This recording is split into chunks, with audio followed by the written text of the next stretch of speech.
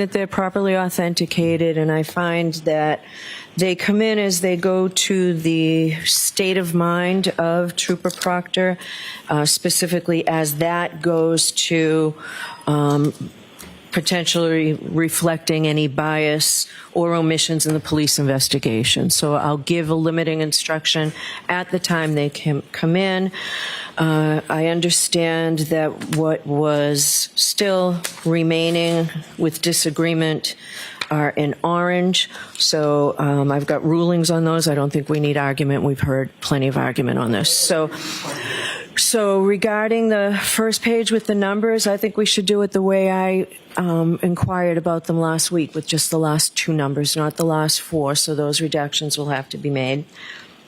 I think the first page with disagreement is on page 02537. Is that right? Correct. Okay, so the first one from Bird saying something stinks, I'm going to allow that in. And then there's a message that you both agree to in yellow. And then for the orange, all I'm going to let in out of that is gotta be, and that's where it ends. So you'll have to redact out the rest of that, Ms. Giannetti. And the next page, and the only other one was 02539, is that right? Correct. So that comes out. All right, that's it. I don't know whose objections they were. Those are my rulings. All right, can we bring the jury in, please?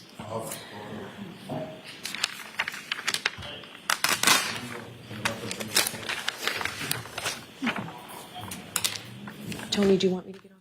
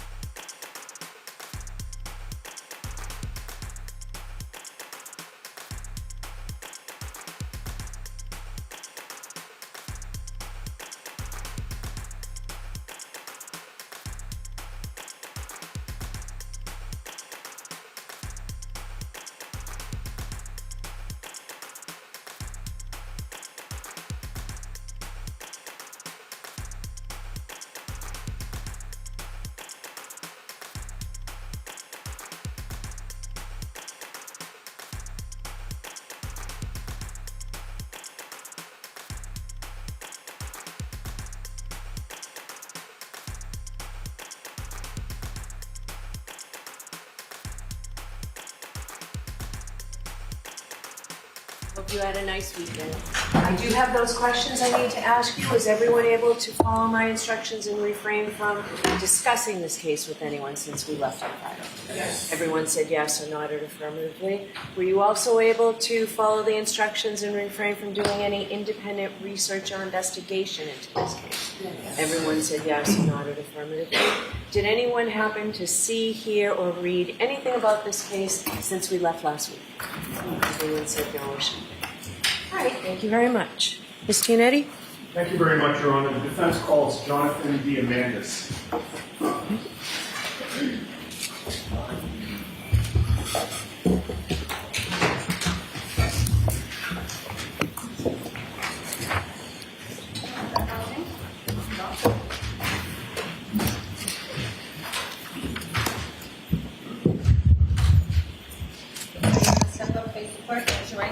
You solemnly swear the evidence you give to the court and jury in the case now and herein should be the truth, the whole truth, and nothing but the truth, so help you God. I do. Thank you.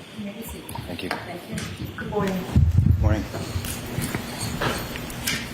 May I proceed, Your Honor? Yes. Good morning, sir. Would you please state your name and spell your last name? Jonathan Diamandis, Diamandis.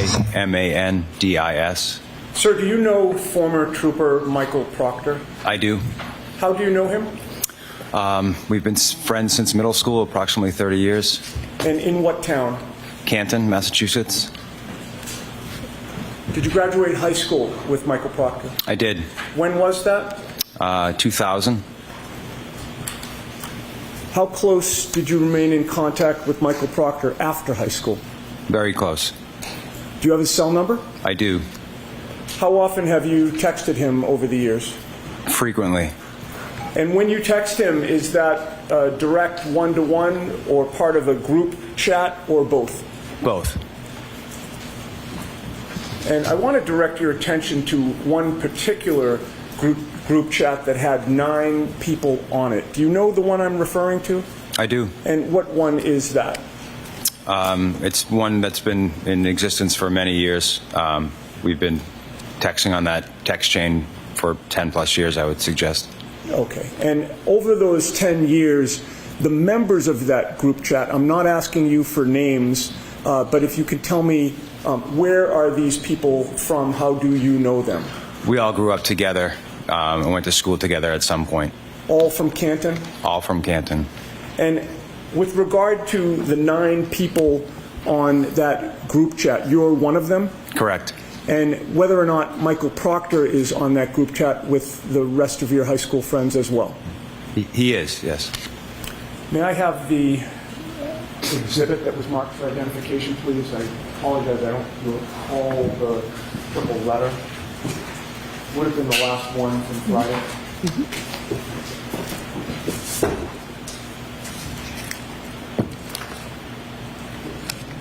It's triple N as in Nancy. Got it.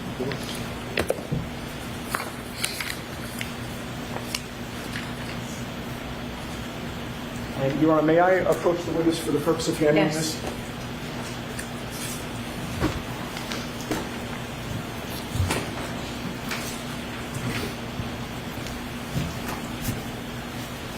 And I've handed you what has been marked triple N for identification. Do you recognize that, sir? I do. Have you seen that before? Yes, I was shown it last Friday. And what do you recognize it to be? A portion of our text chain. Okay, and when you say a portion, it's a limited time period within a much longer text chain. Is that fair to say? That's correct. And with regard to how you're able to recognize it, I'd like to just ask you a few questions. First of all, on the first page of that document, do you see a series of phone numbers? I do. And do you recognize your phone number on that text chain? Yes. And having reviewed that text chain on Friday, did you see that you had actually sent one text of the whole body of text that's included in what has been marked triple N for identification? Yes. In order to send that text message as of late January, early February of 2022, did your phone have a passcode on it? Yes. Have you had that for several years? Yes. in order to send a text chain, do you have to enter the passcode to your phone first to unlock it? Correct. And so it would have been you who sent that message. Yes. And having reviewed the content of that text chain, were you able to identify which entries were typed and sent by Michael Proctor? Yes. Who is he on that text chain? He's listed as local user. Okay, and it says local user, and there's a bunch of letters and numbers after that? Correct. Everybody else is identified by a phone number? Yes, or a nickname. And actually, even the ones with a nickname have a phone number, correct? Correct, yes. So 3 of them have nicknames, correct? Yeah, I see 2 on the first page here. Do you see... Of the Third on the bottom, yes, I see 3. So you see 3 there? Yes, yes. And so of the 9, we have 3 nicknames with phone numbers, right? Mm-hmm. Yes. We have 8 phone numbers total, right? Yes. And 1 local user.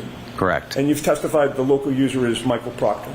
Correct. And having known Michael Proctor for as long as you have, does he have any nicknames? He does. And what are his nicknames? Chip and Bear. Chip, C-H-I-P? Yes. And Bear, B-E-A-R? Correct. And having reviewed that text chain, is that a true and accurate documenting the texts that were sent in that chain for the time period that is listed on N for identification? Yes. Your Honor, I would offer that subject to our discussions outside the presence of the jury. Okay.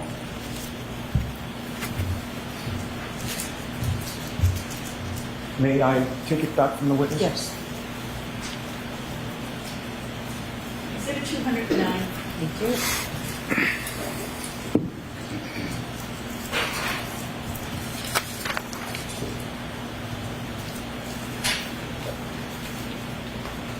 I have no further questions. Thank you, sir. Thank you. Ready? Could I have Exhibit 209 when it's ready, please? Thank you.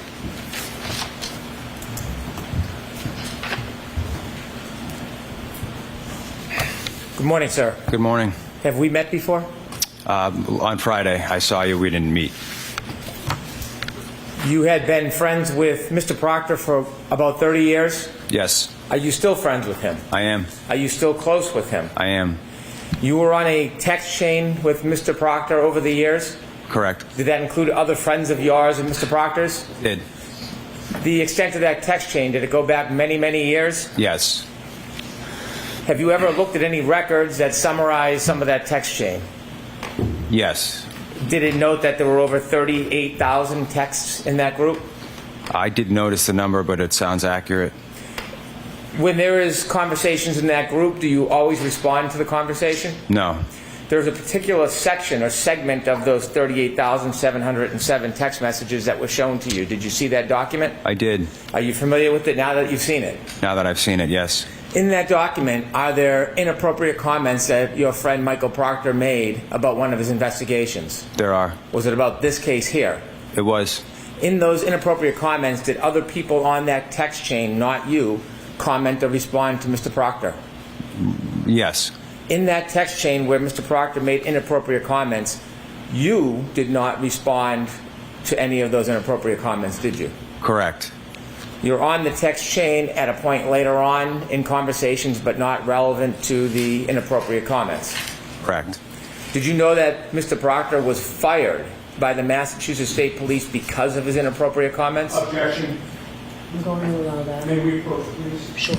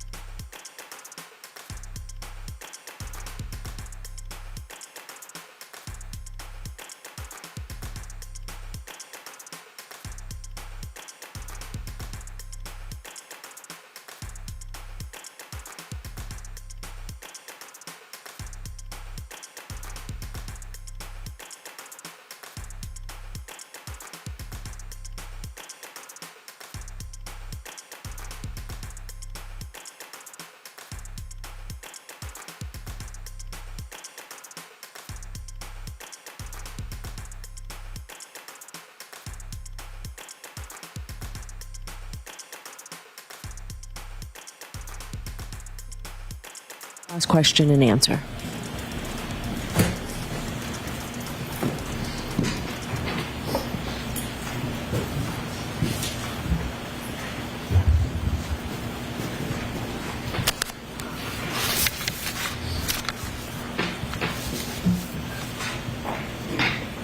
Sir, do you know if Mr. Proctor was fired from the Massachusetts State Police? I do. Did he tell you why?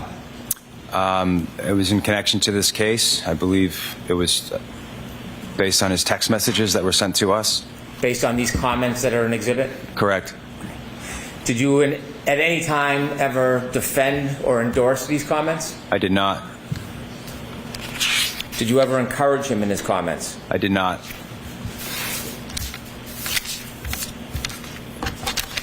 May I approach? Yes. I'm handing you Exhibit 209. Thank you.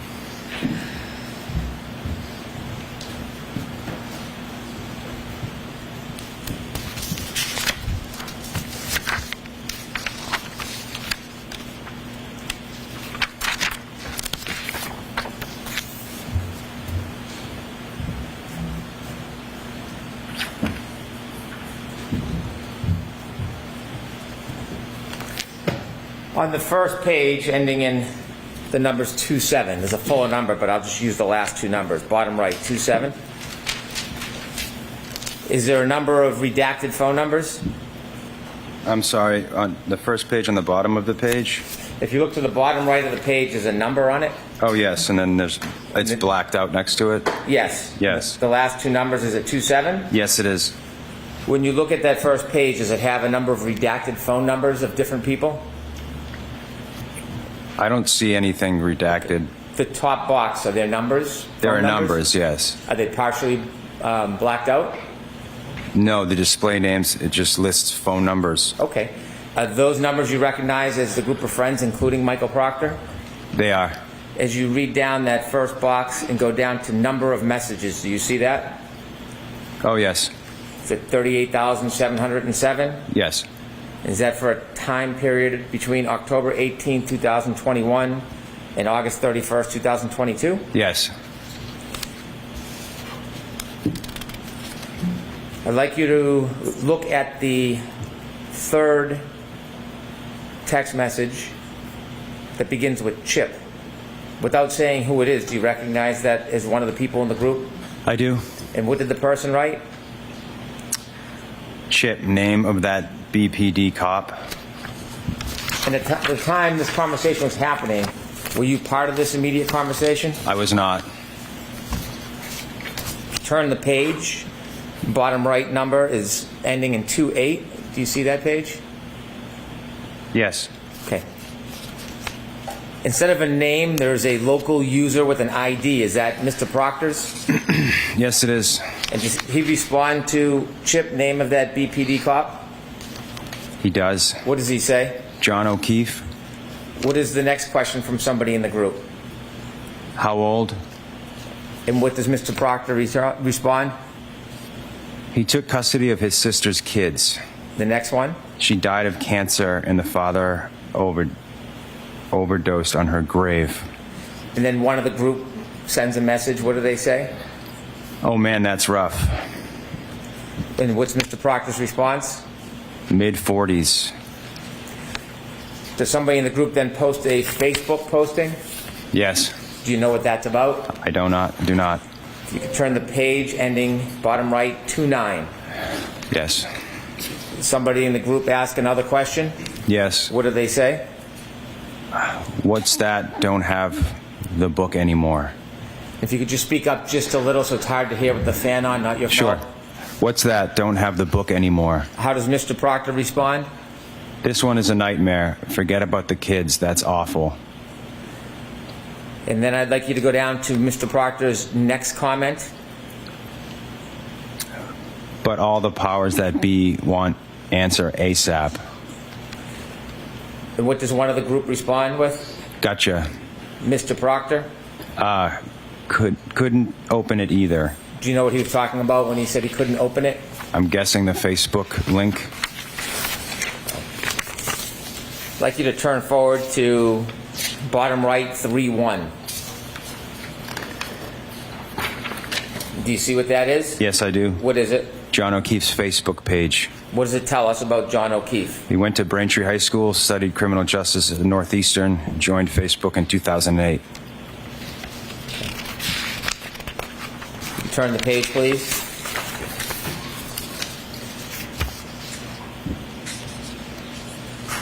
The first line from Bird, and I'll note this is January 29, 2022 at 10:56:39 p.m. Did I read that accurately? Yes. And what does the person say? I'm sure the owner of the house will receive some shit. And could you read Mr. Proctor's two responses? Nope. A homeowner is a Boston cop too. If you could turn to the next page, ending on 33.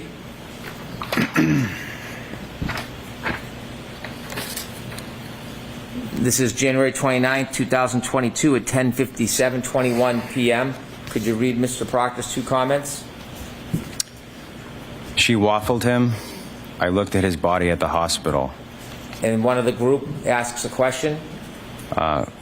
She waffled him, in quotation marks. And how does he respond? He was banged up. Somebody in the group asks another question. What do they ask? I thought he was drunk. Did he get beat up? And Mr. Proctor's response? Nope. Turn to the next page, ending in 34. This is at around 10:58:06 p.m., running through 10:59 p.m. Another question from the group. What did they ask? So the owner of the house was a woman cop that beat him? And Mr. Proctor's two responses?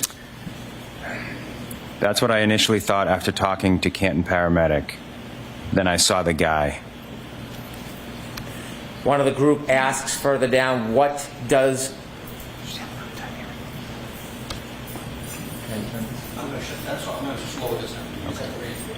Sir, if you could either speak much louder or bring the microphone closer. We have a couple fans back here. It's just difficult to hear you. Okay, sorry about that. That's not your fault. If we can keep our voice up. So one of the group asks, what does, quote, she waffled him, quote, end quote, mean? And then asks, what's the story? Does Mr. Proctor return? He does. What does he say? She hit him with her car. Turn to the next page, please, ending in 3-5. And these texts are from 10:59:13 p.m. to 11:08 p.m. Okay. The person by the name of Bird asks a question. What does he ask? Or what does he say? Okay, that's fucked up.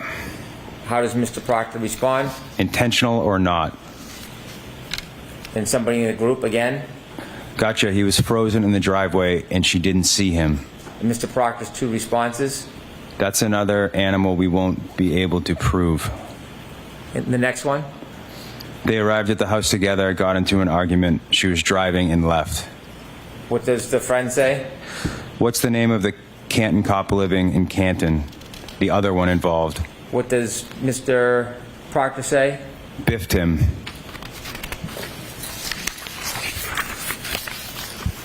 Turn to the next page, ending in 3-6. These run from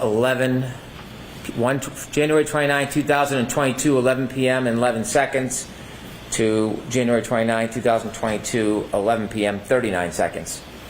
Okay, the first comment by somebody in the group. The BPD have any jurisdiction here because it was their own? And then if you could look where there's a comment from Whitey at 11 p.m., 27 seconds. Liz has got the blueprint. Liz has got the blueprint. Do you know who Liz is? No. Okay. And what's the next comment by Mr. Proctor? Knockhat. It's the total opposite. They have to rescue themselves. Would it mean, Recuse themselves, thank excuse you. me. Recuse themselves? Yes. And then a comment by somebody in the group? Laughed at. Liz has got the blueprint. On the next page, Mr. Proctor's comment? Same with Canton.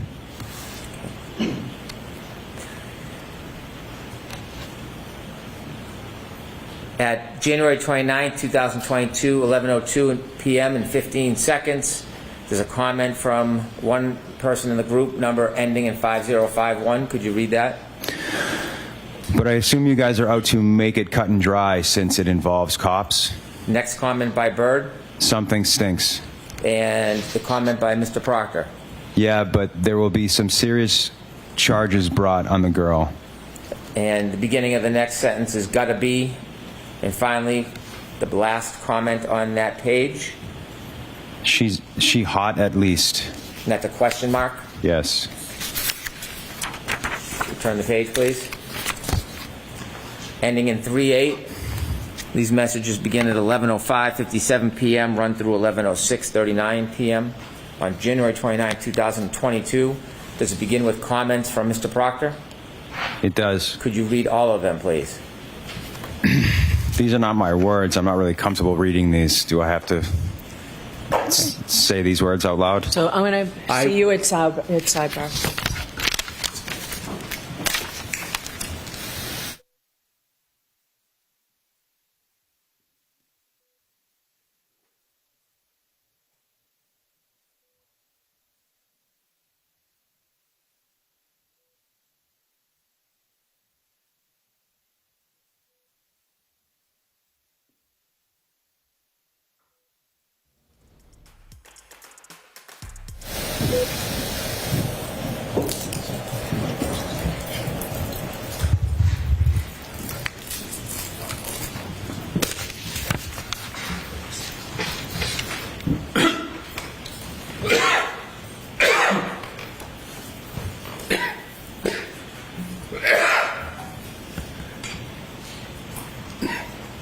Go ahead, Mr. Brown. Thank you. Sir, I'm appreciating that you're not comfortable with these words. These are not your words, are they?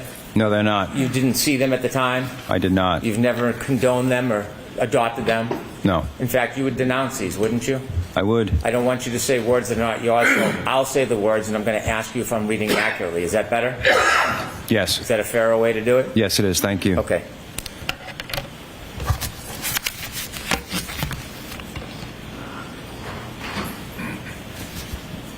On January 29, 2022, 11 p.m., 5 minutes, 57 seconds, and this page ends at 11 p.m., 6 minutes, 39 seconds on January 29, 2022, ending in numbers 38. Did I read that correctly? Yes. Mr. Proctor says, from all accounts, he didn't do a thing wrong. She's a whack job, and then uses the C word to describe. Is that accurate? That's accurate.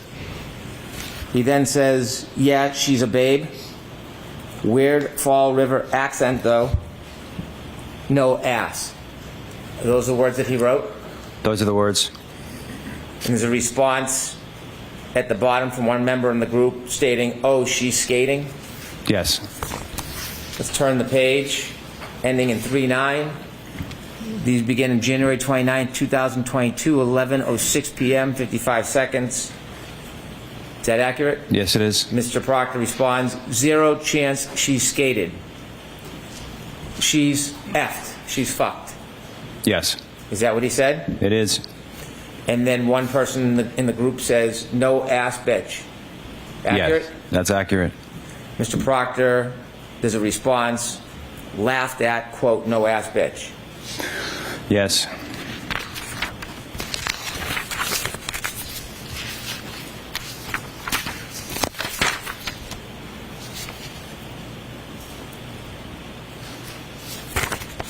If you could turn to the page that ends in 4-3.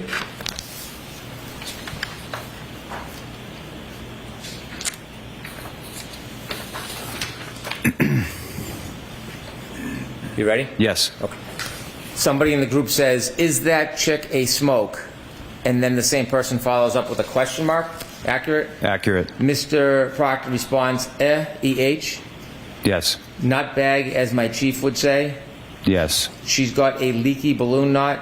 Yes. Leaks poo. Yes. Are those the words of Mr. Proctor? They are. Did I read those accurately? You did. And then a person in the group says, what are you guzzling on? And this is on, well, let me take a step back to be more clear. The comments I just read those weren't on January 29th. Those were on February 2nd, 2022. Correct. And the time is 12:50 p.m. 12:50 and 5 seconds p.m. begin the page. Yes, beginning of the page, yes. These are different in time than the ones we read before, the series of text messages. Correct. Okay. And then at the bottom, one of the members of the group says, "What are you guzzling on?" Correct. And that's still February 2nd, 2022, and that's at 1:51:33 p.m. Yes. And then if you can turn to page that ends on with numbers 44. Yes. And this is on February 2nd, 2022, 1:52:24. Mr. Proctor says, "Nothing, writing a warrant." That's accurate. There are no further text messages? From Mr. Proctor? Yes, or anybody in this group that you have as part of this exhibit? That was not the last comment. Okay, let me look. Okay. Is there another YouTube video? There is. You were not part of any of these conversations with Mr. Proctor, No, but you're still friends with him? I am.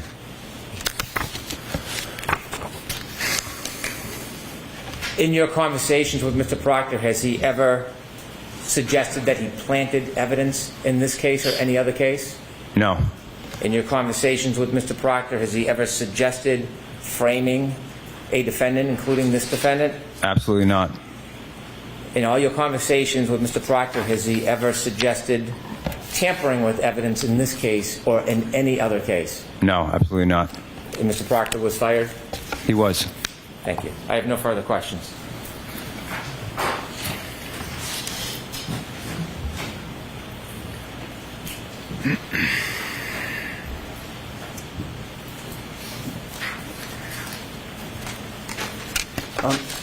Sir, at the time Michael Proctor was revealing this information on this high school group chat, was this information public?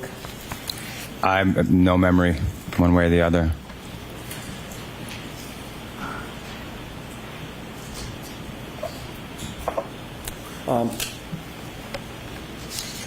At the time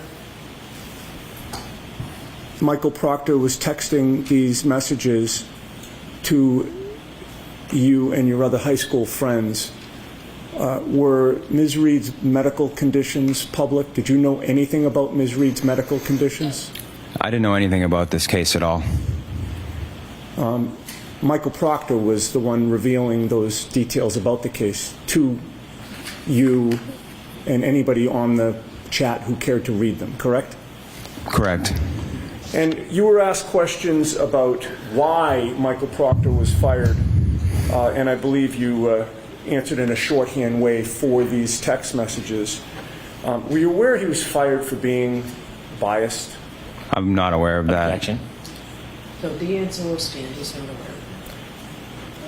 Were you aware that he was fired for revealing confidential information about an investigation? I was not aware of that. And were you aware that he was also fired for conduct unbecoming a state trooper and a lead investigator in this case? I was not aware of that. I have no further questions.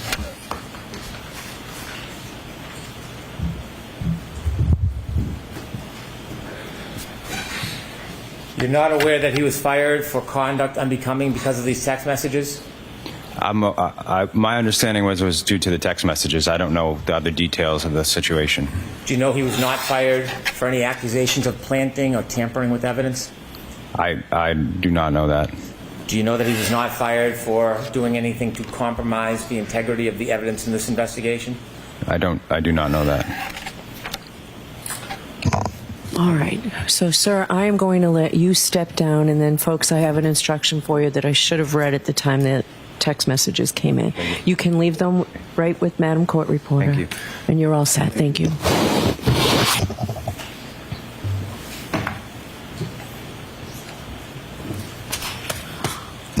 All right, so I've told you folks previously, but I've got an additional instruction here. Before, and I think so you know this, and you'll hear it at the end of the case as well. Before you consider any electronic communication in your deliberations, you must first find that it is more likely true than not that the person who authored or created or transmitted the communication was in fact the person alleged. And here we've heard it be Michael Proctor and high school friends, the testimony was, I believe. If you do not find it is more likely true than not that the person alleged to have created or sent these messages, then you may not consider the electronic communication in deciding this case. And also here, this text message chain was not being admitted for the truth of what's in the chain, but solely for the limited purpose of weighing the texts as they go to Michael Proctor's state of mind. And more specifically, whether or not that state of mind reflects any bias or omissions in the police investigations. So, all right, is there another witness this morning? Here you are. Okay. We would ask Officer Kelly Dever to join us, please. Okay.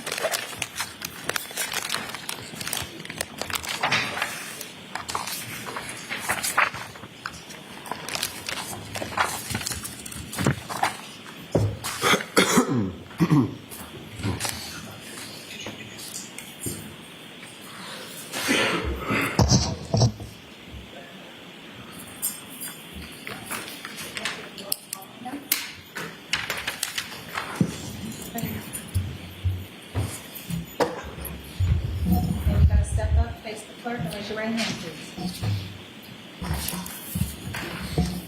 You solemnly swear the evidence you give in court and jury in the case now and hearing shall be the truth, the whole truth, and nothing but the truth, so help you God. I do. Good morning. Good morning. Morning, ma'am. May I inquire? Yes. Good morning. Could you state your name and spell your last name for the jurors, please? Kelly Dever, last name Dever. And what do you do for a living, presently? I'm a police officer, Where are you employed? Boston Police. How long have you been so employed with the Boston Police Department? 2 years and a little over 2 months. Where'd you work before that? I worked for the Canton Police. Were you a sworn officer at that time? At what time? When I you was worked for the employed there? When you were employed by the Canton Police Department? Yes, I was. As a sworn police officer? Yes. Okay. What was your duty assignment in January of 2022? I was a patrol officer. You're familiar with the case that's presently before the bench, correct? In some capacity, yes. Commonwealth versus Karen Reed. Yes. All right. Did you ever prepare any kind of report based on any of your conduct or your connection with this case, if there was any connection with this case, while you were a Canton police officer? No. Were you ever interviewed by any member of the Canton Police Department in furtherance of their investigation related to the death of John O'Keefe? No. Were you ever interviewed by the Massachusetts State Police? No. Let me finish the question. I got to finish the question, then you can answer. It works a little better that way. Were you ever interviewed by any member of the Massachusetts State Police in furtherance of their investigation into the death of John O'Keefe? No. Were you ever interviewed by either the Canton Police Department or the Massachusetts State Police with regard to any of your observations on January 28th or January 29th, 2022? No. And you never wrote a report about your observations or any observations that you had on January 28th or January 29th, 2022, correct? No. That was a double negative. Let me try that a different way. Did you ever write a report about your observations related to January 28th, 2022, January 29th, 2022? No. Thank you. As a matter of fact, the first time you were ever interviewed in connection with anything having to do with this case or this investigation related to the death of John O'Keefe was by a separate law enforcement agency, not the Massachusetts State Police, not the Canton Police Department, correct? Yes. That was in August of 2023, is that right? Yes. Do you remember the exact date? No. August 9th, 2023, does that sound right, about right? I know it was the summer of 2023, so... Okay. Do you think it would refresh your recollection to take a look at a report of that interview? Yes, because I've never seen it before. Just insofar as the date is concerned, may I approach? Yes. Thank you. Take a look at the bottom of that page. Just glance at that and tell me once you familiarize yourself with that face page of that report. Okay. May I approach? Yes. Thank you. Do you have that date in mind? Yes. Does that refresh your recollection that it was August 9th, 2023? Yes. Okay. I want to direct your attention, Officer Dever, to January 28th, 2022. Where were you working? What was your duty assignment on that day, January 28th, moving into January 29th? Well, 3.5 years later, I remember I was on patrol. I don't remember anything further about this night. Did you work overnight, like a late shift going into the morning of January 29th? That was my assigned shift, so yes. Okay. Who else was working with you on that particular day, if you recall? Sergeant Good, Officer Mullaney, Officer Seraph, and Officer Pasquarelli. And what generally was your assignment when you went into work that night on January 28th? Patrol. At some point, either that evening in the early morning hours of January 29th, did you note that a call came in related to a person found in the snow, unresponsive in the snow?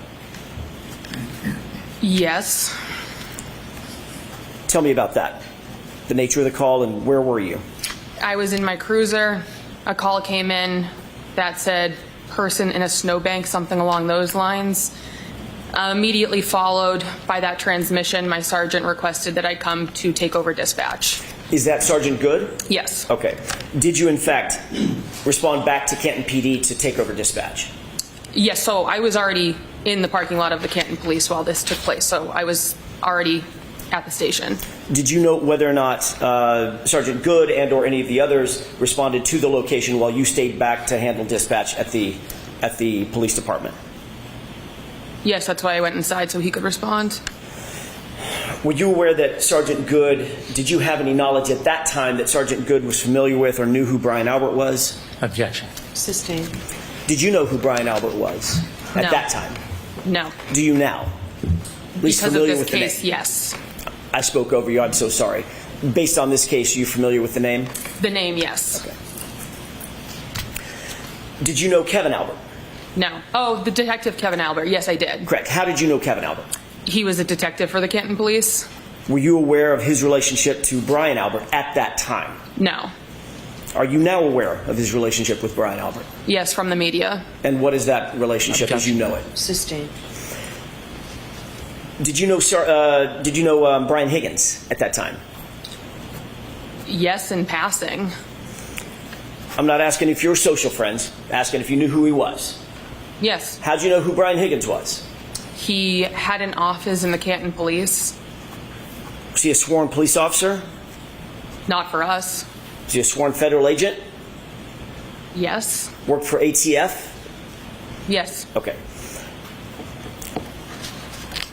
How long had you known and been familiar with Brian Higgins? Say, for instance, by sight, to be able to recognize who he was. Sometime during 2020 is when I was probably first familiarized with him, because that's when I was employed with the Canton Police Department first. Okay. Pass him in the hallways, hi, bye, things like that. Yes. Sustained is to four, Mr. Jackson. Understood. Did you know him by sight? Yes. Could you recognize him if you saw him? 2.5 years later, no, but at the time, yes. I'm not asking you about right now. I'm asking you back in January 2022. Could you recognize him by sight? Yes. Did you know who Kenneth Berkowitz was? Yes. Who is Kenneth Berkowitz? He was the chief of the Canton Police. Obviously very familiar with him. He was your boss, correct? Yes.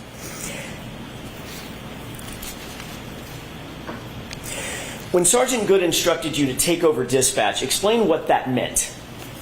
It meant I walked inside and I sat down in a dispatch room. Describe the dispatch room. What did that array look like? There was chairs and computers. Monitors? Yes. Does the dispatch area also have monitors of internal security camera footage? I know there was camera screens, but I don't know if they were on TVs or computers or where in dispatch they were. I don't recollect where they were or how they would be accessed. They were in the room somewhere. I can't be more specific. I don't remember. But you do recall seeing that there were monitors that were showing different views of internal security camera footage of Canton PD, correct?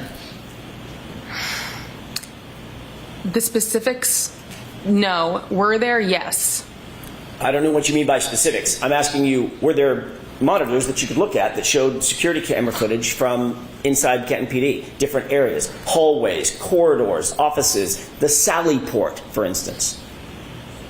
So, 2.5 years since I've... You keep saying 2.5 years later. So let her finish her answer and then ask a question. Sure. It's been years since I've been in that room. They were somewhere in the room. Where cameras were in the Canton Police Department, I don't recall. The media's provided me information since this case took place, and I can't speak on what's my recollection and what's been media provided. There are cameras. I don't know where on my memory where they are. So has the media informed you that there were internal security monitors at the dispatch location? So the objection is sustained. Next question. What do you recall from the dispatch room, as you put it? What do you recall being there in terms of monitors? I remember there was a computer screen that had information about current calls, and then there was a 911 screen next to that. Those are the two computers that I would have been positioned in front of during this time.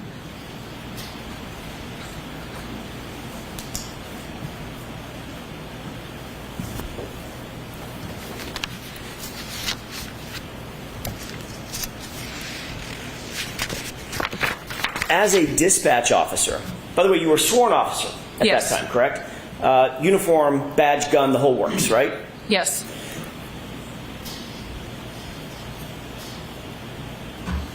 Had you ever been in the Sally Port at Canton PD? Yes. What's the Sally Port? A Sally Port is a garage, essentially. Okay. You were aware that the Sally Port garage had a camera, a security camera? It would make sense because that's where we bring prisoners to drop them off. Well, more than just makes sense. I'm asking you, do you recall that it had cameras that serviced the Sally Port garage? Security cameras. It's where we brought prisoners, so there would be cameras, yes. Okay, you're saying there would be cameras. I'm asking you, were there cameras? According to the media, yes. I've seen the footage, so yes, there were cameras. All right, so hold on. So I'm going to strike that, officer.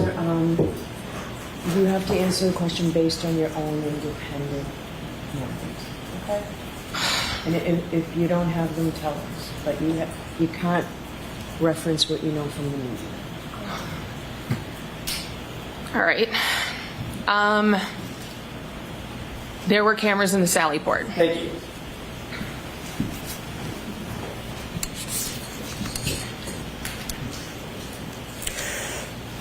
Ms. Dever, do you want to be here today?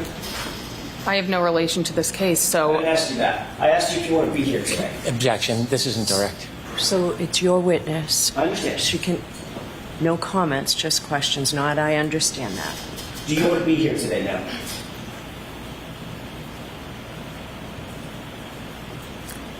I am put on the stand in a murder trial. I don't know why I'm here. I have no connection to this case. You have no idea why you're here? You've never talked to me. Nobody on the fence seems to talk to me since prior to the first trial. So I don't have any idea why I'm here. No clue whatsoever, as you sit here, why you might have been called to the stand. No. Are you uncomfortable testifying? No, it's part of my job. You're a professional police officer, correct? Correct. That means you're a professional witness to a certain degree, correct? In the crimes that I've gone on the stand before, Yes, I have been. And you understand the oath? Yes, I do. What is that oath? The oath is to tell the truth. The whole truth and nothing but the truth, correct? Objection. Sustained. I'll rephrase it. Is there more to that oath when you raise your right hand as a witness? I'm objecting. So I'm going to see it sidebar for just a Sure.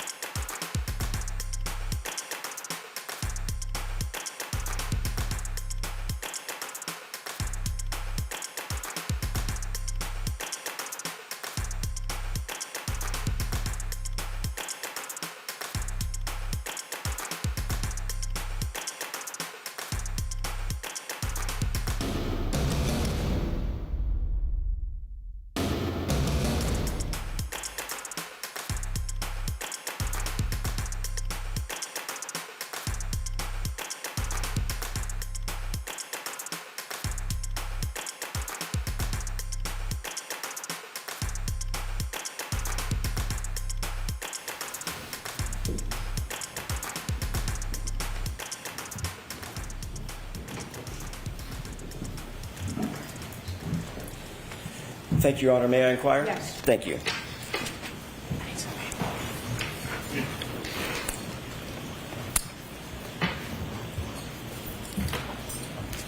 One of the cameras one of the monitors that you had access to back on January 29th did show the footage from, or did it show the footage from that one of the other Sallyport garage cameras? Can you rephrase the question? Sure, it was a little bit clunky on my part. Did one of the monitors that you looked at, that you had access to at the dispatch area, did it show the video footage or the video feed from the Sallyport garage?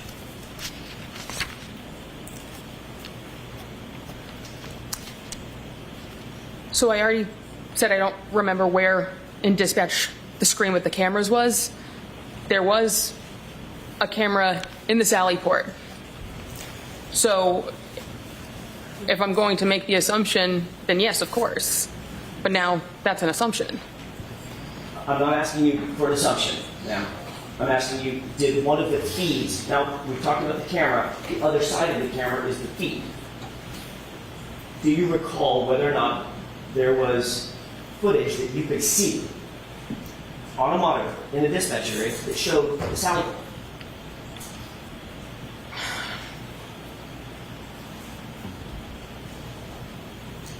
I'm going to go with yes. Okay. My clarification. How long? So I don't know what that means. So what do you mean you're going to go with yes? Is your answer yes?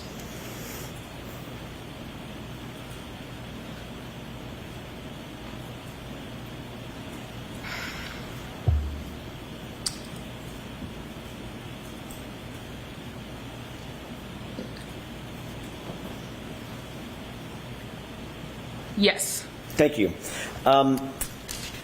What time about did you take over the dispatch desk that morning? Immediately following when the 911 call came in. Would have been 6-ish in the morning. Does that sound about right? Sometime I would say towards the later of my shift, but it was the middle of winter and dark out, so I don't know if it was 4, 5, 6. Understood. But it was still dark out. Yes. Once you took over the dispatch desk, did you stay there even past your normal shift ending to support the investigation that was ongoing?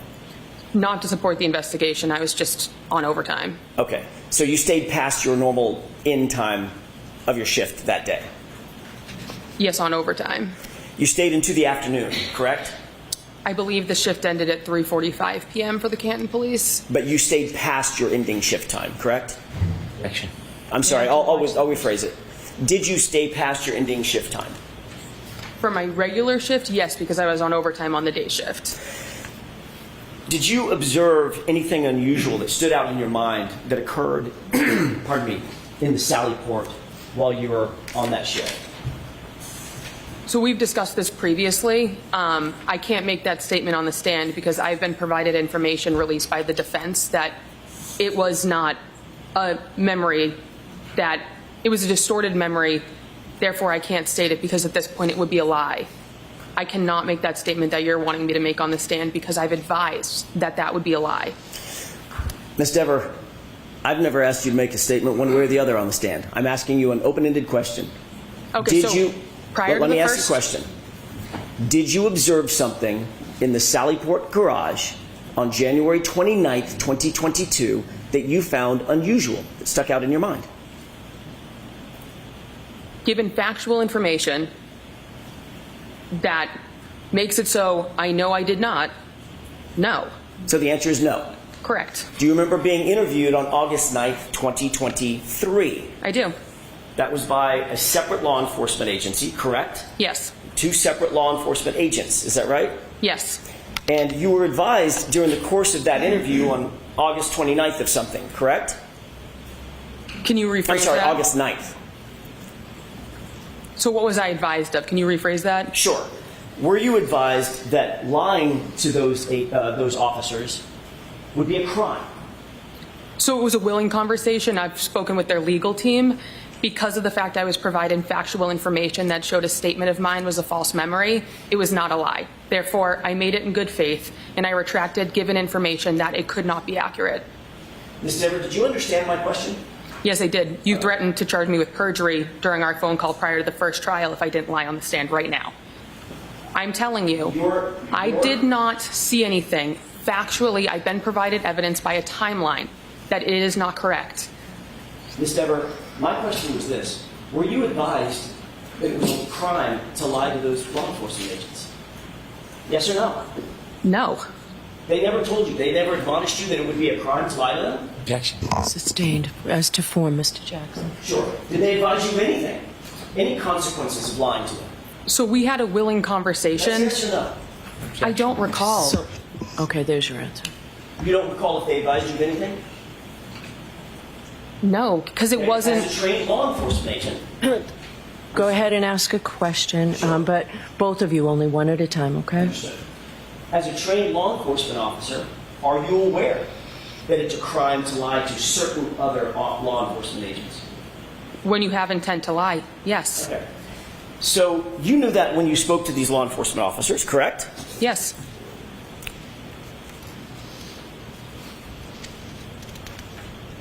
Did you tell these law enforcement officers that you, in fact, saw Brian Higgins and Chief Berkowitz go into the Sallyport with the Objection. SUV? May I finish my question? He can finish this question. Go ahead.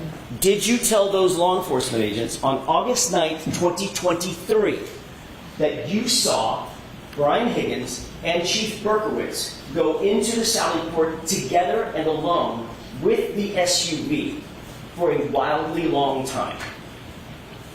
That was my recollection at the time. So you did say that? At the time, that is what I recollected. Okay.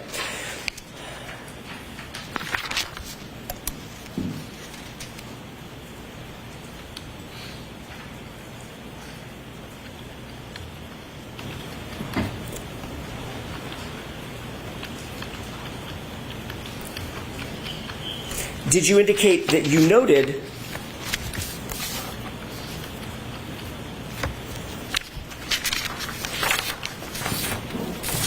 I may have just a moment, Your Honor. Sure.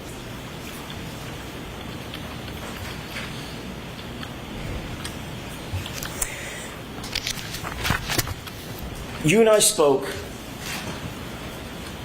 along with Mr. Unetti and Ms. Little, on a conference call last year sometime. You remember that? Yes.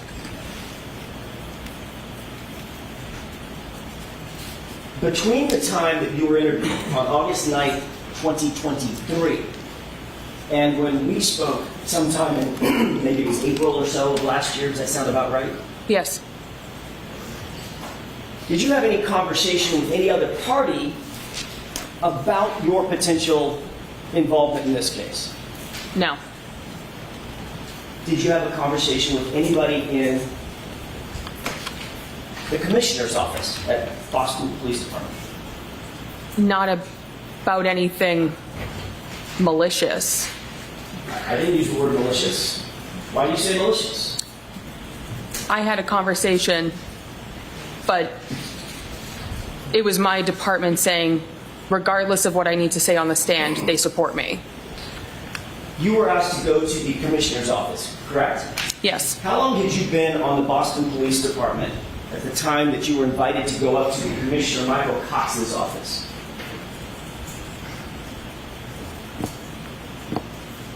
It had to have been before the first trial, so... And I know it was when the agency released information to outside people. That's not my question. Okay, so I don't recall. Okay. You don't recall how long you had been on the force, generally, at the time that you were called up to the commissioner's office, on the Boston Police Department? No. Was it 5 years, 2 years, 2 months? Give me a ballpark. So I've been on the department for 2 years and 2 months. I would say somewhere in the range of a year. Okay. Did you find it unusual for would you call yourself a rookie back then? Yes. Did you find it unusual that a rookie police officer would be called up to the commissioner's office personally to discuss a matter? It was a reflection of how good of a leader he is. It was not anything that I found unusual, given the fact he is someone who wanted to show support for his officer. So I'm guessing all of your training class or all of your entry classes at Boston PD, they've all gone up to the commissioner's office as well? I don't know anyone else who's been in this particular circumstance. You don't know any, do you know anybody else who's been called up to the commissioner's office at your level at the Boston Police Department? Objection. Sustained. Do you know of any of your colleagues with your level of experience that are called up, that have been called up to the commissioner's office for a specific instance? Objection. That's sustained. Now, when you went up to the commissioner's office, did you respond to his indication that he wanted to see you up in his office? It wasn't a direct line of contact from him. Okay. Did you respond? Did you ultimately go? That's what I mean by respond. Did you go to his office? He's my boss, so yes. Okay. And who else was in that office? Me and him. The two of us. General counsel for the Boston Police Department? No, it's just me and him. Did you, during the conversation that we had last year, did you say that general legal counsel for the Boston Police Department was also there? Objection. Not during Sustained. that conversation.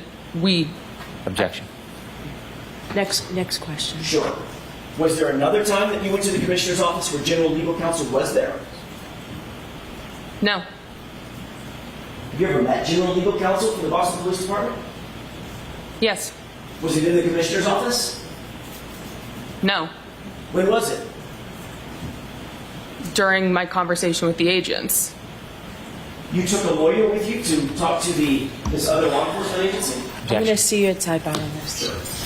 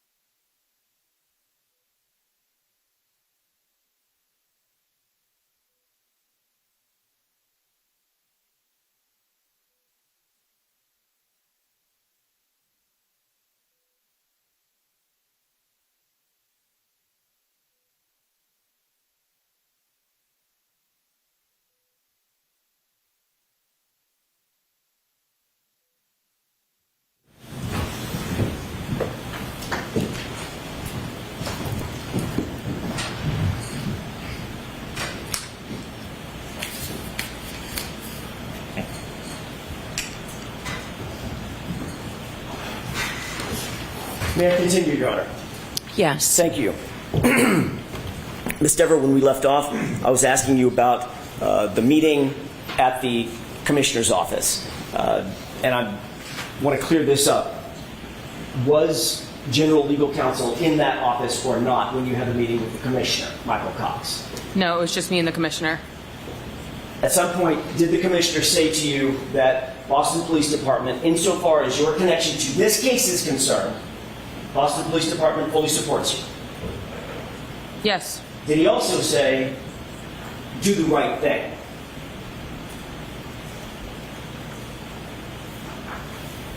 That's a direct quote, so I can't recollect if he said a direct quote 2 years ago. A year ago, when you talked to us, the defense, did you tell the defense that when you were called up to the Commissioner's office, he told you two things? Commissioner Cox told you, number one, the Boston Police Department supports you, and Officer Dever, do the right thing.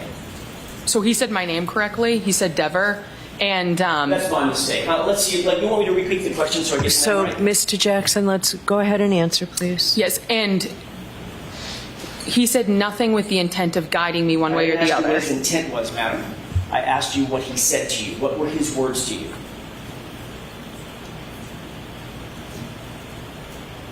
That he supports me. And Just wanted me to tell the truth up here. his words were, do the right thing. Correct? I don't recall.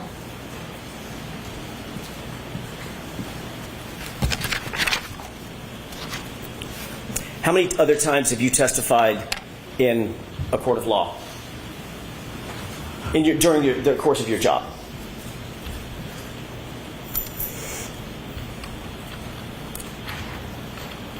Two dozen, 3 dozen.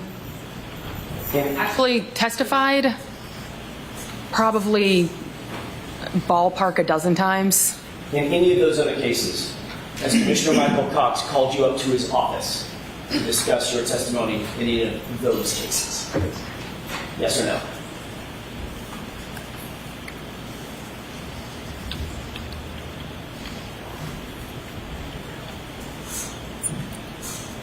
That's not a yes or a no answer. Well, yes, it actually is, Ms. Dever. So no comments, okay? Just, Do you understand the question? The question, yes. The implication, The question is, in any of those, I'm asking you an open-ended question. In any of those cases, Officer Dever, not including this one, has Commissioner Michael Cox ordered you up to his office to discuss your testimony? no. Thank you.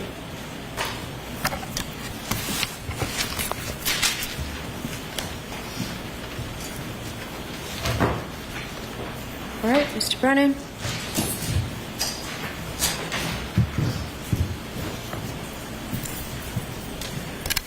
Good morning. Good morning, sir. My name's Hank Brennan. We have never met before. Correct. Have you ever spoken to me before? No.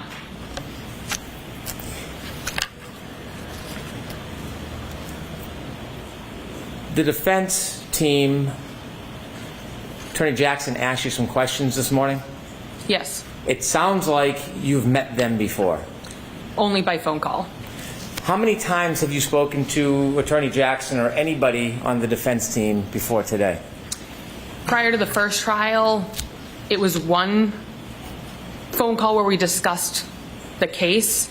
Outside of that, there may have been one other phone call before the first trial, but it wasn't a discussion of the case. And then prior to this trial, I received a phone call that said, confirm you will be available for one of these days. Other than confirming you'd be available, was there any discussion before this trial with anybody on the defense? Not about this case, no. So the conversation, the substantive conversation, was before the past event last year? Yes, a year and a few months ago. You worked at the Canton Police Department? Yes, I did. You were a police officer? Yes, I was. And it sounds like on January 29, 2022, at some point you were asked to attend the desk? Yes. The desk is at the front of the police department where you see people coming in and out of the police station? Yes, there's glass windows. that night, did you have any difficulty with your memory of the specific things that you saw that night? I was never on the scene. I never spoke to a witness. I never met a victim. I never spoke with a suspect. This was just a random shift for me 3.5 years ago at a desk that I wasn't asked to recollect for about 1.5 years after the occurrences of that night. Did law enforcement, not the state police or Canton police, did law enforcement ask you about your memory sometime after that night? The agents asked me about 1.5 years later. It was the August of 2023 meeting. So actually 1 year and 8 months later was the first time I ever spoke about this case. When they spoke to you 1 year and 8 months later, did you suggest or share or tell them that you might have seen Chief Berkowitz and Mr. Higgins near the Sally Port area? I told them on the day of that I saw that. I didn't make any indications it was anything bad. I just said I saw them. And it was in good faith that I believed I saw that. That was the extent of that comment. So you had told them you believed you saw Mr. Berkowitz and Mr. Higgins in the Sally Port area that day? On January 29th during my day shift, yes. Did you then learn any information that helped you remember when your shift ended that day? So I know my shift ended at 3:45 p.m. So I know that I left then. That wasn't ever one of my questions. The defense released a timeline right prior to the first trial that the vehicle on that day did not arrive in the Sally Port until about 1.5 hours after I left, meaning it is not possible that I saw that. When you saw this information, did you think about your memory? So when I saw that information, it made it clear to me that there was a distortion of the timeline, and the false memory I created, I provided in good faith, but I retracted immediately, being provided evidence that it was not possible. Who did you retract it to? Who did you tell? So I told the defense team prior to the first trial. I also contacted the agents. The agents assured me that good faith. Not what they said, but what you thought. Not what they said to you, but Did they threaten to put you in jail when you told them about your mistake? No, I even spoke with the legal team, and they said that I made a comment in good faith. There was absolutely no way that I could be charged with anything of being malicious. Before we get to your conversation with the defense team, now I wasn't there in that conversation, was I? No, Have you ever shared that conversation with me? I've never shared it with anyone. Before we get to that, you seem a bit anxious today. Are you anxious? Confused as to why I'm here, but anxious now. Are you, have you received any negative pushback because of you sharing your memory? Objection. I'm going to allow that. No.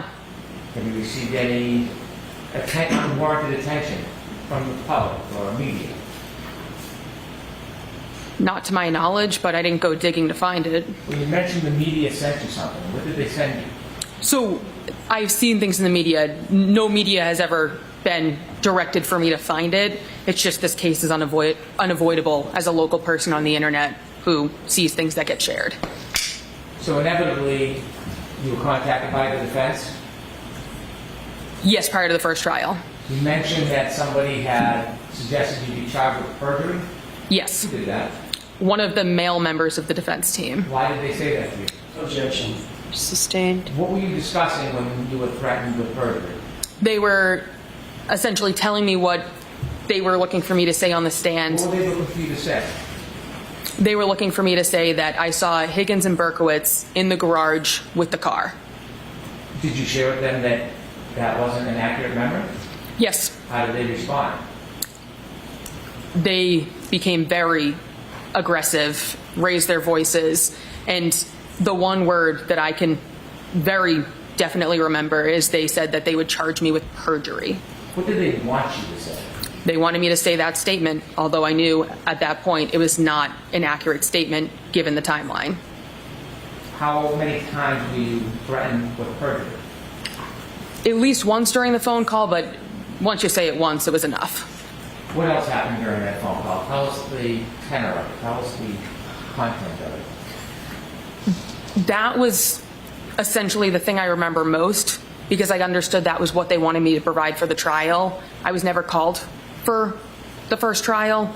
Therefore, I'm not exactly sure what else there is for me to say when the one thing that they wanted on the stand, it is factually not correct and cannot be provided. When they threatened you to charge you with perjury, tell us what your state of mind was, your demeanor. Disappointment that legal counsel would go that route with someone who is, from a factual timeline, saying something is incorrect. There was no retracting based on emotion. It was very clear, given the timeline, it could not be correct. Now, you work for the Boston Police Department? Yes. And by the way, when you were with Canton, did you ever talk to anybody about leaving or planting evidence or doing anything like that? No, and this conspiracy theory came out a year and a half later. I was gone. Did anybody from Canton ever try to suggest to you you should or shouldn't say something to help the hurt side of the case? No, because I was never spoken to until far after I left. Did you ever see anybody in this case or any time when you were with Canton doing something improper and tampering with evidence? Not in this case or any case. If you had, would you have reported it? Yes. Sustain. Move to strike. I'll strike that, ladies and gentlemen. So you transferred to the Boston Police Department. Has anybody from the Boston Police Department ever suggested that you should lean your testimony one way or another? No. Has anybody from the Boston Police Department ever given you any rewards or favors for defying the defense position? No. Has anybody ever suggested that you should say anything whatsoever that would be unhelpful to the defense? No.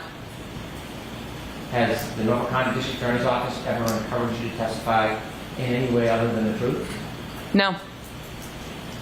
When you spoke to the chief of the Boston Police Department, did he in any way ever tell you to shape your testimony?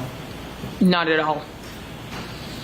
When you met with the Boston Police Department commissioner, did he ever ask you the substance of what your testimony would or wouldn't be under oath? He made it very clear he did not want to discuss the case at all. When you spoke to the people at the Boston Police Department, have they ever weighed in any way on what they think you should or shouldn't say? No. As you're testifying here today, are you under any tension, undue influence, stress, threat? There is discomfort with the way that there's attempting to guide what my testimony is, but I don't feel any need to fall into it because I'm here to speak the truth on the stand. That's my livelihood. When you were threatened with perjury, how long was that conversation with the defense? I believe it was just about an hour on the phone. My phone log on my physical phone would not go back far enough for me to be able to retrieve the date or the time that that phone call took place. That conversation lasted an hour? Approximately. How did it end? Not on a good note in the slightest. I remember it was a pretty hasty hang up on both ends.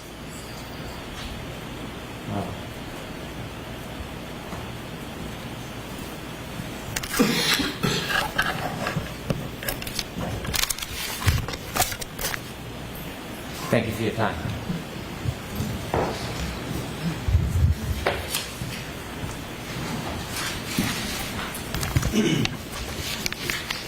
May we approach briefly? Yes.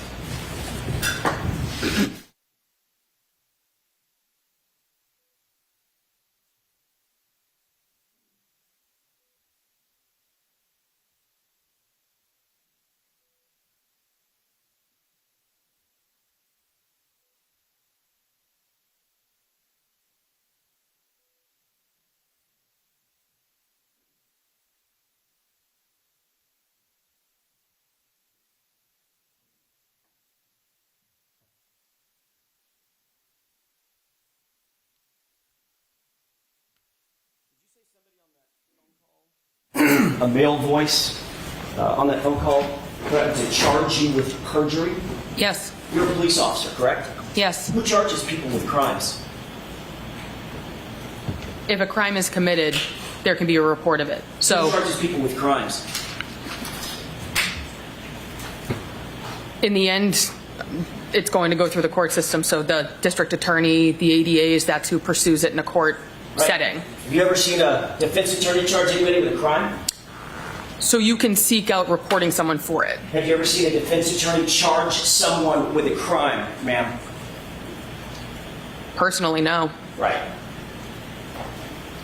Fact of the matter is, nobody ever threatened you with perjury, did they? Oh, they did. Yes, That's it. because I contacted the FBI regarding it. Oh, did you? I did. You have a report? I have an email conversation where I sent the 2 questions I had. She responded, I will pass these along. I was contacted by their legal team. They reassured me perjury was not applicable because I made a statement in good faith. Upon further information, I retracted it, corrected it, and made it clear that I could no longer say it because I knew that it was not a clear reflection of the events that took place. That's a mouthful. Yes. My question is, do you have a report from the FBI saying that you reported that someone on the Karen Reed defense team threatened to charge you, your words, with perjury? You have No. a report to that effect? No. No.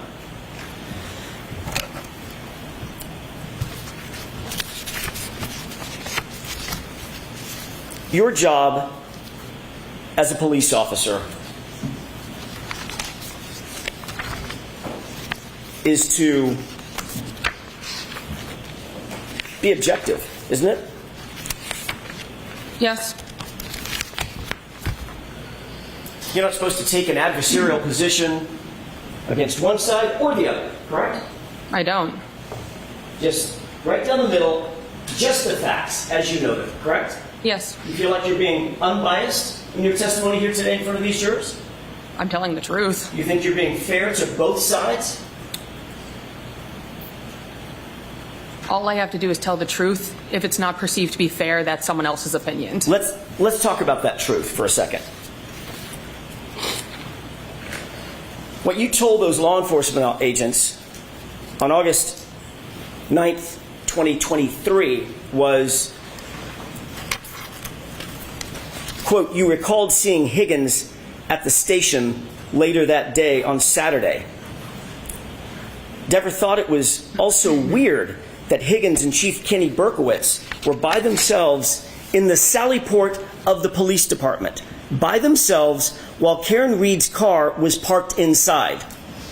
Higgins was a witness and present at the gathering where O'Keefe was found dead outside, and then he was in the presence of important evidence. You were sitting at dispatch by yourself and saw on the camera outside of the Sallyport when they walked in. Objection to the entire reading. So beyond the scope, so you have to keep it. There's more to the statement, Your Honor. Do you remember making that statement to the officers? My recollection of the time was that, so yes. Okay, great. Did you go on to say, speaking of being truthful, did you go on to say... I'm objecting. All right, so you have to ask differently, but I need to see you for a minute with this and bring that with us, please.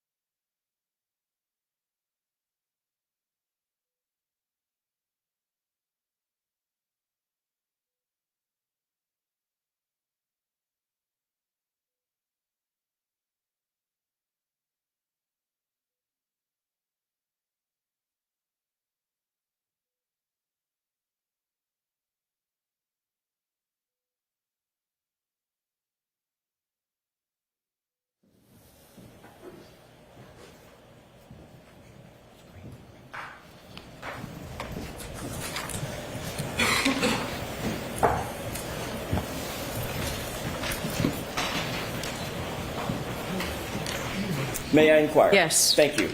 Officer Dever, did you go on to say in that interview, quote, you never saw them leave, them being Brian Higgins and Chief Ken Berkowitz. You never saw them leave, but you recalled thinking to yourself that they were in the Sallyport for a wildly long time together in there, end quote. Did you say that? That was my recollection at the time. Okay. So yes. Have you ever heard of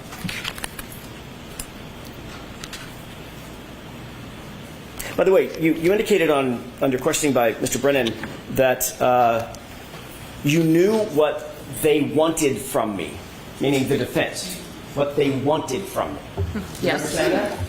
Yes. Do you remember on that phone call that we read directly from the exact same report that I just read from? You remember that?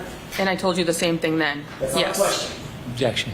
Sustained. My question is, just answer my question, Officer Dever. Did we read to you, were you read the exact same thing that I just read to you on that phone call? Like you can't remember my name, I don't remember.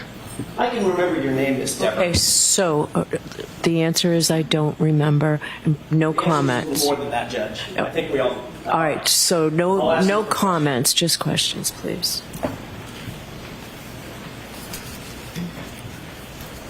Do you recall us telling you that we were looking for the truth about your Objection. comments? I'm going to allow it. That we were looking for the truth? Which I gave you, yes. Did you also say on that phone call something to the effect of, I know you're going to tear me a new one because I'm changing my testimony? Changing, no. But you're trying to do that. Did you say, I know you're going to tear me a new one? It's what you're trying to do, so yes. Actually, what you said was, you're going to tear me a new asshole, didn't you? I don't recall that, so that's putting words in my mouth. I'm not asking you to put words in your mouth. I'm asking you if you remember saying that during that phone call. Oh, I don't I know recall. you're going to tear me a new asshole. I don't recall. Okay. But you do remember saying something to the effect of, I know you're going to tear me a new one, right? Yes. Okay. Have you ever heard of something called the blue wall of silence? Objection. Sustained. Do you think it's important for police officers to protect one another in the field and out? Objection. Sustained. Have you spoken with anyone, not Mr. Brennan, he's covered that. Have you spoken with anyone from the district attorney's office about your involvement in this case? Ever? No. Never? Unless you're going to provide a person. I've never talked to any of these people.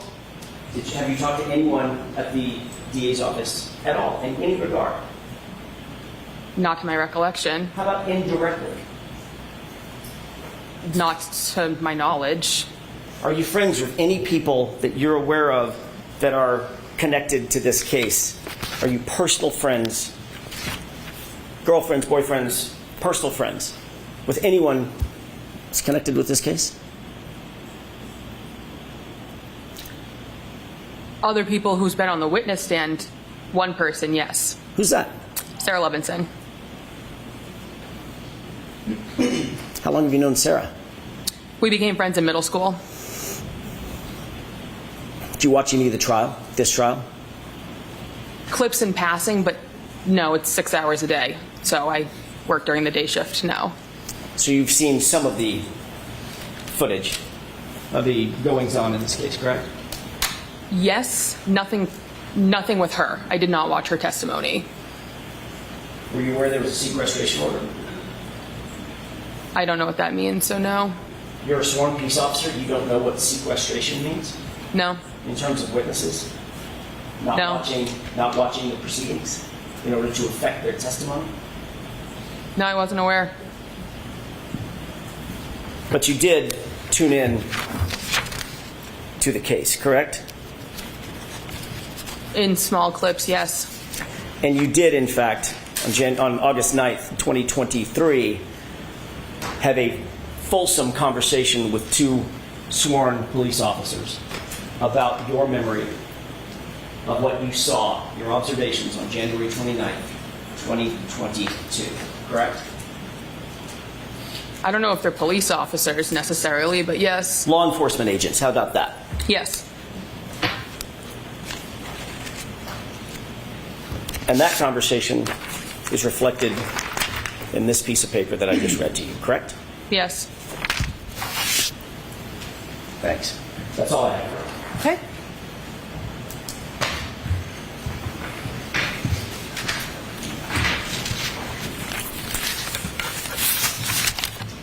Were you subpoenaed by the Commonwealth in this case? No. You were subpoenaed by the defense. Yes. Did they tell you that there was a sequestration order or that you shouldn't watch any of the footage? Did they fairly inform you about what the ground rules were? No, and I wasn't part of the first trial, so I had no idea about anything to do with this trial.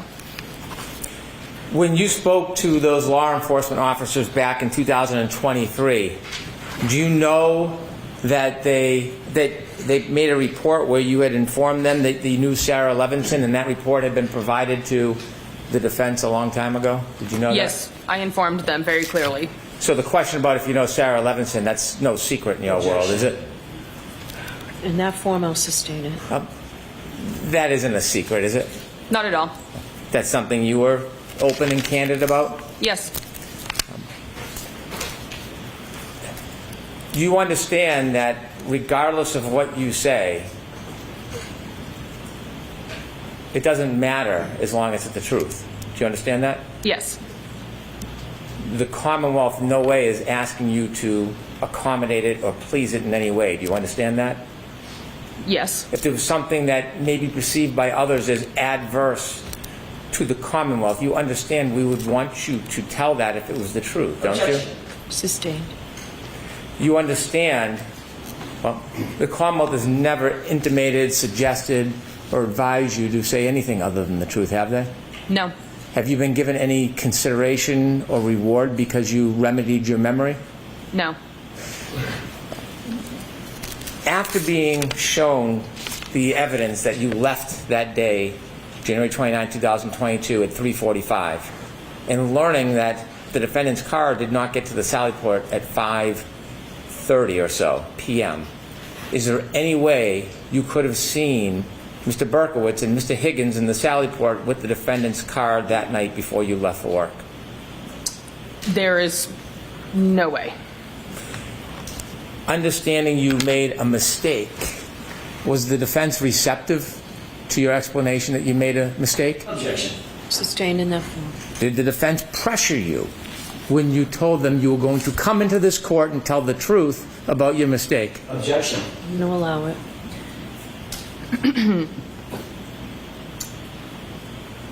Can you rephrase it? Yes. When you told the defense you had made a mistake about your memory, did they pressure you? Yes. Did they pressure you to say something other than the truth? Yes, they wanted me to repeat a lie at that point, given it would have been with malicious intent to repeat it. Understanding a lawyer has no power to charge with contempt, does that change the reality of whether or not you were threatened? Let me ask it a different way. You were asked questions about whether or not you knew who could take out charges for a crime. Yes? Yes. Okay. Regardless of whether an attorney has that power, were you threatened that there would be a charge of perjury if you didn't comply with the defense wishes in this case? Yes. And knowing you were going to come into court, given this experience you had with the defense, is that why you felt like they were going to tear you? Is that the phrase we used? Yes, because they did not want me to tell the truth. So I told them that knowing they were kind of trying to eat me alive into repeating something that is not the truth. Rather than to come in here and be attacked, wouldn't it have been easier just to said what you had earlier thought was true? Objection. I'm going to allow that. Wouldn't it be easier just to come in and accommodate them rather than be threatened? Well, of course. So why did you come in here? My entire job revolves around what I say on the stand right now. If I was to lie, I lose my job. I lose everything. I'm here to tell the truth. I cannot lie while sitting on this stand. Thank you. One question. Okay. Your entire job revolves around what you say on the witness stand. Is that what you just testified to? Yes. And if you agree that what you said to those two law enforcement agents on August 9th, 2023, you would be implicating not one, but two police officers, law enforcement officers, correct? If So- you agreed with what you said in August of 2023 on this witness stand, you would be implicating two officers, fellow officers, correct? So I'm confused as to what you're asking. You would be implicating, if you agreed with me, you have not agreed that that was the truth. You've now indicated that what you told to law enforcement agents in August of 2023 was a lie. No, If you agreed with that statement here on the witness stand, you would be implicating two officers as having been in the Sally Port, weirdly, for a wildly long time with the SUV, implicating not one, but two fellow officers, correct? That's what you would be doing. it's not possible I saw If you that. agreed with Objection. me, would you be implicating the reputations of two officers? If I was to lie, then yes. And your entire job revolves around what you say on that witness stand. That's what you said, correct? I'm still, That's what you just said, Officer Dever, correct? I still don't really understand the question. You just said, all I'm asking you is what you just said. I wrote it down. You just said, my entire job revolves around what I say on the witness stand, correct? Yes to that Thank question. you. That's all I have. I'm confused. When you spoke to those agents, you didn't implicate Chief Berkowitz and Mr. Higgins with doing anything criminal, did you? No, they were friends. That's why Higgins had an office there. You didn't implicate them ever suggesting they had tampered with evidence, did you? No, You never implicated them saying that they had framed anybody, did you? no. So when you talked to those agents, did you ever suggest that Mr. Higgins and Mr. Berkowitz did anything to touch or tamper with the defendant's Lexus at all? No, Never. no. Is there anybody you're protecting? I have no one to protect. Do you need to protect anybody? No. All right, Officer Dever, you are awesome. Thank you, Your Honor. All right, jurors, we'll take our morning recess, 20 minutes. All rise, please. Jurors, close your notebooks and follow me.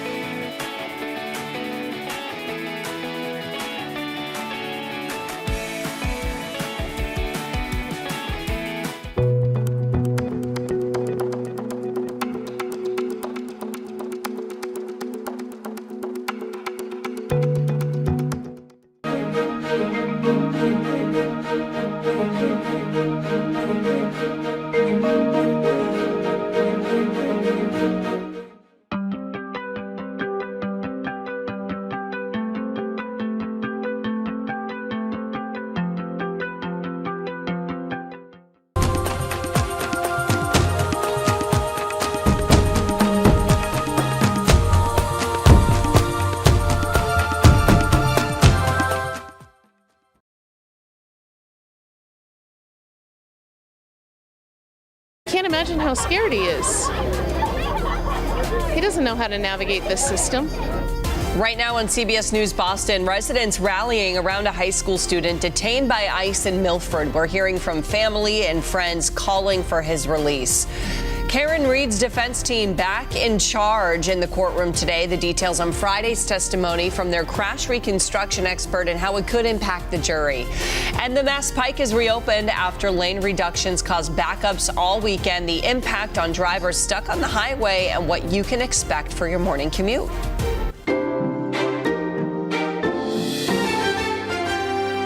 Now, streaming on CBS News Boston.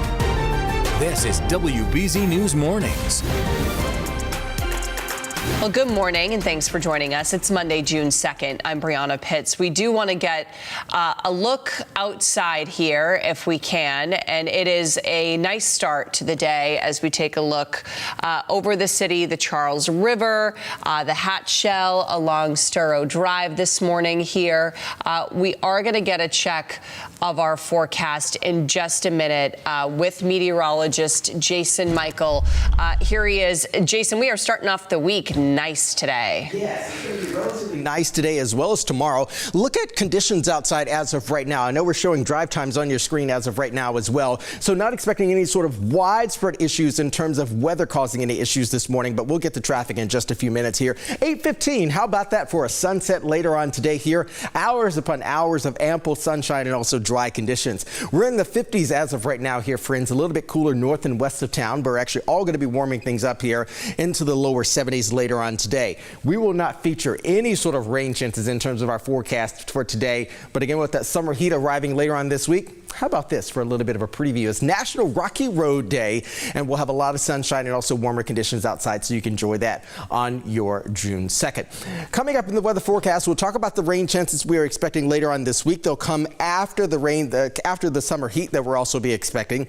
And because of the dry conditions and a lot of the heat outside, allergens are already causing some issues across the board as well. We'll feature that coming up in that full forecast. Brianna? All right, Jason, let's get a check of those travel times out the door this morning here. We're looking at 31 minutes stop and go getting up the expressway, 42 minutes into the city on 93 southbound. Mass Pike is a 45-minute ride in, and it is a 20-minute ride getting up Route 24. And we do have good news if your commute does take you along the Pike. This morning, all lanes have reopened in Newton and Weston after that weekend-long shutdown. Mass DOT says we can expect this morning's commute to be back to normal traffic levels.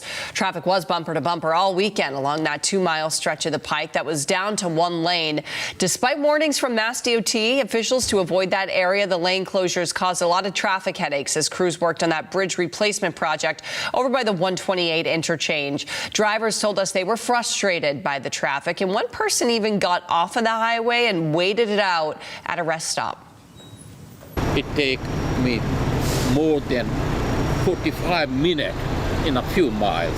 But right now we got to deal with it, deal with the agony of the traffic and leave early and change our schedules. But at the end of the day, it'll be worth it, hopefully.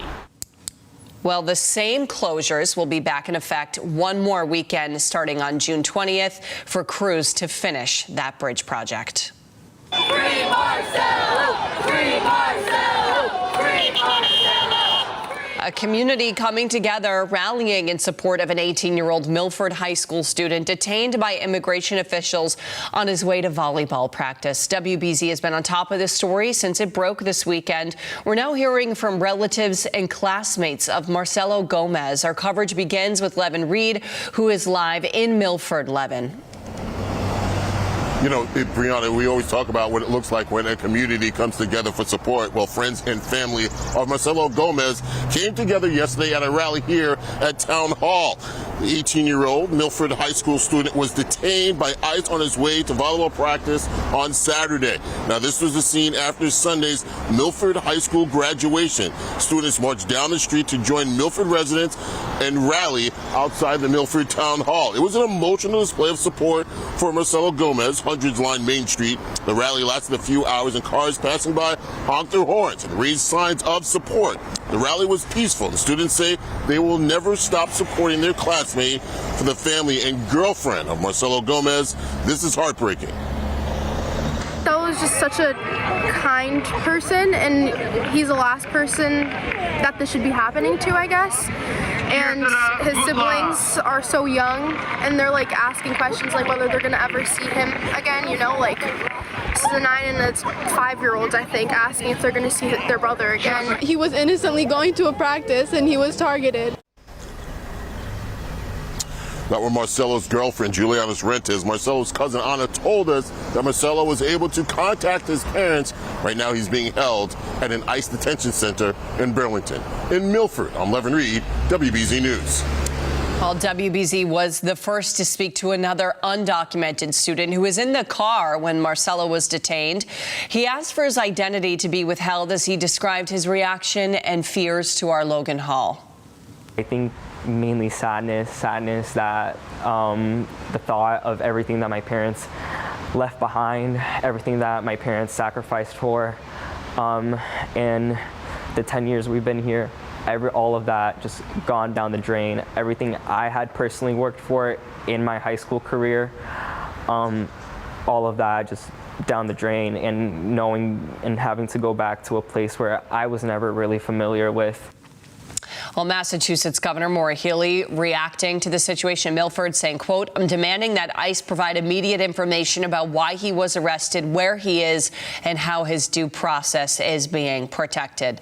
Stay with WBZ as we continue to push for answers on the detainment of 18-year-old Marcelo Gomez. We have the latest anytime on air and on our website, WBZ.com. Well, the defense will continue to make its case today as the Karen Reed retrial enters its 7th week. Reed's lawyers kicked off their defense with testimony from a car data expert.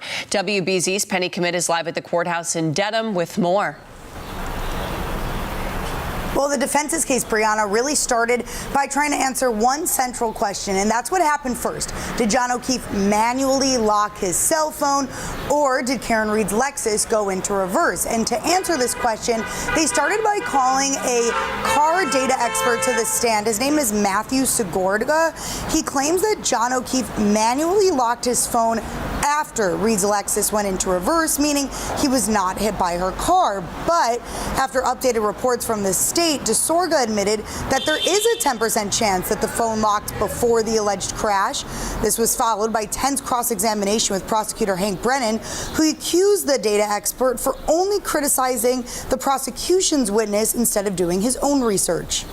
Phone lock event always occurs after the end of the event. Did you ever download or obtain data in this case? No. Did you ever test Miss Reed's car?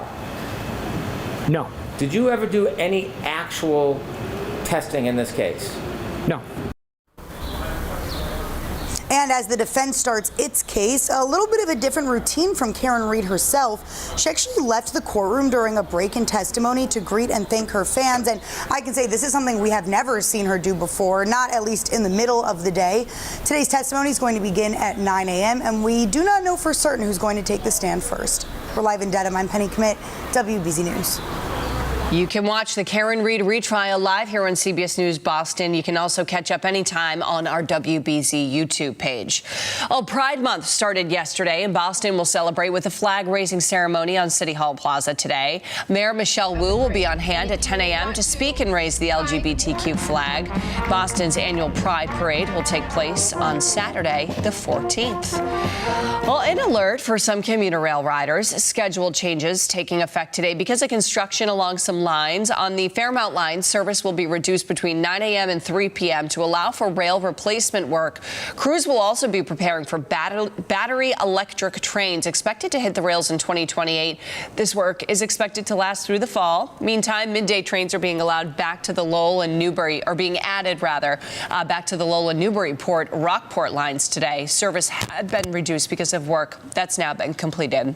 Well, the Dunkin' over at the Back Bay MBTA station is temporarily closed due to multiple health code violations. City records show there were gross unsanitary conditions found during an inspection last week. The report states inspectors found multiple rat droppings and a live cockroach at that location. Other violations included drinks being stored on the floor and employees who did not wash their hands in between tasks. The location will have to pass another inspection before it can reopen. The FDA has approved a new COVID vaccine, but there are limits on who can get it. Moderna's new vaccine is made in a way that allows for a lower dose. It's approved for use in all adults 65 and older and for people ages 12 to 64 who have at least one health condition that puts them at an increased risk. The company says it's not a replacement for its existing COVID shot, but rather a second option. President Donald Trump's budget bill heads to the Senate this week, and it's already facing pushback from some conservatives. CBS's Naomi Ruckham tells us how the president is rallying for the votes needed to get it passed. Paula and Chris, good morning. We're just a month out from the self-imposed deadline to get this bill through Congress. Republicans want to get the bill to President Trump's desk by the 4th of July. But there is still plenty of wooing to be done in the Senate, where major changes to the legislation are in the works. On CBS Face the Nation Sunday, Kentucky Senator Rand Paul said he wants to vote for President Trump's one big beautiful bill, but he and at least 3 other Republican senators aren't there yet. The math doesn't really add up. The bill narrowly passed in the House last month. Much of the pushback surrounds a hike in the debt ceiling, a non-starter for some hardline fiscal conservatives. Over the weekend, President Trump warned the senator about opposing the legislation. In a post, he said Paul would be playing into the hands of Democrats and that his constituents would never forgive him. Meantime, on trade, Treasury Secretary Scott Bessent said he is confident the dispute between the U.S. and China will be ironed out, but was stern about China releasing crucial goods like minerals used in computer chips and batteries for electric cars. What China is doing is they are holding back products that are essential for the industrial supply chains of India, of Europe, and that is not what a reliable partner does. Bessent did not give a timeline for fresh talks between President Trump and Chinese President Xi Jinping, just saying that the two would have a discussion soon. And just days before a Senate confirmation vote, the White House is pulling its nomination to lead NASA. Billionaire entrepreneur Jared Isaacman had been up for the job. The president did not offer a reason for the decision, only saying on social media that the new nominee would be mission aligned and put America first in space. In New York, Naomi Ruckham, WBZ News. Just ahead this morning on CBS News Boston, Jason takes on the tough job of dairy farmer. He'll show us how milk gets from the farm to your fridge and try his hand at milking some cows. And a new option for a late night snack, the program keeping food trucks open after hours this summer.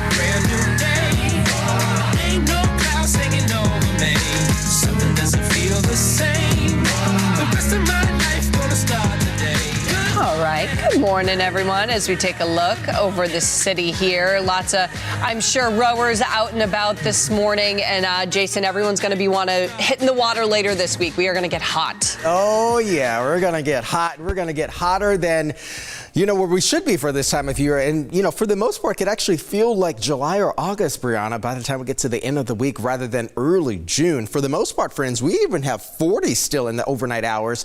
We had mid to upper 40s again earlier this morning, but we're actually all moving above average again today. We should be averaging around 71 degrees. And I think we actually may hit 73, maybe even 74 later on today. But as we move from today to tomorrow and from tomorrow to Wednesday, and certainly by Wednesday to Thursday, we actually have 90s moving back in. And for the most part, it will likely feel like the mid to low 90s across the area, north and also west of 95. We're also beginning meteorological summer as well, June, July, and also August, or sort of what we term meteorological summer, just to keep all of the climate data sort of concise. And as we look at also later on in the year, June 1st also begins 2025 Atlantic hurricane season, and that is set to end on November 30th. With likelihood that it's actually going to be an above average season yet again, just like last year and certainly the year before that. And believe it or not, we have a geomagnetic storm also happening overhead. The only issues that we're having right now is because it's daylight and we actually can't see it. And late last night, we had some filtered clouds that moved through. But I think tonight we'll likely have another renewed chance of perhaps even being able to see it. You have to get away from the city, though, away from the urban light pollution. We are expecting above average precip over the next 6 to 14 days. This is now taking us into mid-June. And even for the most part, June will likely be an above average month in terms of temperatures. And we need that because May was certainly a very, very wet month. Now, when we look at June, July, and also August, for the most part, Climate Prediction Center is saying, yeah, we're still likely to have above average temperatures across most of the lower 48. We do have rain chances in our forecast beginning Wednesday, Thursday, and possibly on Friday, mainly because of the summer heat that we can also be expecting there. And most of the heat arriving for us is all because of this jet stream. The jet stream is actually moving up to the north into portions of Canada, and that will allow for a lot of the deep heat that is in the south to roll up the Atlantic seaboard and also move east of the Mississippi, which is why our temperatures will actually be elevated. This is our Worcester 5-day forecast, okay, just to give you sort of consensus of what we will be expecting this week. Tomorrow will be right around 80 degrees. By Wednesday, we'll be climbing into the upper 80s there, and we'll be touching on 90 degrees for the most part on Thursday as well, and still remaining above average through the end of the week, Friday and even into Saturday.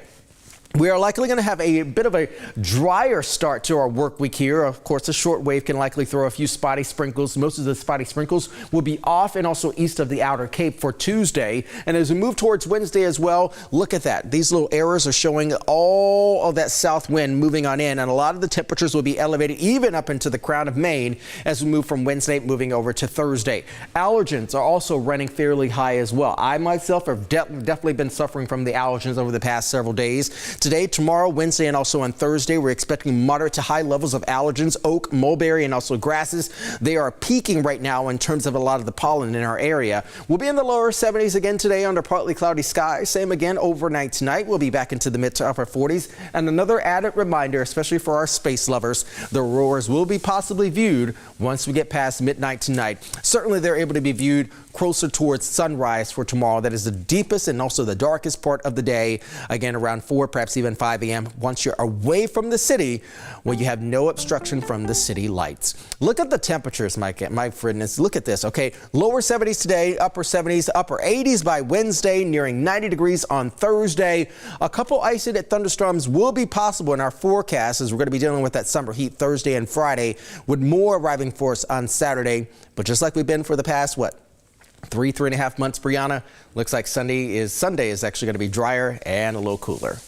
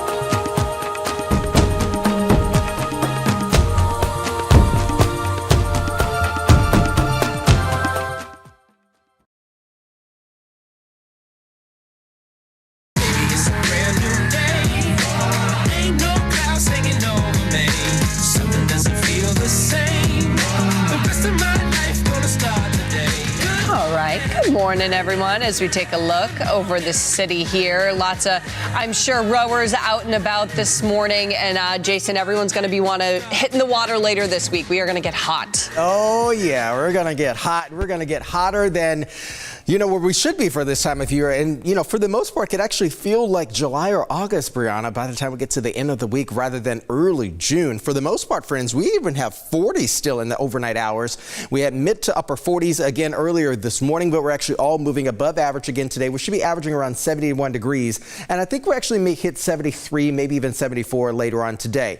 But as we move from today to tomorrow and from tomorrow to Wednesday, and certainly by Wednesday to Thursday, we actually have 90s moving back in. And for the most part, it will likely feel like the mid to low 90s across the area, north and also west of 95. We're also beginning meteorological summer as well, June, July, and also August, or sort of what we term meteorological summer, just to keep all of the climate data sort of concise. And as we look at also later on in the year, June 1st also begins 2025 Atlantic hurricane season, and that is set to end on November 30th. With likelihood that it's actually going to be an above average season yet again, just like last year and certainly the year before that. And believe it or not, we have a geomagnetic storm also happening overhead. The only issues that we're having right now is because it's daylight and we actually can't see it. And late last night, we had some filtered clouds that moved through. But I think tonight we'll likely have another renewed chance of perhaps even being able to see it. You have to get away from the city, though, away from the urban light pollution. We are expecting above average precip over the next 6 to 14 days. This is now taking us into mid-June. And even for the most part, June will likely be an above average month in terms of temperatures. And we need that because May was certainly a very, very wet month. Now, when we look at June, July, and also August, for the most part, Climate Prediction Center is saying, yeah, we're still likely to have above average temperatures across most of the lower 48. We do have rain chances in our forecast beginning Wednesday, Thursday, and possibly on Friday, mainly because of the summer heat that we can also be expecting there. And most of the heat arriving for us is all because of this jet stream. The jet stream is actually moving up to the north into portions of Canada, and that will allow for a lot of the deep heat that is in the south to roll up the Atlantic seaboard and also move east of the Mississippi, which is why our temperatures will actually be elevated. This is our Worcester 5-day forecast, okay, just to give you sort of consensus of what we will be expecting this week. Tomorrow will be right around 80 degrees. By Wednesday, we'll be climbing into the upper 80s there, and we'll be touching on 90 degrees for the most part on Thursday as well, and still remaining above average through the end of the week, Friday and even into Saturday. We are likely going to have a bit of a drier start to our work week here. Of course, a short wave can likely throw a few spotty sprinkles. Most of the spotty sprinkles will be off and also east of the outer Cape for Tuesday. And as we move towards Wednesday as well, look at that. These little arrows are showing all of that south wind moving on in, and a lot of the temperatures will be elevated even up into the crown of Maine as we move from Wednesday moving over to Thursday. Allergens are also running fairly high as well. I myself have definitely been suffering from the allergens over the past several days. Today, tomorrow, Wednesday, and also on Thursday, we're expecting moderate to high levels of allergens, oak, mulberry, and also grasses. They are peaking right now in terms of a lot of the pollen in our area. We'll be in the lower 70s again today under partly cloudy skies. Same again overnight tonight. We'll be back into the mid to upper. Russell. Okay.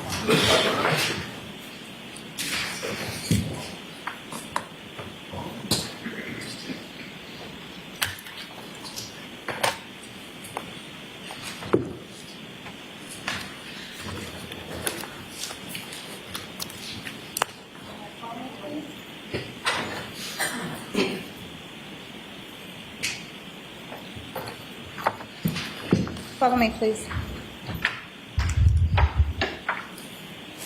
Then you're going to step up and face the court and raise your right hand. Thank you. You solemnly swear the evidence you give to the court and jury in the case now and hearing to be the truth, the whole truth, and nothing but the truth, so help you God. I do. You may have a seat. Good morning. Good morning.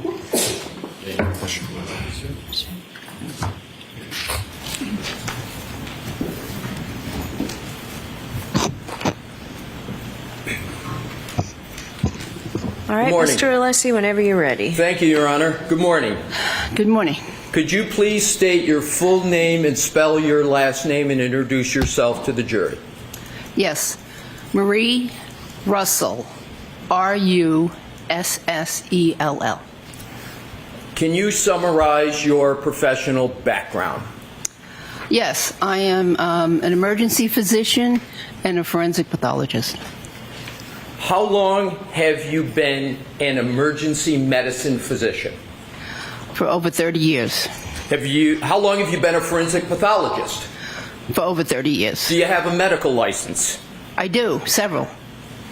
When were you first licensed to practice medicine? In 1988. What medical licenses do you currently hold? Well, I have a physician and surgeon license in California.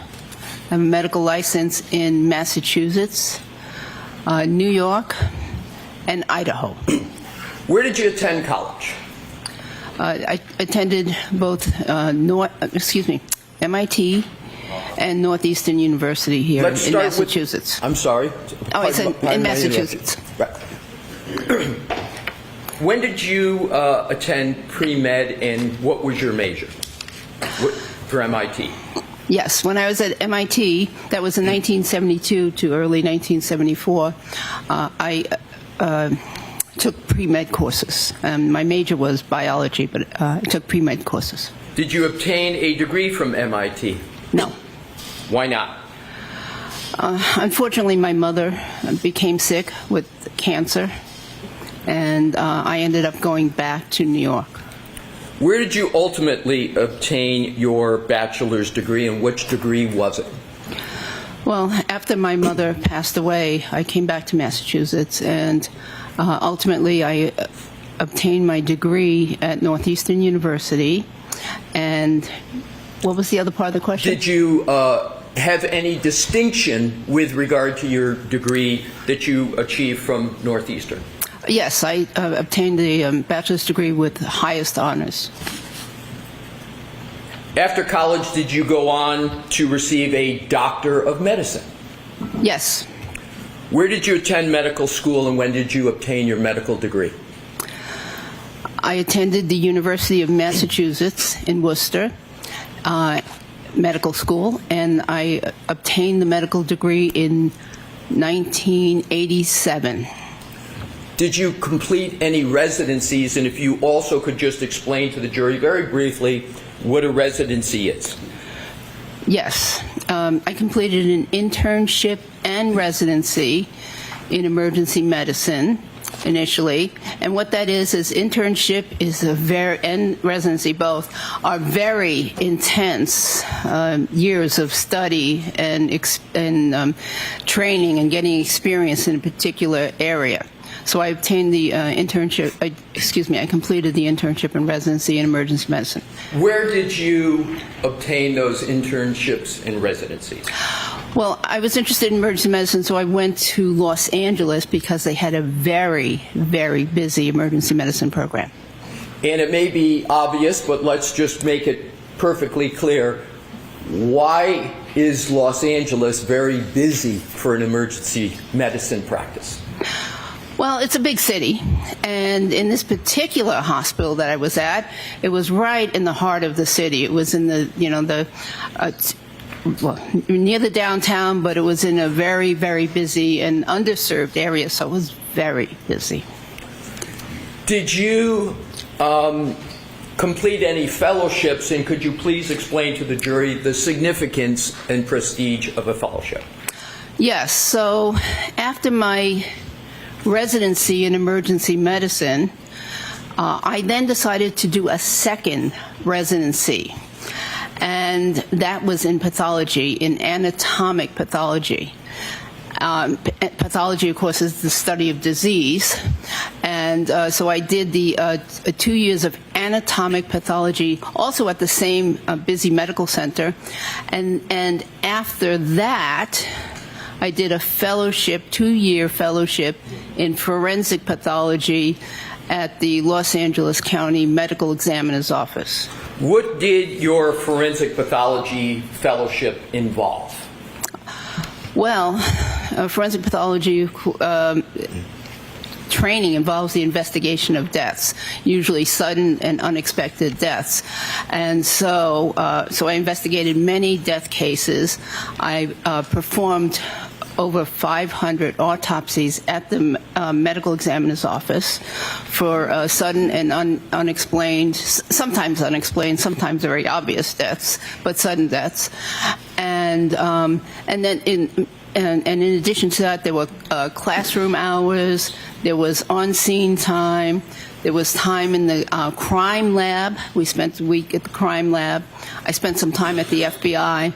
So it was a very, very comprehensive training program.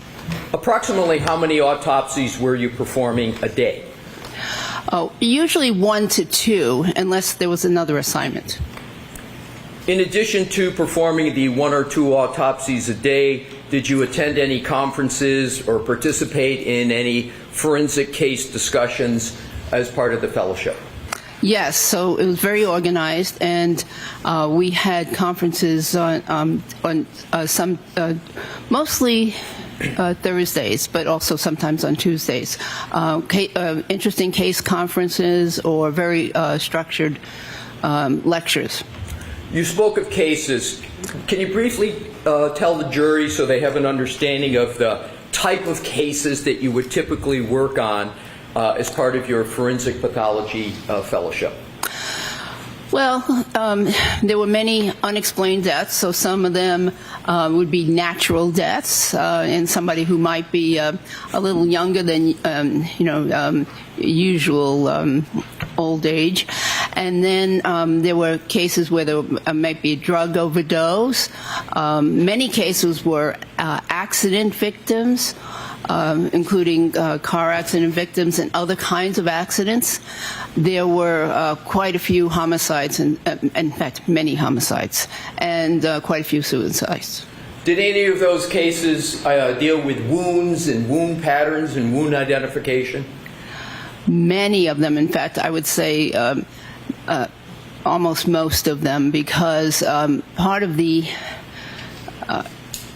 examination, and a very important part of the examination, is the external examination of the body. So before I was allowed to even start an autopsy, I had to do a complete external examination of the decedent's body, looking for any kinds of wounds or abnormalities. We'll come back to wound pattern recognition a little later. But again, I think it's probably clear to most people, but just to be ultimately clear, when you talk about external Can you just elaborate a little what you mean by that? So the external examination is of the exterior of the body, the skin, the hair, the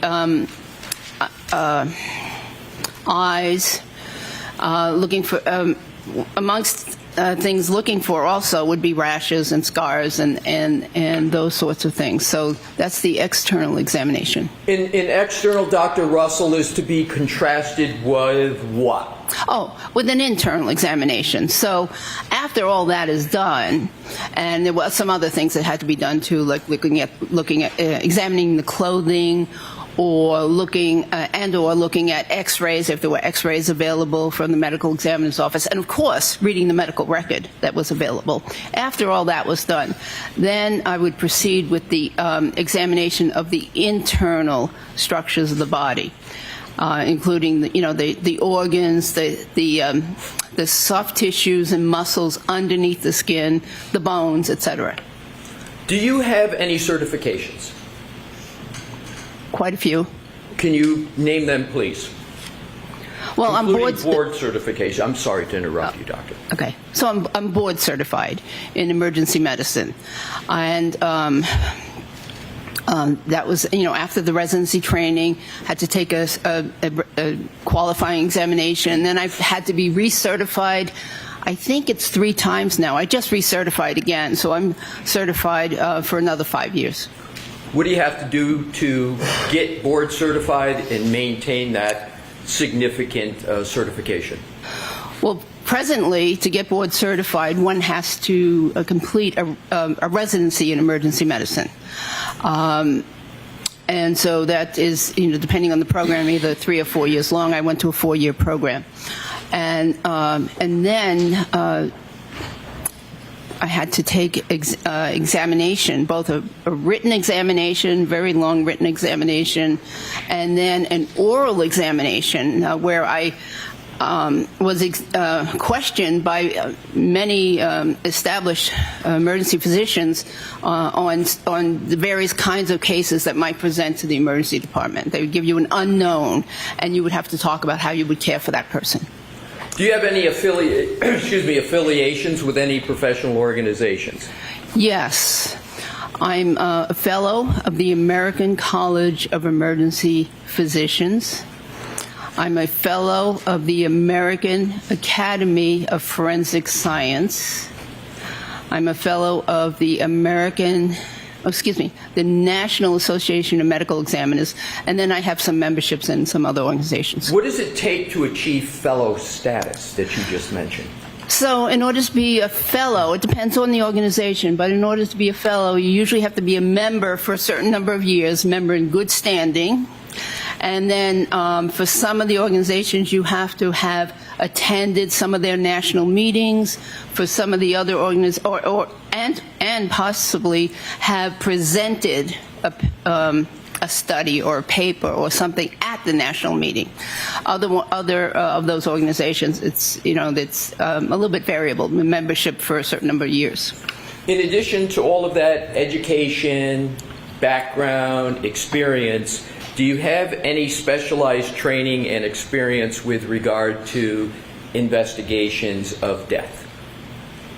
Well, yes. So, again, the focus of the forensic pathology was investigations of death, but also in my job as an emergency physician at the hospital I was at for 29 years, I had both clinical responsibilities, meaning in the ER, taking care of patients, and administrative responsibilities, meaning committees and, office type work.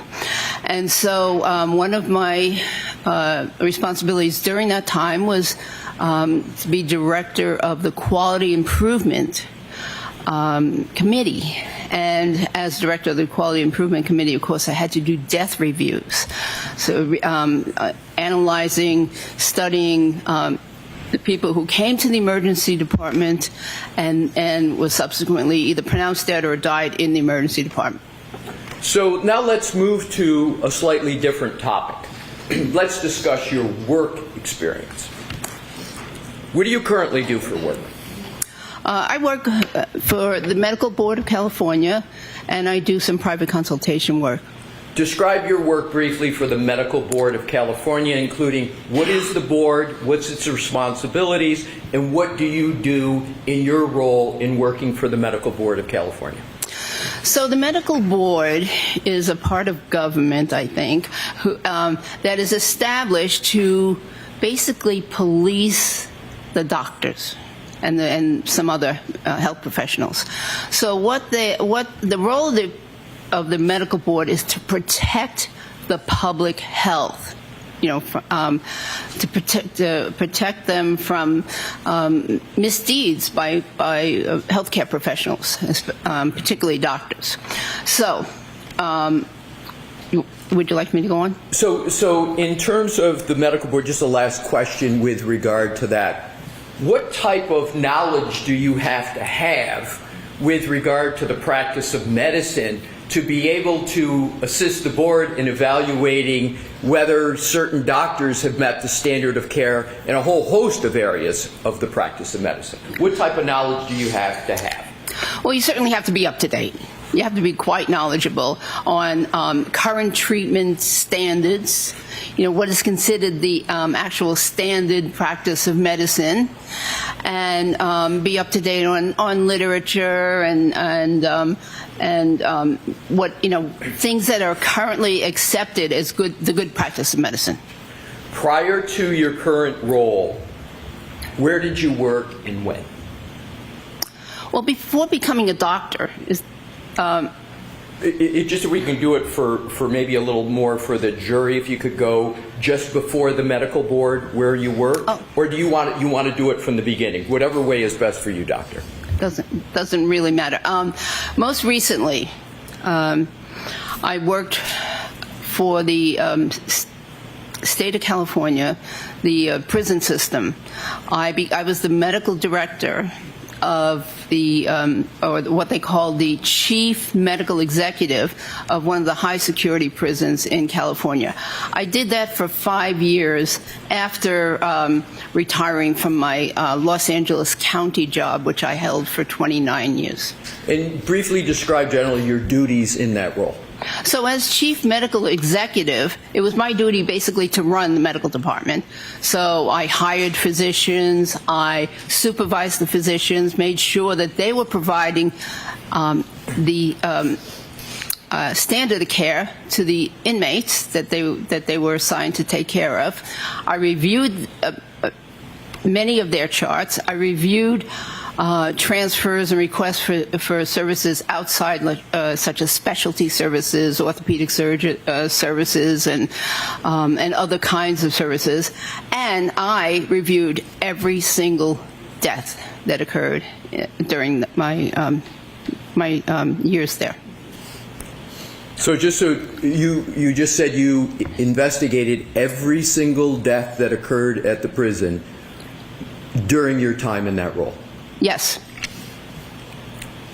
Approximately how many death investigations were there that you performed? I think approximately 60. Now, did you have any involvement there in examining or identifying wounds of deceased individuals? I did. My office was in the medical building, and it was very close to what was the equivalent of the urgent care center on site. And so when the patients would come in with an extreme injury, a very serious injury,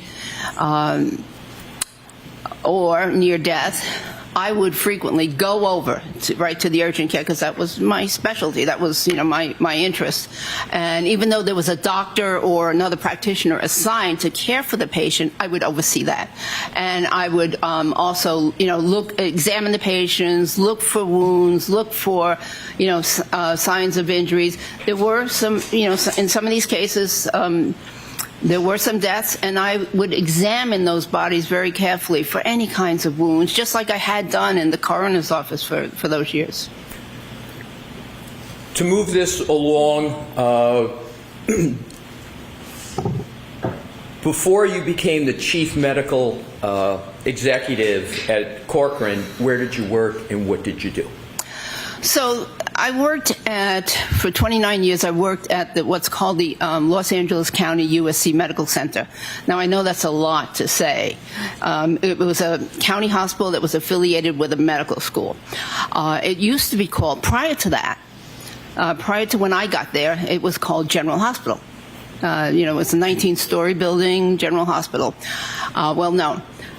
And now it's actually called LA General or something of that nature. So anyways, that's where I worked for 29 years. And as I said, I had a variety of different roles there. Can you just briefly name off the roles that you had while at the General Hospital? So, as I mentioned earlier, there was always a clinical component to what I did. I always had shifts in the emergency department where I had to see patients and supervise interns, residents, physician assistants, nurse practitioners. So in addition to seeing my own patients, I would also supervise them as they were seeing their patients. So that was the clinical role. Then there was an administrative role, and my administrative roles ranged from director of what they called life support training, which provided training to the trauma surgeons and the neurosurgeons regarding things such as advanced trauma life support, and also to ER doctors. So director of life support training, director of QA. For many years I was director of the jail unit, which was a very unique unit at this hospital. For a hospital, it was a very unique unit in that it had three components: a dedicated ER, for jail patients or patients in custody, a dedicated clinic for in custody patients, and a dedicated inpatient. So it's three sections dedicated to in custody services. I was medical director of that for a while. In addition to all that, were you also a professor? I was an assistant professor. Assistant professor. And what did you teach? Just a brief summary of what you taught. Well, most of my teaching was clinical, bedside teaching, rather than in lecture halls. I would occasionally give lectures to the residents, the residency group, which was about 50 doctors. And those residents are medical doctors, correct? Yes, they are. Yes, Yep. they are medical doctors. So I would occasionally give lectures to them, but a lot of the teaching was actual bedside teaching. Switching gears just a little bit and segueing. Over your course of your career as an emergency department physician and otherwise, did you treat individuals with animal-inflicted injuries? Yes. And did any of those animal-inflicted injuries involve dogs? Yes. And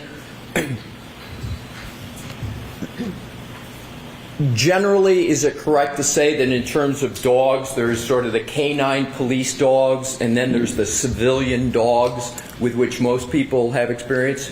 Yes. Are those two categories that you're familiar with, you're comfortable, as we discuss dogs, to have canine versus civilian?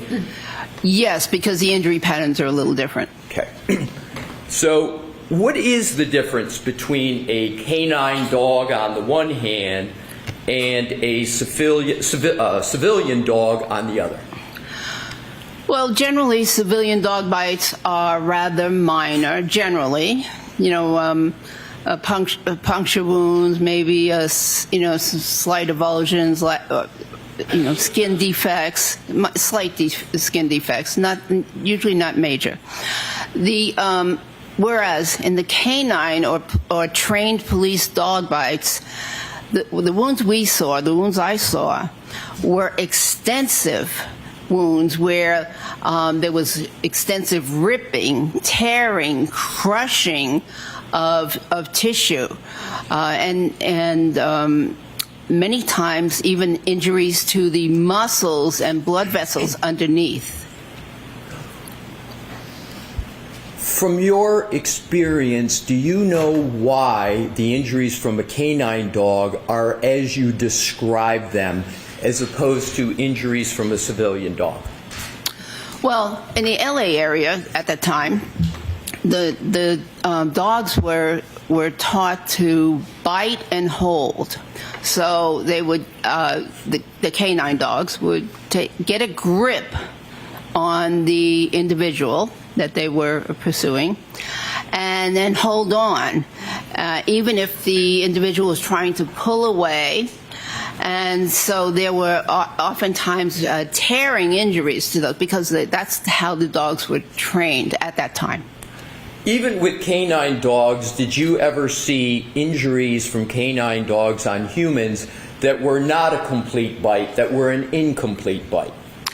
Yes. So if the dog missed on the first attempt at a grab, the teeth might only scratch the surface of the usually extremity, by the way, and so you'd get what I'd consider an incomplete dog bite, because it was just scratch marks from the teeth. But the dog would then try a second time and third time. Now let's go to civilian dogs, a term used for more dogs of household pets that people have. Can you describe from your experience the type of wounds from those civilian dogs that you would see, and contrast it with what you just described for a canine dog? Generally, they were minor. So a scratch, a puncture wound, maybe a little tearing of the skin, a little skin flap, but generally much different. In your did you say about over 30 years experience in the emergency medicine department? Mm-hmm. What did you see more of? Civilian dog wounds on humans or canine wounds? Actually, it depended on where I was assigned at the time.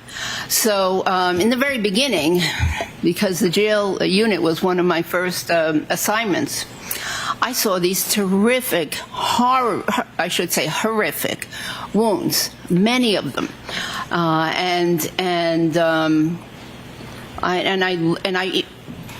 I learned that what was in the textbooks about how to treat them was so wrong, because these patients many of them needed hospital admission, intravenous antibiotics, and many of them needed surgery.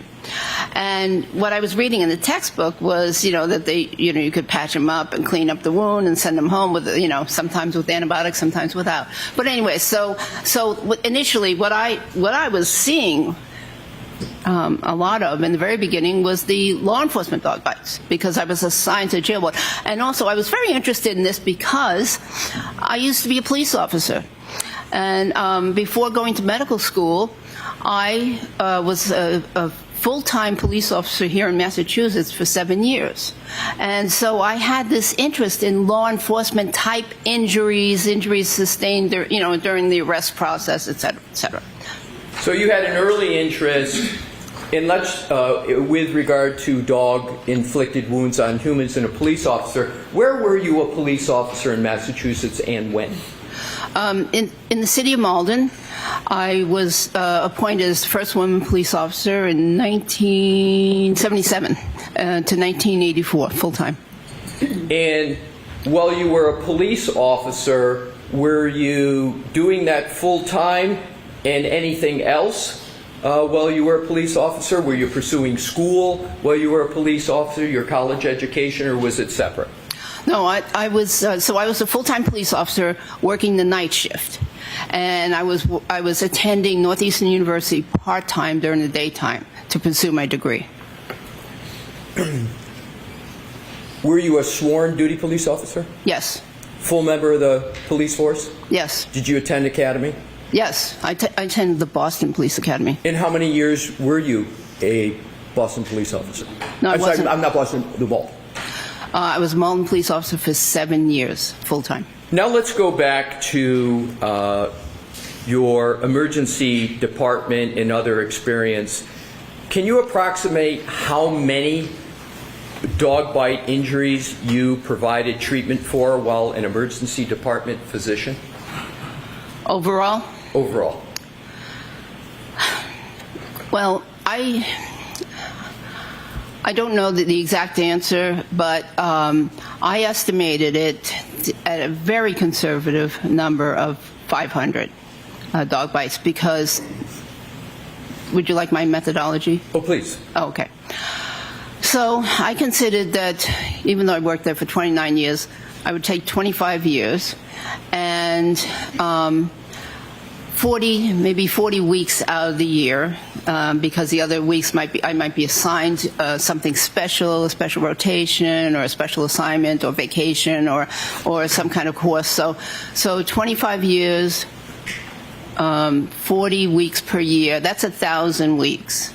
So even if I only saw one dog bite at this busy trauma center, that would be 1,000 dog bites in my career.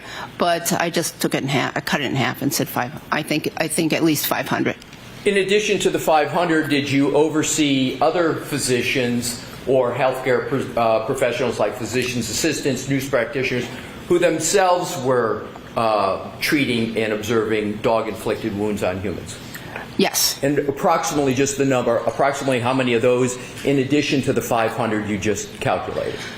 Well, I generally supervised about 3 to 4 people per shift.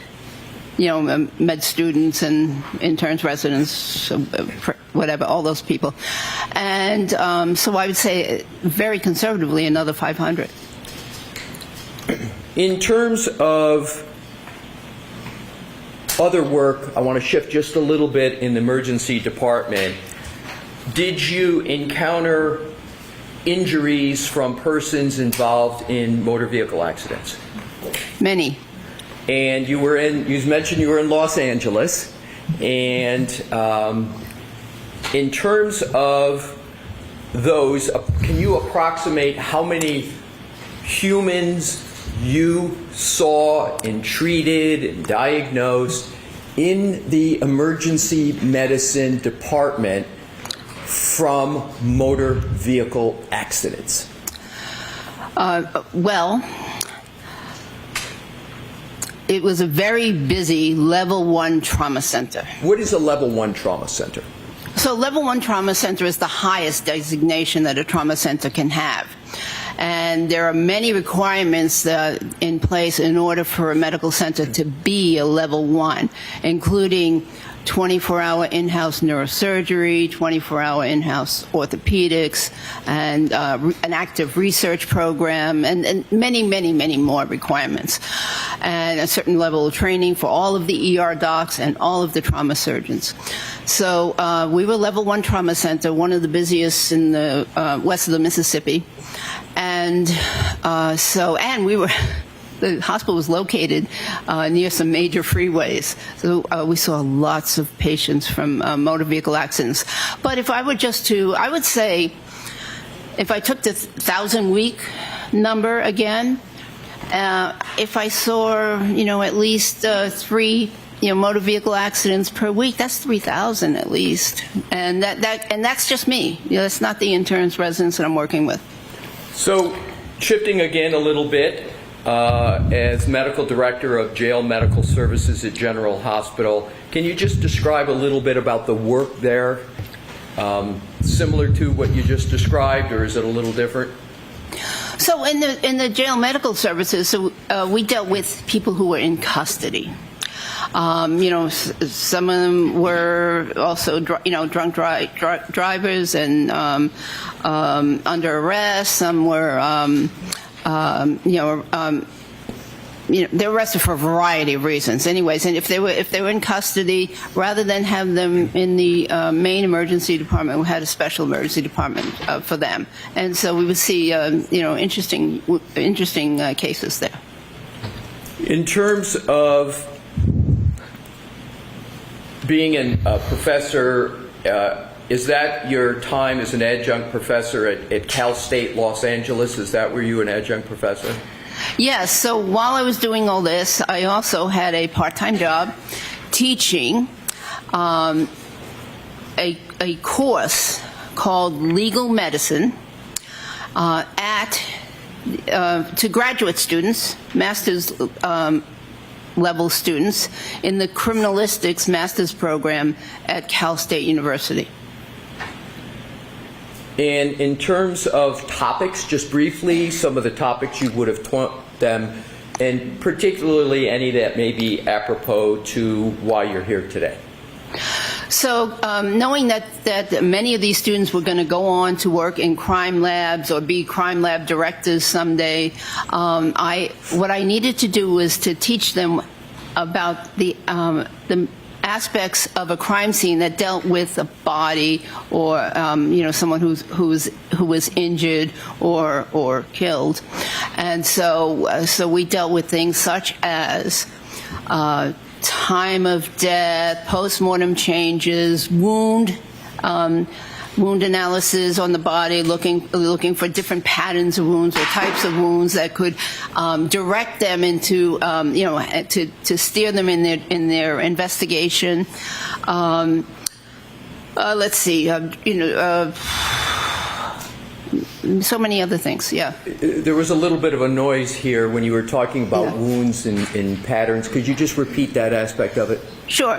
So when a criminalist or a crime scene investigator goes to the scene, they have certain duties to attend to, and they need to be aware, that certain kinds of wounds, might indicate certain types of deaths. For instance, gunshot wounds in certain locations, or lacerations or stab wounds in certain locations might mean that this could be a suicide. This could be a homicide.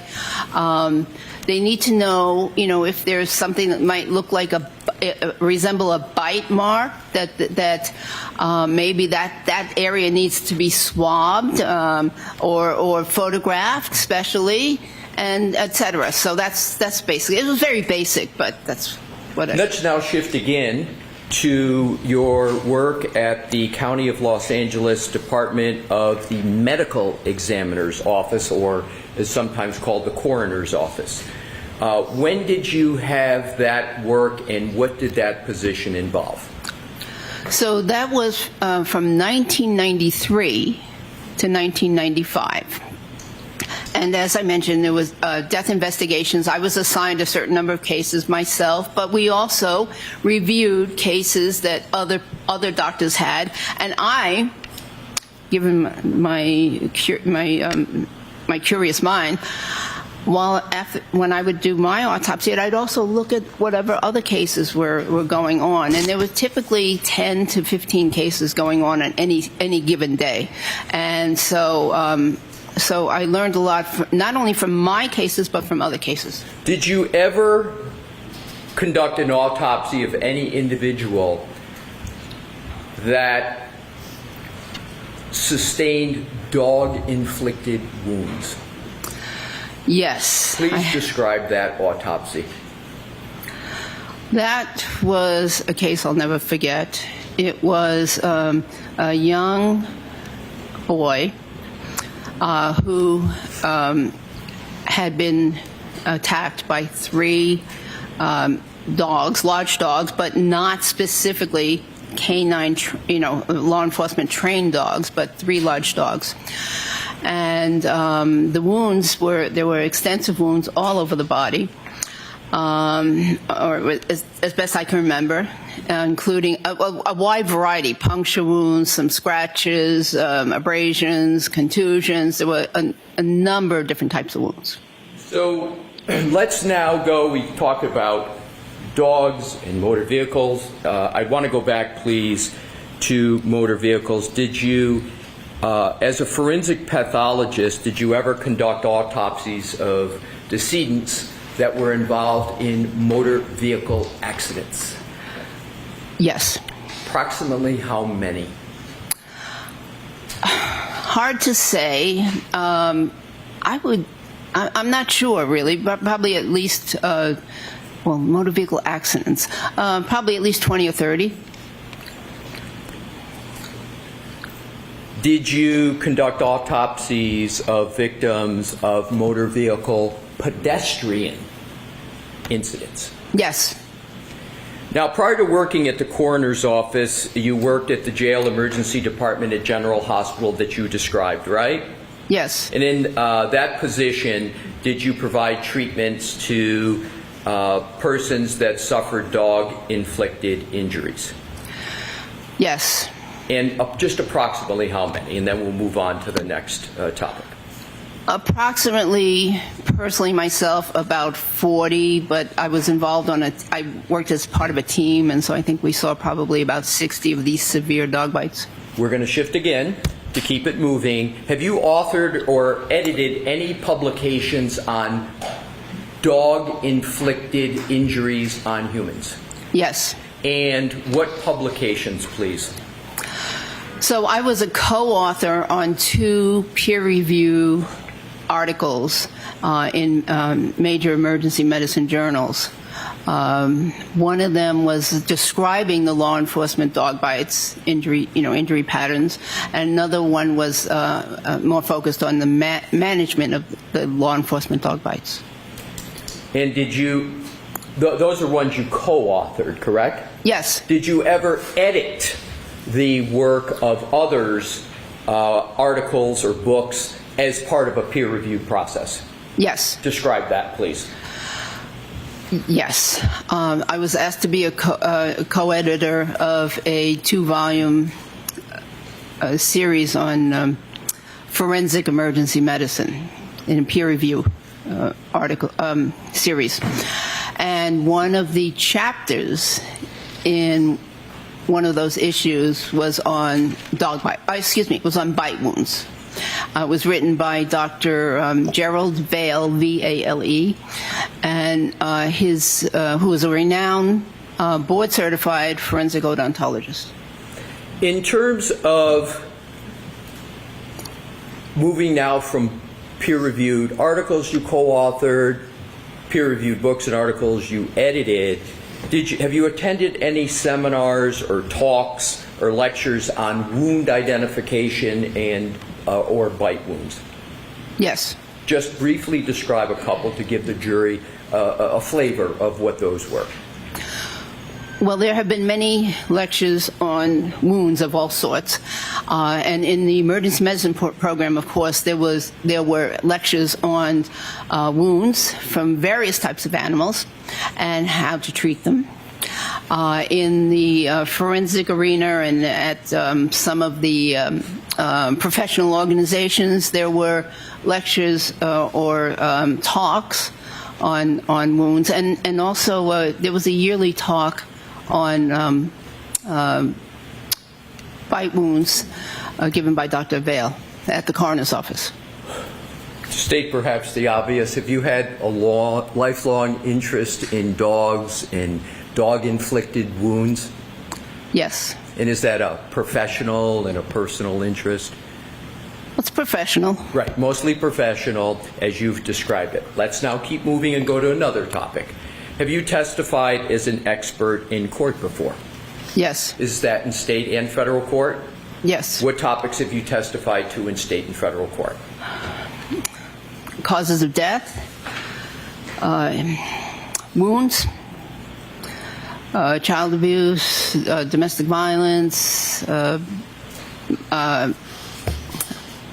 mostly causes of death. Have you testified as an expert regarding emergency medicine?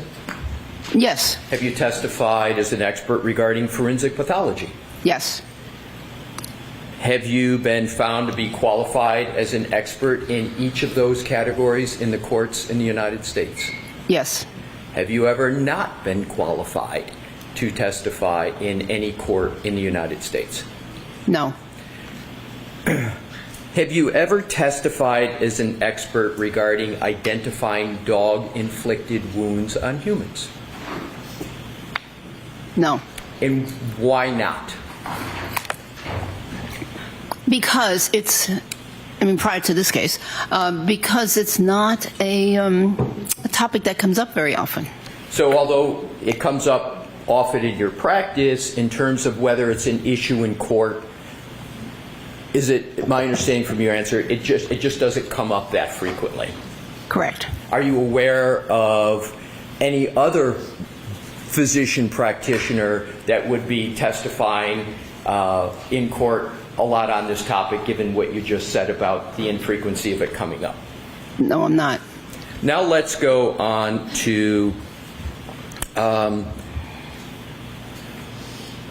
what were in the last question on this line, give a general idea of the types of wounds that were at issue and whether there were any pattern wound issues in those cases that you've testified in court about. Well, many of them were stab wounds. Some were blunt force wounds from from a variety of mechanisms, including assaults or motor vehicle accidents. Again, a lot of wounds from accidents, and then of course gunshot wounds. Were those the topics both living persons as well as deceased? Yes. Let's now move to, you've mentioned wound pattern, right? And are you familiar with the topic in the area of wound pattern recognition? Yes. Can you please describe for the jury what you mean by wound pattern recognition in your practice and from your experience? What is it generally, and we'll get to some more specifics as we go through. Well, generally, pattern recognition is very important in medicine. It's important in a lot of different fields of medicine, including radiology. They look for patterns on x-rays. Pathologists under a microscope looks for certain patterns to identify cancerous cells, for instance. So pattern recognition is very important. And then as a subset, wound pattern recognition is of course very important to physicians that deal with patients that come in from the street, so to speak, from who may have been assaulted, may have been child abuse victims, may have been domestic violence, elder abuse, those kinds of victims, because sometimes it's important to, or you learn that what actually happened is not what the patient or the relative or the presenter said happened. And so you have to discern or figure out what happened in a case. And so you have to be able to identify certain patterns and regions of the body, for instance, where wounds are, in order to make that happen. And so it's very important. It's emphasized in emergency medicine. When you were in residency, were you taught wound pattern recognition methodologies? Yes. And is wound pattern recognition an area that you continue to learn and then gain experience from your over 30 years as emergency medicine physician? Yes, it was emphasized in both emergency medicine and forensic pathology, in both fields. Very important. Is wound pattern recognition a generally accepted methodology that is applied in the practice of medicine? Yes. And you've given a few examples of that pattern recognition methodology. Is that pattern recognition methodology generally accepted and discussed in the peer-reviewed medical literature? It is in certain articles, right. Yes. And we'll be getting to some of those. In terms of wound pattern recognition, just roughly how frequently in your experience as an emergency medicine physician did you have to exercise your skills in wound pattern recognition? I would say probably weekly, because I always questioned, what the patient was telling me, and did it fit? Did the story make sense? So I did it quite often. And was that particularly important in child abuse cases where you may not be getting the story and you'd have to look at wounds and make your own determination? Yes. Now let's go and slightly move on to a very similar topic as to whether you ever had to determine the source of the wound without any input from a patient. Oh, yes, many times. Many patients arrive to the emergency department unconscious. And that's one example of others. And with regard to Language barriers, did you ever encounter that as an obstacle to you understanding what may have happened and you therefore had to exercise your pattern recognition skills? Yes. So now in terms of dog bites specifically, how often, if at all, did you have to look at a patient without input from anyone to determine whether it was from a dog? Occasionally. And can you recall any specific instance, or is it just you're recalling that you generally had to do it, but you can't recall a specific instance? The second of that, that I generally had to do it. Sometimes, there was a language barrier, and people couldn't describe what it was that bit them. And it was important to know, because treatment for different types of bite wounds is very, very different. And to be fair to the situation, you can't give any one specific. You remember this person was this age, etc., but you know that you did that on more than one. I'll withdraw that and go to the next area. Let's now talk about wound pattern recognition in the area of forensic pathology. What role does pattern recognition play in forensic injury analysis? And could you please just let the jury know what you mean by forensic injury analysis as regards pattern recognition? Okay, so forensic analysis or forensic injury analysis is the analysis of injuries from a medical legal perspective. In some areas of medicine, the doctors are taught to just treat the injuries, and no figuring out about how it happened or what caused the injuries, so much as they treat. But in my case, both the emergency department and the forensic pathology training, I was interested in how the injury happened. That was a very important factor to me. Why is pattern recognition important in the field of forensic pathology? Well, you could look at a wound all by itself, an abrasion, for instance. Abrasion is a scratch. And in and of itself, it might not tell you how the wound occurred, all by itself. But if there are a series of scratches or a series of lacerations or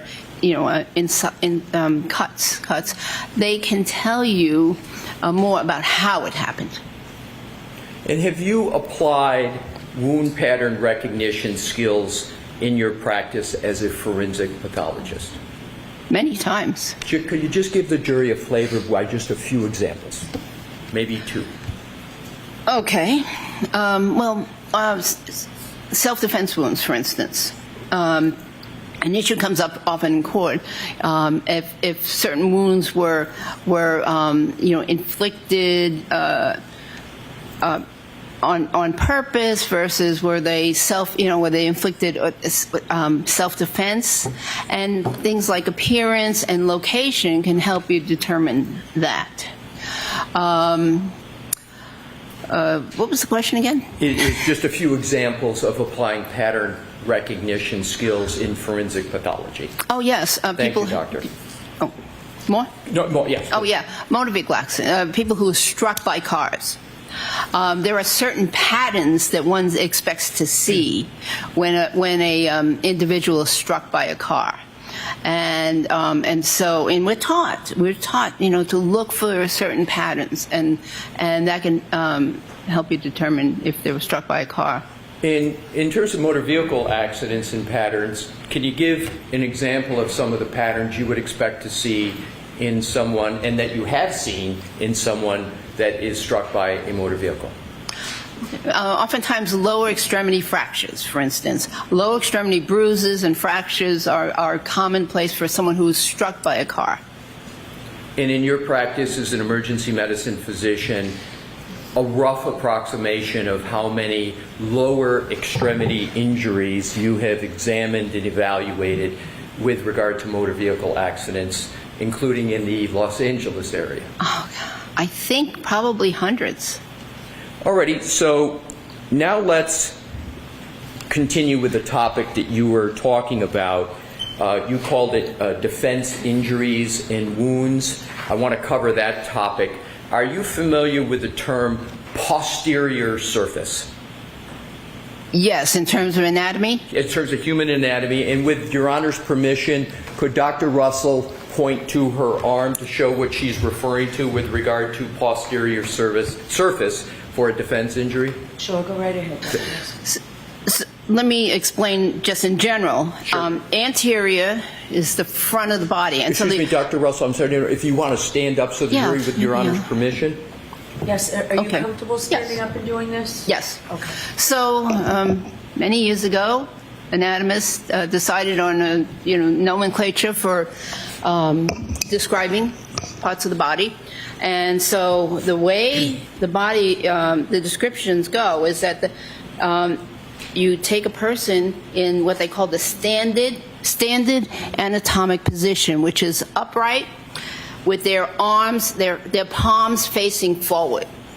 Palms facing forward. So that is the standard anatomic position. So anything in the front is anterior. Anything in the back is posterior. Could you point to the arm when you talk about anterior and posterior, please? Yes. So with regard to the arm, if the palm is facing forward, that's the anterior. So the posterior part of the arm would be the back part that I'm touching right now. This back part of the arm and the back part of the forearm would be right here. So that's the posterior of the arm. And what relation does the posterior of the arm have in determining whether or not a wound is a defensive wound? Well, oftentimes, when someone is being attacked, they will put their arm up to defend or protect their face, their neck, their chest, their vital organs, their vital parts of their body. So they put their arms up. And in doing so, the posterior part of the arm becomes presented to whoever is attacking them or whatever is attacking them. So this is the part of the arm that oftentimes gets injured when someone is defending themselves. Thank you, Doctor. How often have you observed and concluded regarding defensive wounds to the forearm? Many times. I don't know. I don't have a number. 20, 30, I don't know. In terms of decedents, and then in terms of live people, many, many more. And if we just start with the posterior part of the forearm that you've described and you encounter wounds there, are those wounds indicative or highly indicative of anything? Well, they're indicative of defensive wounds being caused during a defensive action. In your experience as a resident, a fellow, emergency room physician, and a forensic pathologist, and your time at Cochrane, have you experienced and taught the topic of defensive wounds? Yes. Now let's move on to another topic. Do you have knowledge of the dental features of dogs? Yes. Where did you gain your knowledge about the dental features of dogs? Generally from reading articles. And in terms of examining patients with dog-inflicted wounds, did that inform you anything about dog dentition or not? Not specifically. In terms of dog dentition, Your Honor, may I approach? Okay. Thank you.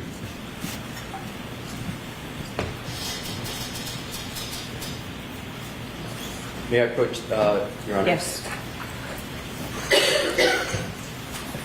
Your Honor, may I have this depiction marked as an exhibit for identification? Okay.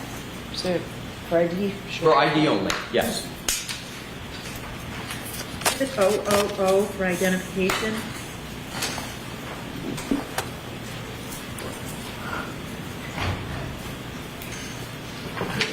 Thank you, Madam Court Reporter. Your Honor, may I hand it to the witness? I'm handing you Dr. Russell what has been marked for identification as OOO as in orange. Dr. Russell, do you recognize that depiction? Yes. What is it? This is a diagram of canine dental anatomy. And could you please, just for the jury, briefly describe dog dentition and what we mean by the term dentition? I think most know, but just for the record. So I believe dentition just means the teeth and the shape of the teeth and of the mouth of the animal or a person. And what this diagram shows is that in general, dogs tend to have a triangular mouth, meaning it comes to a narrowing towards the front of the mouth. It shows how many teeth a normal dog will have, and what they look like. There are different kinds of teeth, just like humans have different kinds of teeth. And Your Honor, to assist the jury in the understanding of what Dr. Russell was speaking about, with Your Honor's permission, could we publish this as a chalk for the jury? Is there any objection? None, thank you. Okay. Sure, go ahead. Thank you, Your Honor. And will enlarge Mr. Woke the Dr. Russell, where would you like to start with regard to this, just to give the jury a brief discussion of dog dentition? Which part of this should we zoom in on? I think the lower half around the triangular upper and lower jaws, right there. Right there? Very good. And Mr. Woke, if you could just, to start with, pull it down just so we can see the headings, and more importantly, the jury can see the headings of those two diagrams that Dr. Russell has pointed out. Yes, and just enlarge that. Can you read what's on the left and what's on the right? It's slightly blurry. It's slightly blurry. Mandible, lower jaw, maxilla, upper jaw? Yes, I can read it. Right. Alrighty. So if we could then just reduce it back down so it's a little bit so that it's not distorted. And then Dr. Russell, if you could just talk about it. And before we do that, I think it would be helpful, Dr. Russell, we can go to the depiction up above just to get the overall picture up above there of the dog. All right. Is that that's an overall picture, correct? Do you want to point out anything generally on that picture? I don't have a pointer, but generally it's a side view, and it shows and it's a skeletal view, so there's no skin, and it shows that there are some prominent teeth. They're called the canine teeth, and then there are some smaller teeth in front of that. Excuse me if I couldn't interrupt. Pardon my interruption. Yes. I'm just going to try to locate in the courtroom a pointer, Your Honor. If There's nothing on that. Stand, Dr. Russell. I've got one where I may approach. If there's one on this. No. Yeah, I didn't see one. May I approach, Your Honor? Sure. Thank you. Here, Dr. Russell. Hopefully that will work for you. Thank you. Excuse me. Okay, so this is a side view, and it shows many teeth, and and this is a skeletal view, obviously, and it shows these prominent teeth, which are called the canine teeth. Humans also have canine teeth, and ours are not quite as prominent. And then there are some teeth in front of that, which are called incisors. So that's the overview. Right. And just to put this in context, we are looking at this and talking about dogs. Have you had the opportunity to review any photos of the right arm of the decedent in this case? Yes. And is one of the topics you're going to address whether those wounds are from a dog? Yes. And so this background in terms of dog dentition part of what you're going to cover for the jury later on? Yes, and I want to make one more comment, if I may. Please. Just when a dog bites, they usually don't bite with all of the teeth. They usually don't get all the teeth impacted on the individual. So that's important to know. Oftentimes it's the anterior or the front teeth. Why, doctor, is it the case that a dog doesn't always have a complete bite, get all of the teeth? Why is that the case? Well, there's oftentimes movement. Oftentimes the dogs aren't really trained on biting techniques. And so, there's oftentimes the person who's being bitten is pulling away and trying to avoid the bite. So oftentimes there's only impact with a few of the teeth in the front. Great. Please continue, doctor, with your... Dr. Russell, could I ask you to use this screen? Oh, yes. The other one, please. I think it's easier for counsel. Oh, okay. So overview, these large canine teeth, these are the anterior teeth, and as I said, it's very rare for all the teeth to be involved in the bite.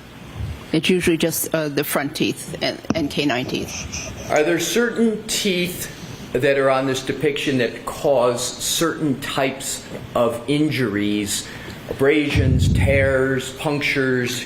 Is there any relation to the teeth in any of those categories, or can it be just general? Well, oftentimes, because the canine teeth are so long compared to the others, they are the ones that seem to cause the the puncture wounds, and those are the ones that appear to get the grip on the person's skin. Is there a medical term for a puncture wound from a canine? Or is it just it's a punctate wound from canines? I'm not sure there's a medical term. Okay. Please continue. Okay. And that's about it on this side view. And is there any other view on the exhibit that you would like to discuss with the jury? Well, I was going to show that it's triangular. Again, the upper and lower jaws. Yeah, they tend to be somewhat triangular. Is that also sometimes the shape referred to as an hourglass, or is it triangular, or you prefer triangular? I've heard it referred to as hourglass. I don't see an hourglass, but maybe in some dog breeds, because all the different dog breeds have different shapes of their mouths. But this is just a generalization. Okay, please continue. I don't know that there's anything else. All right. And so you think... actually, yes. So here you can see, go back, please. So here you can see, again, the canines, and it's oftentimes this is the upper jaw, the maxilla jaw. It's oftentimes these teeth that do the impacting. I'm sorry, I didn't hear you say it's often these teeth that what? That do the impact. The upper jaw is oftentimes the part that actually makes contact with the skin. That's all. Thank you. We can take that down, Mr. Woke. Thank you, Your Honor. Now let's go to dog-inflicted injuries on humans generally. What type of injuries to humans can be caused by dog-inflicted bites? Well, there are lots of different types of injuries. So they could be extremely minor, from a minor scratch to puncture wounds by individual teeth, to actual puncture and punctures by several teeth. There could be several abrasions because there are multiple teeth involved, and if they don't puncture, they at least scratch. They can scratch the skin. That's what I call abrasion, is a scratch. So they scratch the skin, but in parallel because the teeth are lined up. So They oftentimes have parallel lines. And then, of course, there are, bruises that could occur because of the crushing injury, and there can be what we call avulsions, which are where an actual flap of the skin is removed, and I can go further, but there's a wide extent of injuries. So there's a wide extent, a wide range, and can you just give one or two factors that are going to determine whether you're on the more minor side of the range to the more major part as regard to the type of bite that the dog is able to get? Well, I think that when there is penetration of the skin and pulling away of some of the tissue, I would consider that a more significant bite because of what's needed for treatment. Just bear a moment, please. Thank you. So, in terms of the nails and claws of a dog, what type of injury, if any, can those cause? So the nails they're also somewhat pointy or triangular in configuration or shape, and so they can cause scratches, and actually they can cause even deeper wounds if the nail catches the victim's skin a certain way. But most of the time, just scratches. From your experience, what type of medical experience, peer-reviewed article experience, your whole professional experience with dog-inflicted wounds on humans, do you have experience with just a part of the range or the whole range of injuries that a dog can inflict? Well, I think I have a very wide range of experiences because those very serious ones we talked about in the very beginning, where there were crushing and ripping injuries, or those were the trained canine dog bites. Most emergency physicians don't even get to see those. They're so uncommon.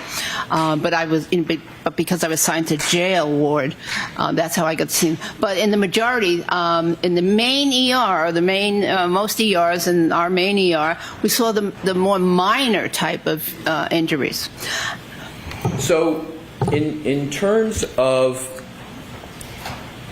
if someone is bitten by a dog, where are they? Again, I think most people understand this, but just to be clear for the record, when someone gets a dog-inflicted wound, where do they usually go? Well, sustained. Ask it. Doctor, are you aware of the medical facility, from your experience, where people go who have dog-inflicted wounds? Well, if they feel like they need medical care, they will either go to a family doctor or most likely the emergency department, because the emergency department is where the resources are, the people that with the experience. They go to the emergency department in general. From your experience, for people in your literature review and authoring of documents, do people with dog-inflicted wounds go to a veterinarian for treatment? Yes. I'll let you answer it. Not from my experience. All right. Now let's move to another category, and to keep this moving along. How did you initially become involved in this case? Well, very interesting. I live in Los Angeles, and I saw something in the Boston Globe about this case, but I really didn't pay much attention to it. And then eventually I saw or heard something, because I'm not from this part of the Massachusetts. I'm from a different part of Massachusetts. So, anyways, eventually I heard or saw something about there being an issue with some possible possible dog-inflicted injuries versus maybe car-inflicted injuries. So that got my attention. I thought, that's interesting. And so that's how I initially became aware of the case. Let's talk about the Boston Globe. How is a person from Los Angeles reading the Boston Globe, and why? Is it like a one-time thing, or why is it you're reading the Boston Globe? You know, I had a subscription. I would, not always read it. I lived in Massachusetts. I went to school in Massachusetts. I worked in Massachusetts as a police officer. So I have some interest in Massachusetts, but none of that was in this geographic area. It was all north of Boston. So that was the area I mostly paid attention to. Did you reach out to anyone after reading that article? And what do you recall from the article in the Boston Globe, if anything? I'm going to sustain that objection. Did you reach out to anyone after having read something in the Boston Globe? Yes. I thought the question was interesting. Objection. I'll let that stand, but just answer Mr. Alessi's question, please. Yes, I did. Go ahead. Answer. Okay. Yes, I reached out to one of the DAs in Los Angeles County. And at that point, what, if anything, did you know about this case? I didn't know much. I just knew what I mentioned, and I knew that the decedent was a police officer, had been a police officer, and that interested me also because I was a police officer. Please keep your voice up, Dr. Russell. I said that interested me also because I had been a police officer at the time. Go ahead. So that's about all I knew, really. Right. So did you know anything about what the prosecution was claiming or the defense was claiming at all? Did you know anything? Objection. Sustained. What did you know, if anything, about the case? I'm going to see its eyeball really quickly on this.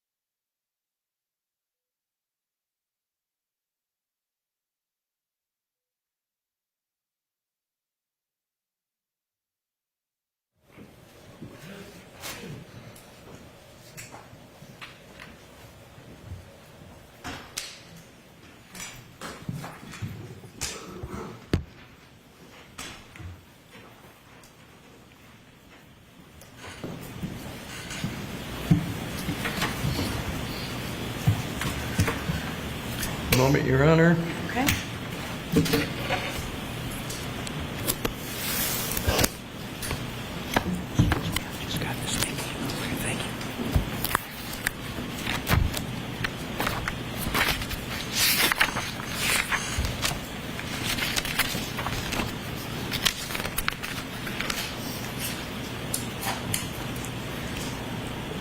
Doctor, in terms of Mr. Wolk, if we could please, and Your Honor, may we publish what is already in evidence, which is Exhibit 167? Okay.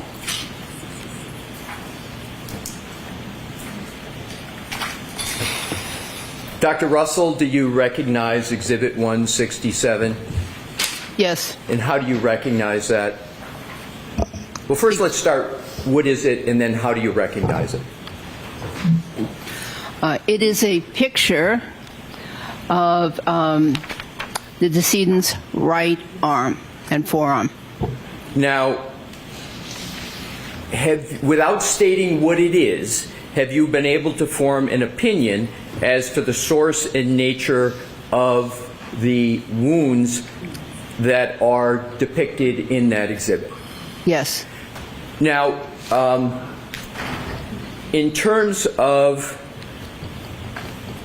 The next area, can you describe for the jury what method you used in forming your opinion without yet stating what your opinion is? Well, I used pattern recognition and differential diagnosis. So let's start with wound pattern recognition. Is that the wound pattern recognition you've been discussing up to this point in your testimony? Yes. And did I hear you use the phrase differential diagnosis? Yes. Please tell the jury what you mean by the term differential diagnosis as a physician, emergency medicine physician and forensic pathologist. So when a patient, when a physician sees a patient and or an Imogen's case, and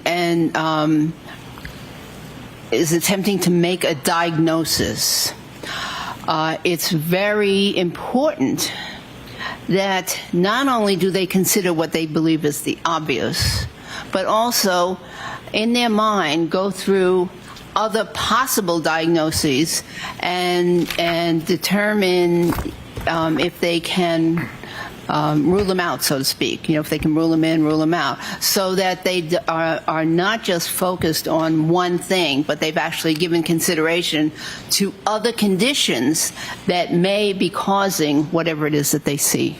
So, Mr. Wolk, if you could take that, we're going to come back to this back and forth, but I'd like to have it taken down until we do have the need to, and if we could have the lights go back on, Your Honor. Thank you. So, does applying a differential diagnosis, well, let me start out. Do you understand what confirmation bias is?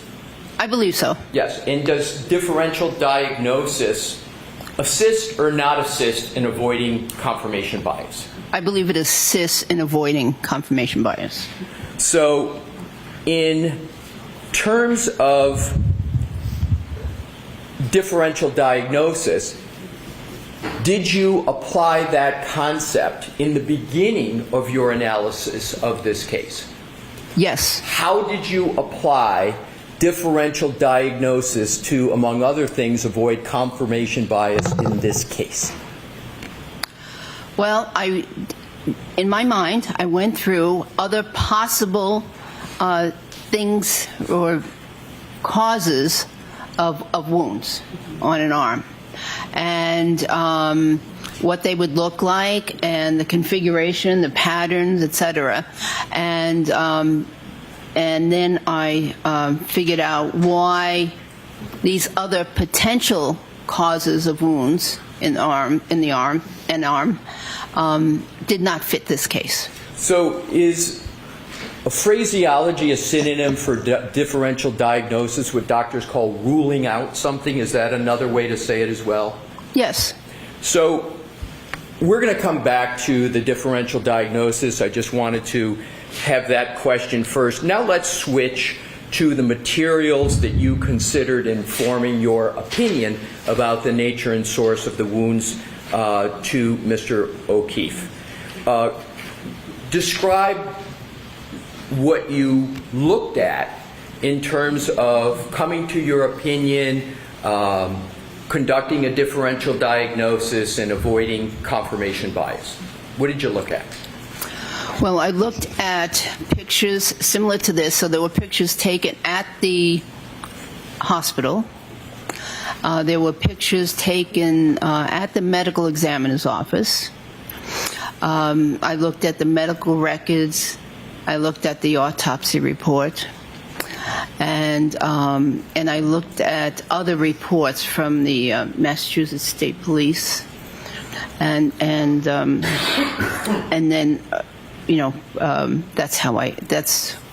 those are some of the things I looked at. Did you look at any photographs, including of clothing?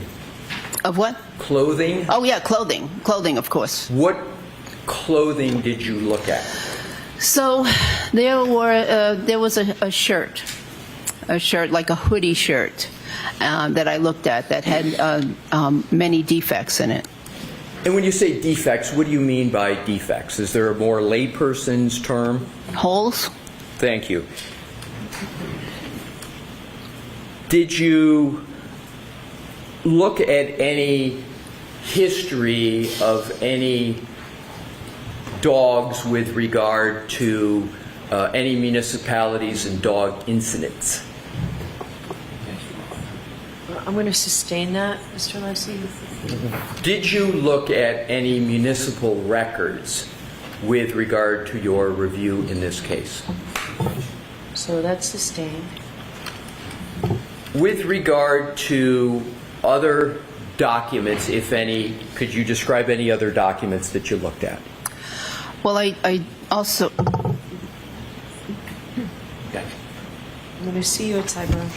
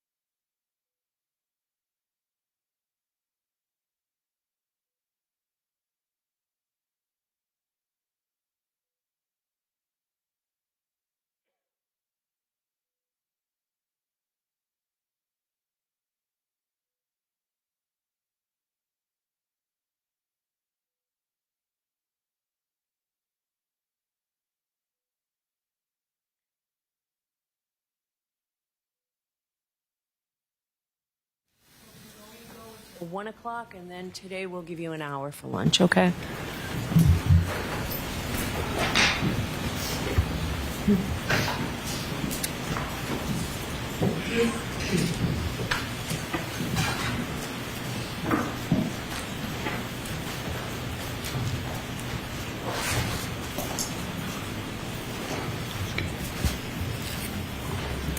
May I continue, Your Honor? Yes. Thank you. Thanks for your patience, Dr. Russell. We had broke off where you had described the materials that you had reviewed. Based on your, and Mr. Woke, if we could please put the exhibit that we just had, and with Your Honor's permission, republish it. Thank you. Based on your review of all the materials that you had described and your experience that you had described, without stating it, were you able to come to any conclusions or opinions about the source and nature of the injuries that you see depicted on that exhibit? Yes. And what is your opinion and conclusion concerning those injuries? Those wounds were inflicted as the result of a dog attack. I'm sorry, I didn't hear you. Can you speak a little louder? They were inflicted as the result of a dog attack. And how did you form that opinion? Just describe your thought process to the jury. Well, there are multiple groupings of wounds. Do you have the pointer? I there? do. And if you could use the screen that Her Honor has requested. So there are multiple groupings of wounds right here. Here's one on the what I'll consider the upper arm, which is above the elbow. Here's another grouping. Here's an interesting complex grouping at the elbow. These are all at the posterior surface of the arm. And there's another grouping down here on the forearm. These multiple groupings are patterns. And they are, in my opinion, were inflicted by the teeth and claws of a dog. We've discussed previously pattern recognition skills and methodology, and you just mentioned the word pattern here. Can you elaborate on what you mean by pattern with regard to this exhibit? So there are groupings, and one can see that these wounds are going essentially in the same direction. They are oriented in the same way almost from the inner, close to the inner surface of the arm or the anterior surface towards the posterior surface. What is the arm. significance, if any, of that orientation you just described?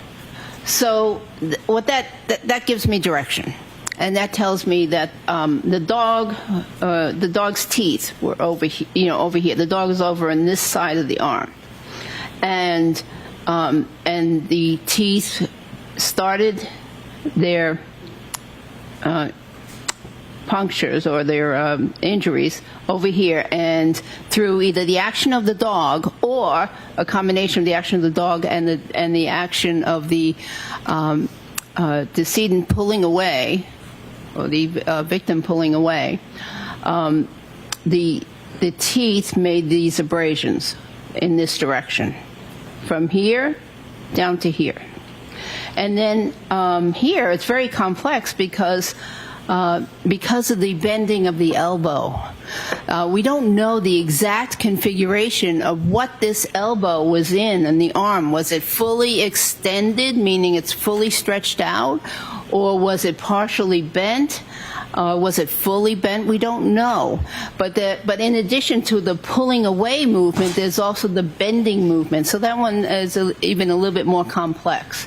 And of course, there are some additional marks down here and some possible bruising down here, punctate marks down here, which may represent the lower teeth. If we could just stop at that area, have you observed in your experience what you call that complex area pattern? Have you seen that before? Not that exact pattern, no. But have you seen any that is similar to it? I've seen some characteristics of these patterns before, right. Yes. And it is the appropriate methodology to zero in on one section, or is the appropriate pattern methodology to look at all the wounds and then reach a conclusion? The second, to look at all the wounds. And could you please describe... Why don't we take our recess? Okay, Your Honor. Okay. Thank you. Court, all right, please. Jury's close your notebook to follow me. Goodbye. Stunning time-lapse footage captures the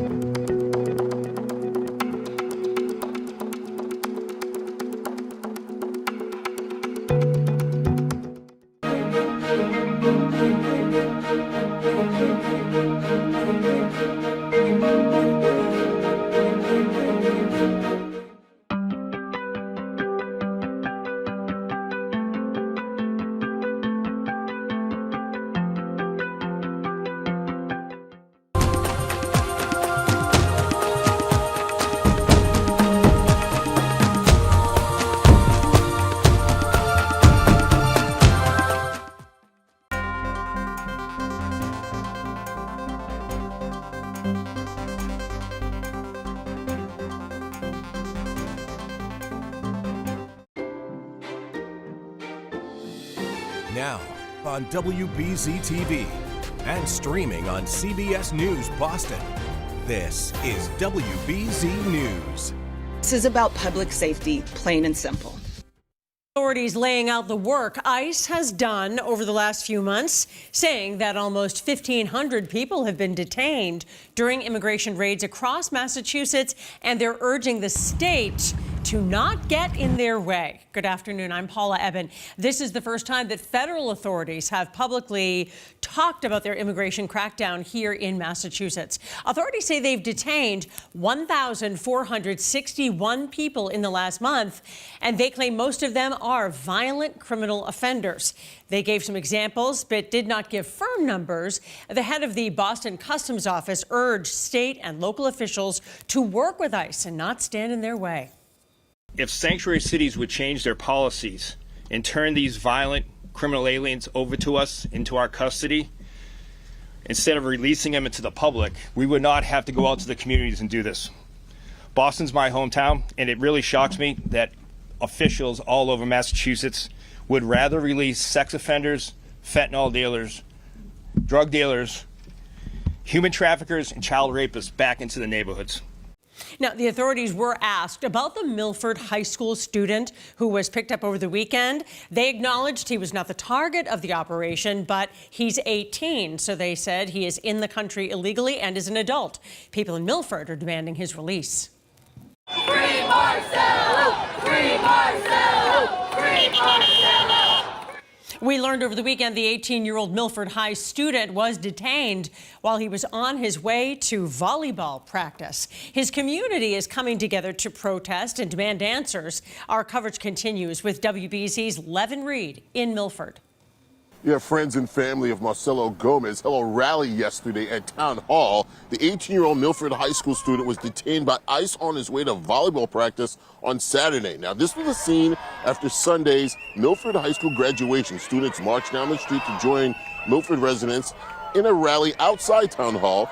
It was an emotional display of support for Marcelo Gomez. Hundreds lined the main street. The rally lasted a few hours, and cars passing by honked their horns and raised signs of support.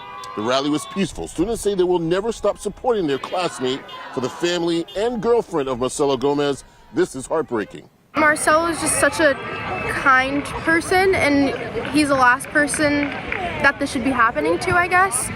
And his siblings are so young, and they're like asking questions like whether they're gonna ever see him again, you know, like this is a 9 and a 5-year-olds, I think, asking if they're gonna see their brother again. He was innocently going to a practice and he was targeted. That was Marcelo's girlfriend, Juliana Rantes. Now, Marcelo's cousin, Anna, told us that Marcelo was able to get in contact with his parents, and right now he's being detained in an ICE detention center in Burlington. In Milford, I'm Levin Reed, WBZ News. There is a walkout today in support of Marcelo Gomez. We will have updates for you throughout the day on our streaming service, CBS News Boston.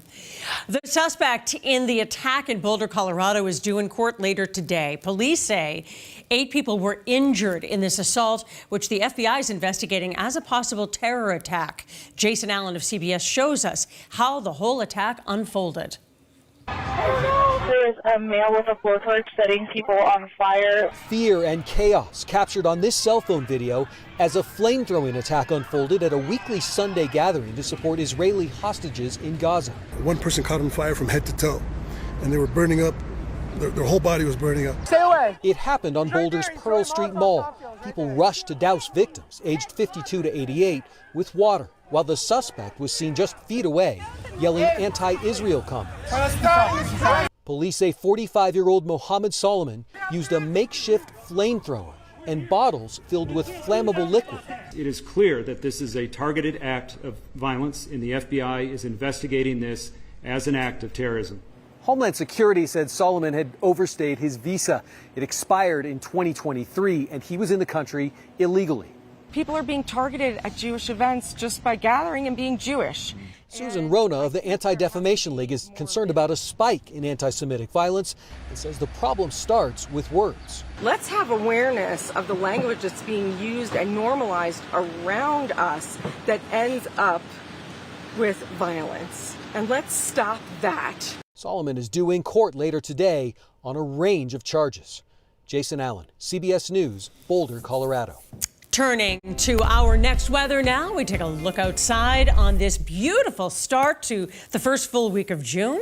We are tracking a major warm-up over the next few days with summer-like temperatures by the end of the week. So let's get right to WBZ meteorologist Jason Michael with our next weather forecast. This is more like it, Jason. Oh, this is nice to come back to from a little bit of a short vacation. Stepping outside on this Monday afternoon, everybody, look at this. Okay, these are those beautiful cotton ball-like clouds that we love to see here in the summertime, and also those beautiful blue skies. No rain in the forecast for today, nor tomorrow, nor on Wednesday as well. Beautiful high pressure and control, allowing for temperatures already to begin to warm up here. Just about 2 degrees warmer in the city of Boston from 24 hours ago. But again, we're likely going to see more warm up in terms of temperatures over the next couple days. 65 in our beautiful city as of right now, and all points are moving towards the 70s arriving for us later on today. Breezy right along the Atlantic coast there, but also breezy in the interior southern New England, around 10 to 15 miles per hour. We could likely be experiencing gusts around 20 to 25 as we set foot into the afternoon and also the evening hours after we make way towards the mid to low 70s. Still with a cooler breeze out in the outer Cape as well as the island, so we can expect that. But again, as we move towards Tuesday and Wednesday, the heat will be on, and we're likely to be sizzling, Paula, as we move from Wednesday to Thursday, and Thursday likely to Friday as well. But of course, as we look at the weekend We also see rain chances moving back in as well. We'll talk about that coming up in the full forecast. We'll see you in just a few minutes. Jason, thanks so much. It was an intense start to the Karen Reed trial today. Defense attorneys battled with a witness they called to the stand. And Michael Proctor's text messages came up again. WBZ's Penny Commit is at the courthouse in Dedham to show us how. In that document, are there inappropriate comments that your friend Michael Proctor made about one of his investigations? There are. Was it about this case here? It was. A stark change from Karen Reed's first trial. Michael Proctor's offensive text messages about the defendant. She's a whack job. See you. Were not read by the former state trooper himself. This time, they were read aloud by prosecutor Hank Brennan, while Proctor's friend, Jonathan Diamandis, who was in the group chat in which these text messages were sent but did not respond, confirmed them. She's a whack job, and then uses the C word to describe. Is that accurate? That's accurate. He then says, yeah, she's a babe. Weird Fall River accent, though. But do these crude texts equal a corrupt investigation? In your conversations with Mr. Proctor, has he ever suggested framing a defendant, including this defendant? Absolutely not. Good morning. Then, hostile direct examination of Kelly Dever, a current Boston police officer who previously worked in Canton. Do you want to be here today, now? I am put on the stand in a murder trial. I don't know why I'm here. I have no connection to this case. Dever was working dispatch when Karen Reed's Lexus was brought to the Canton Sallyport. When asked by defense attorney Alan Jackson if she saw anything unusual, You threatened to charge me with perjury during our phone call prior to the first trial if I didn't lie on the stand right now. I was never on the scene. I never spoke to a witness. I never met a victim. I never spoke with a suspect. This was just a random shift for me 3.5 years ago. And up next to the stand is emergency room doctor Marie Russell, who the prosecution actually tried to get excluded from this trial. You may remember during Karen Reed's first trial, she testified that the injuries to John O'Keefe's arm were consistent with a dog attack. So still a lot more to come today. In Dedham, I'm Penny Commit, WBZ News. You can watch the trial live on our streaming service, CBS News Boston. You can also catch full clips of any testimony you missed on YouTube. Just go to youtube.com and search CBS News Boston. 2 people were killed in a crash on 495 in Haverhill. State police received a call at about 3:45 this morning about a person walking in the median of 495 in the area of exit 107. Well, when troopers arrived, police attended to the person who said they were involved in a crash with 2 others. Troopers searched for the vehicle and eventually found it deep down an embankment. Officials said 2 people were found dead in that vehicle. The crash is being investigated. Delegations from Russia and Ukraine have ended their latest peace talks in Turkey after just over an hour. Ukrainian President Volodymyr Zelensky said both sides, quote, exchanged documents through the Turkish side, and we are preparing a new release of prisoners of the war. Today's talks came a day after a surprise drone attack from Ukraine destroyed more than 40 warplanes at air bases in Russia. Coming up here on WBZ News, Governor Healy lays out her plan for utilizing unused land in the state.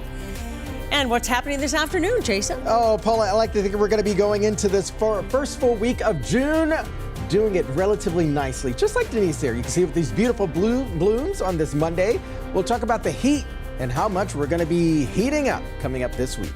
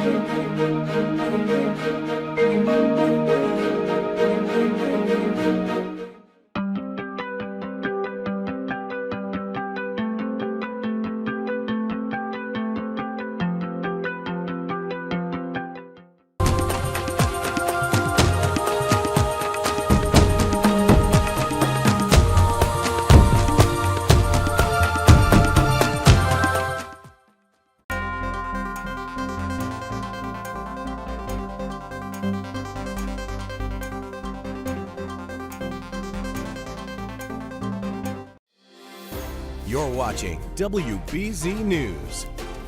The Healy administration's identifying opportunities for housing development through the use of surplus land. Today, Governor Healy said state agencies have identified more than 36 parcels covering about 450 acres. She said the parcels could be used to build several thousand homes throughout Massachusetts. It's a huge undertaking. This has never been done before, but we're really excited about it, and it's going to be good for the state as we look to unlock more public land to turn that into viable housing options for people. This is all part of the Healy administration's priority to address the state's housing shortage. Earlier efforts included expanding tax credits for developers to increase production and passing the Affordable Homes Act. Well, Jason is back now with a full look at our next weather forecast. And I like how you said this morning, we kind of step up every day to those really warm temperatures by Friday. Stair-stepping or tiptoeing, however we're going to be dealing with here, we're actually going to be moving in the right direction. So if the weekend got you down from the rain on Saturday and just a few spot showers yesterday, I'm here to tell you, it's definitely going to be another gorgeous day today, tomorrow, and likely on Wednesday. And one of the other things you are likely going to experience, in addition to a lot of the stability, will be a lot of the allergens. I have been suffering from it. You perhaps have been suffering from it. And because we've had a lot of rain and also a lot of sunshine throughout the course of the work weeks, at least, our allergens have been allowing for a lot of the pollen to just run amok across the region. So allergens are elevated today, tomorrow, Wednesday, and Thursday. But as allergens go up, so do the rain chances begin to go up on the tail end of that as well. One of the key tenets of what we're actually going to be dealing with here this week will likely be the jet stream on the move here, allowing for a lot of the heat down south to push east of the Mississippi and race up to the north there. You can already see that jet stream is going way up to the north of Nova Scotia, and that means a lot of the warmer than average temperatures will be coming in soon as well. So we do have a few dancing clouds you can see up near the Crown of Maine, but again, the Commonwealth is dry and also stable as of right now. A little bit of a short wave arriving overnight tonight, but again, just a few spotty sprinkles. So waking up again this morning, back to the upper 40s, perhaps even low 50s. Another gorgeous sunrise, another gorgeous sunset for our Tuesday, and same goes for Wednesday. The only key differences between Tuesday and Wednesday will be that we're likely to gain another 10 degrees on top of what will likely be tomorrow's highs in the upper 70s, and perhaps even moving to near 90 degrees in several locations by Thursday and certainly by Friday. Winds will also be busy over the next 12 to 24 hours as well, expecting gusts 20 to 25 miles per hour, still coming out of the west-southwest, elevating our temperatures. That's a drier wind. We're used to that this time of year. We're in the mid-60s right now, and I think we're likely to gain another 5 to 8 degrees by the time our Monday is all said and done. So you can see where the winds are a bit breezy as well. Now, when you start to get those winds approaching 20 to 25 miles per hour and maybe exceeding 25, just remember the hanging plants. You don't want to lose those, okay? We had a lot of beautiful blooms as of late. 50s and again moving back into the 40s overnight tonight. And I think we'll have another chance to be able to view the northern lights because we're actually in the midst of a geomagnetic storm. We hadn't really had a chance to view it last night, and certainly, obviously, the sun is out right now, so you are able to view it right now. But this is where the possibility will likely be, right along the Mass Pike and perhaps even getting down towards the South Shore. Upper 40s, you can see expected overnight tonight, 50 degrees here in the city. Long-term forecast in the next 10 days. As you can see, ramping up our rain chances just in time for the weekend again, and likely going to be dealing with here as we get towards mid to late week next week. A nice pop in terms of temperatures, and then we cruise back down to where we should be heading into early next week. And even the long-term forecast, this is from the Climate Prediction Center, 8 to 14 days out, the next 2 weeks, okay, warmer than average temperatures. Now, we also see that we're likely going to be a bit more wetter than average over the next 6 to 10 days. So anytime we get those rain chances, they could definitely be adding up here. But we did get some updated drought monitor conditions, and the Commonwealth is doing really well in terms of drought conditions. More rain chances by the end of the week, and it looks like Sunday, back dry again. That's good. All right. Jason, thank you. BZ's MVPs of the week are twins from Holliston. Up next, how the duo competed in a statewide track competition, winning hearts on the field.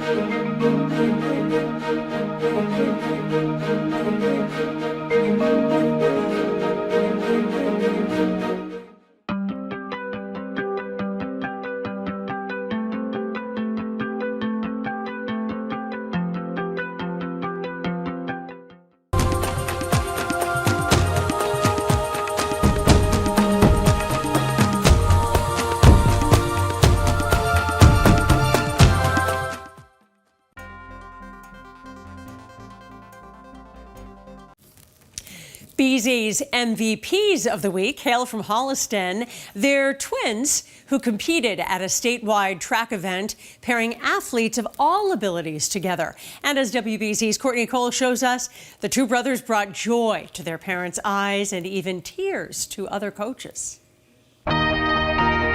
Meet twins Sam and Daniel Faria, born just minutes apart.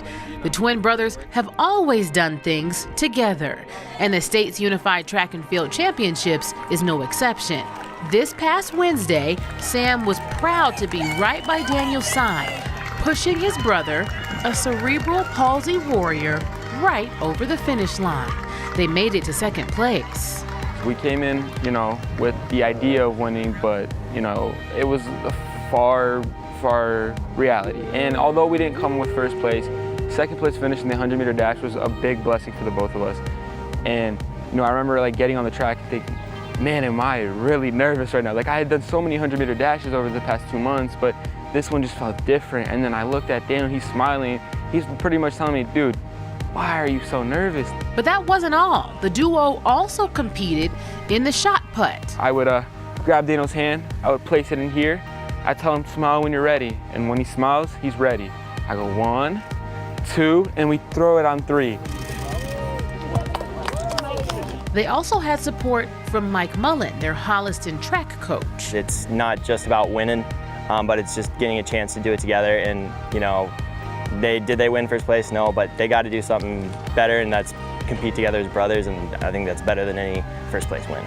Coach from Natick even reached out, said he was moved to tears by it. His nurse and caretaker Bianca Montero had nothing but joy to share as she reflected on the moment. We finally made it.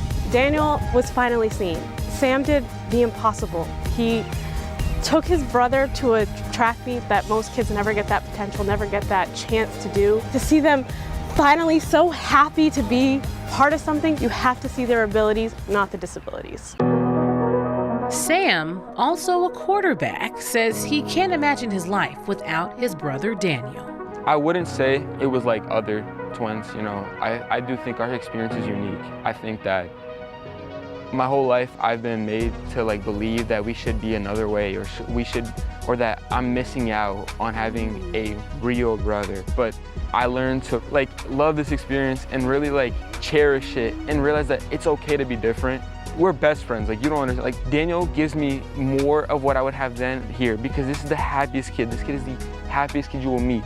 He lives life to the fullest. Mom, Consuelo, says seeing them compete together, it should be a message to the world about people with disabilities.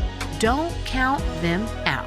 So emotional to see them doing that together, because Daniel being like that, people think oh, he cannot do anything. He has a miserable life. Poor boy. And they both prove that it's not true. They can be happy, they can enjoy life. And they can persevere. And that's what makes Sam and Daniel Faria this week's BZ's MVP. Well, they're so lucky to have each other. We'll be right back.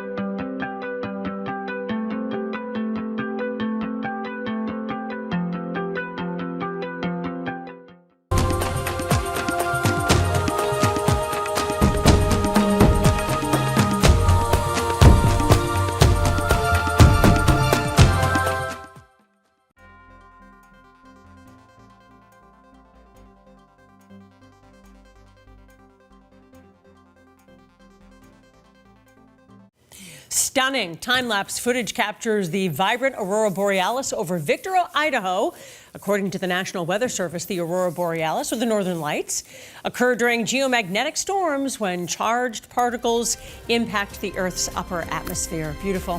Thanks for joining us. The news continues streaming on CBS News Boston. See you tomorrow.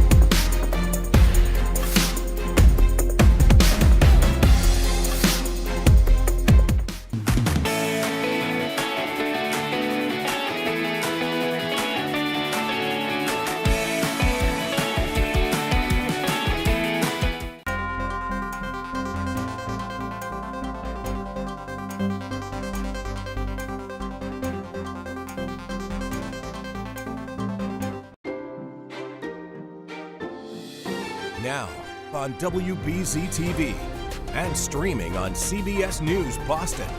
This is WBZ News. This is about public safety, plain and simple. Authorities laying out the work ICE has done over the last few months, saying that almost 1,500 people have been detained during immigration raids across Massachusetts, and they're urging the state to not get in their way. Good afternoon, I'm Paula Eben. This is the first time that federal authorities have publicly talked about their immigration crackdown here in Massachusetts. Authorities say they've detained 1,461 people in the last month, and they claim most of them are violent criminal offenders. They gave some examples, but did not give firm numbers. The head of the Boston Customs Office urged state and local officials to work with ICE and not stand in their way. If sanctuary cities would change their policies and turn these violent criminal aliens over to us, into our custody, instead of releasing them into the public, we would not have to go out to the communities and do this. Boston's my hometown, and it really shocks me that officials all over Massachusetts would rather release sex offenders, fentanyl dealers, drug dealers, human traffickers, and child rapists back into the neighborhoods. Now, the authorities were asked about the Milford High School student who was picked up over the weekend. They acknowledged he was not the target of the operation, but he's 18, so they said he is in the country illegally and is an adult. People in Milford are demanding his release.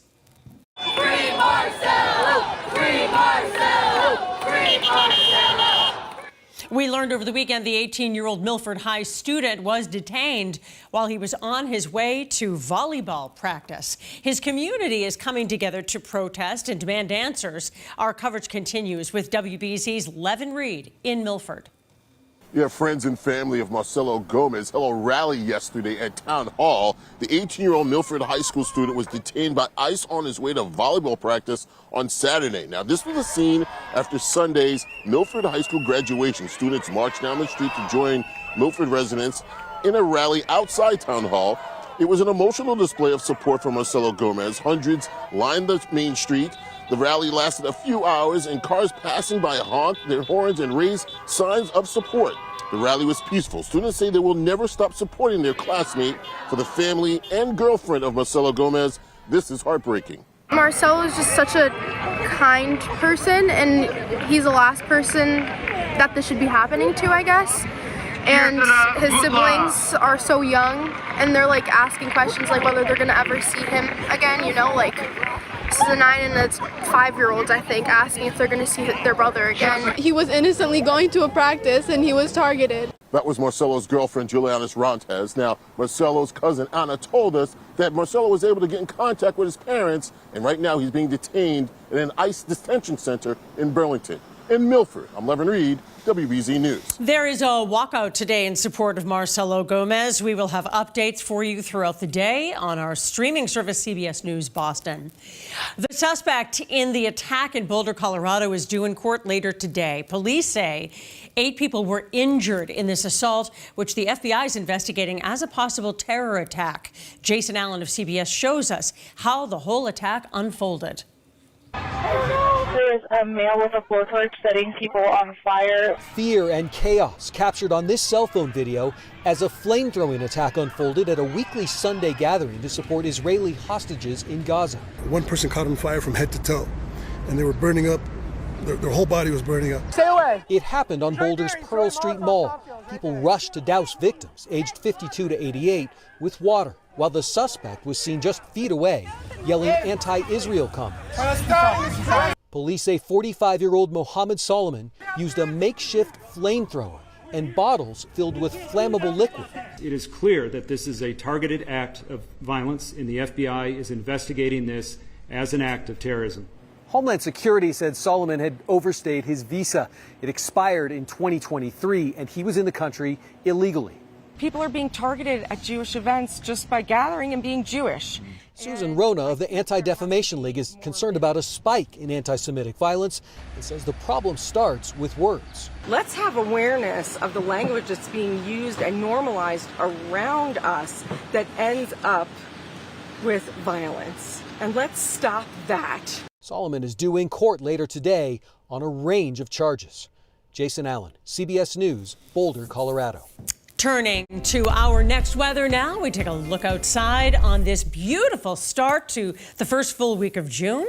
We are tracking a major warm-up over the next few days with summer-like temperatures by the end of the week. So let's get right to WBZ meteorologist Jason Michael with our next weather forecast. This is more like it, Jason. Oh, this is nice to come back to from a little bit of a short vacation. Stepping outside on this Monday afternoon, everybody, look at this. Okay, these are those beautiful cotton ball-like clouds that we love to see here in the summertime, and also those beautiful blue skies. No rain in the forecast for today, nor tomorrow, nor on Wednesday as well. Beautiful high pressure and control allowing for temperatures already to begin to warm up here. Just about 2 degrees warmer in the city of Boston from 24 hours ago. But again, we're likely going to see more warm up in terms of temperatures over the next couple days. 65 in our beautiful city as of right now, and all points are moving towards the 70s arriving for us later on today. Breezy right along the Atlantic coast there, but also breezy in the interior southern New England, around 10 to 15 miles per hour. We could likely be experiencing gusts around 20 to 25 as we set foot into the afternoon and also the evening hours after we make way towards the mid to low 70s.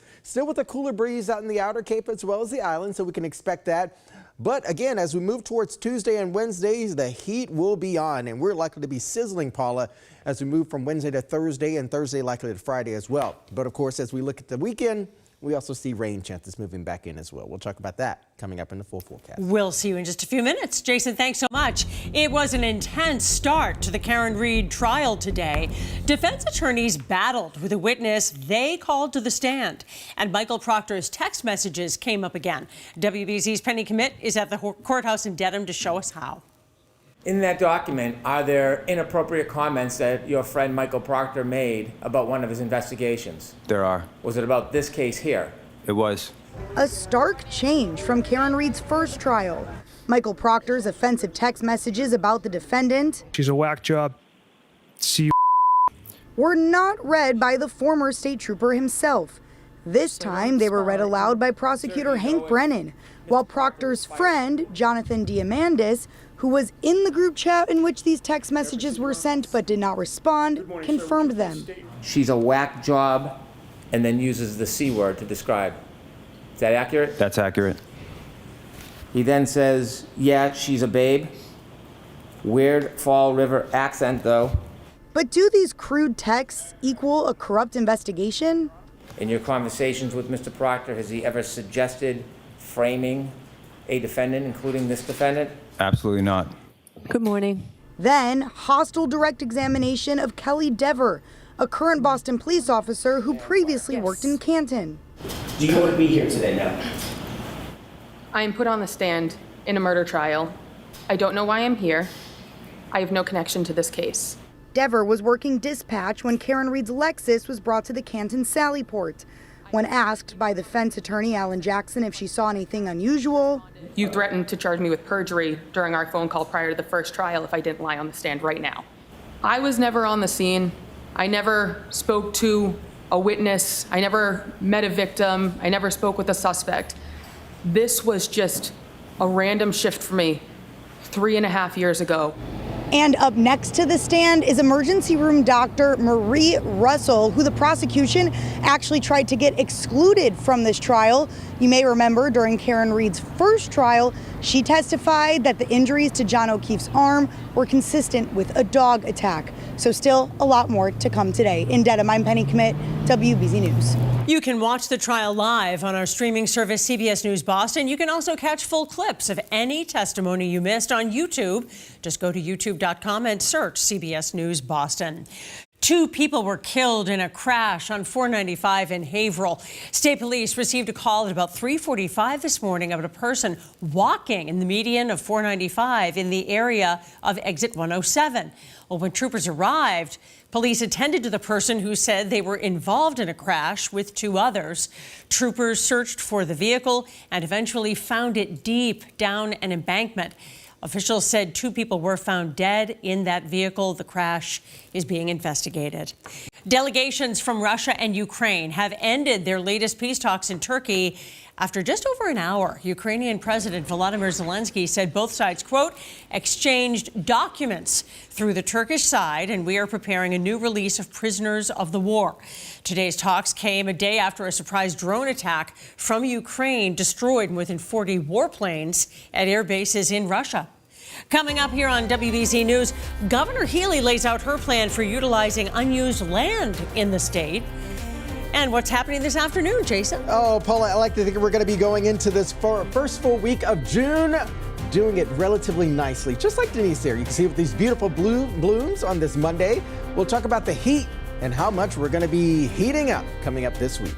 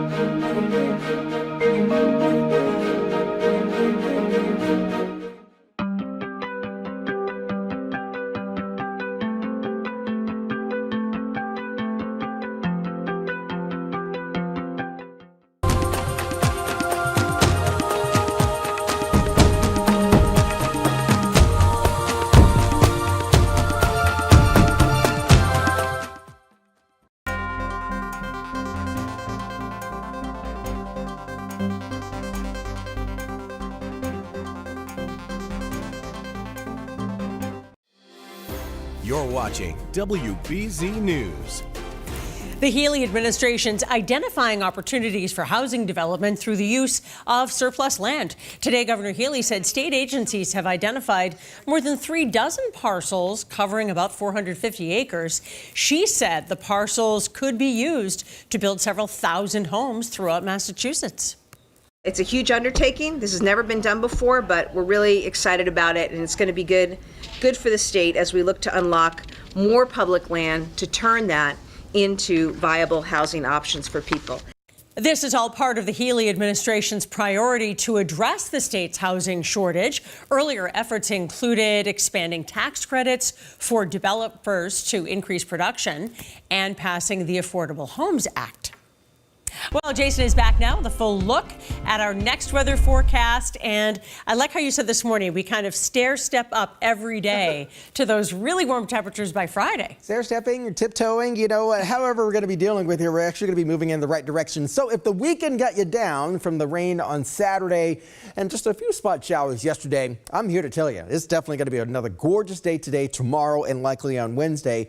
And one of the other things you are likely going to experience, in addition to a lot of the stability, will be a lot of the allergens. I have been suffering from it. You perhaps have been suffering from it.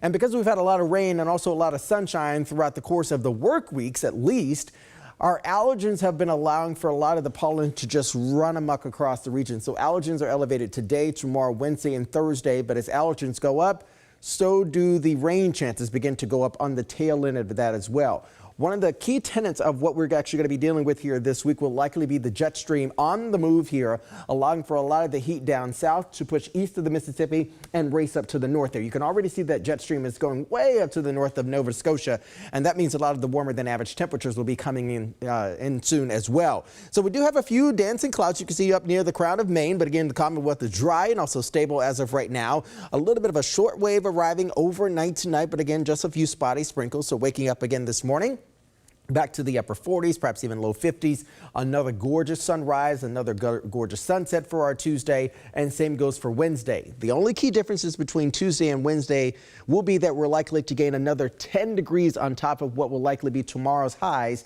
in the upper 70s, and perhaps even moving to near 90 degrees in several locations by Thursday and certainly by Friday. Winds will also be busy over the next 12 to 24 hours as well, expecting gusts 20 to 25 miles per hour, still coming out of the west-southwest, elevating our temperatures. That's a drier wind. We're used to that this time of year. We're in the mid-60s right now, and I think we're likely to gain another 5 to 8 degrees by the time our Monday is all said and done. So you can see where the winds are a bit breezy as well. Now, when you start to get those winds approaching 20 to 25 miles per hour and maybe exceeding 25, just remember the hanging plants. You don't want to lose those, okay? We had a lot of beautiful blooms as of late. 50s and again moving back into the 40s overnight tonight. And I think we'll have another chance to be able to view the northern lights because we're actually in the midst of a geomagnetic storm. We hadn't really had a chance to view it last night, and certainly, obviously, the sun is out right now, so you are able to view it right now. But this is where the possibility will likely be, right along the Mass Pike and perhaps even getting down towards the South Shore. Upper 40s, you can see expected overnight tonight, 50 degrees here in the city. Long-term forecast in the next 10 days. As you can see, ramping up our rain chances just in time for the weekend again, and likely going to be dealing with here as we get towards mid to late week next week. A nice pop in terms of temperatures, and then we cruise back down to where we should be heading into early next week. And even the long-term forecast, this is from the Climate Prediction Center, 8 to 14 days out, the next 2 weeks, okay, warmer than average temperatures. Now, we also see that we're likely going to be a bit more wetter than average over the next 6 to 10 days. So anytime we get those rain chances, they could definitely be adding up here. But we did get some updated drought monitor conditions, and the Commonwealth is doing really well in terms of drought conditions. More rain chances by the end of the week, and looks like Sunday, back dry again. That's good. All right. Jason, thank you. BZ's MVPs of the week are twins from Holliston. Up next, how the duo competed in a statewide track competition, winning hearts on the field.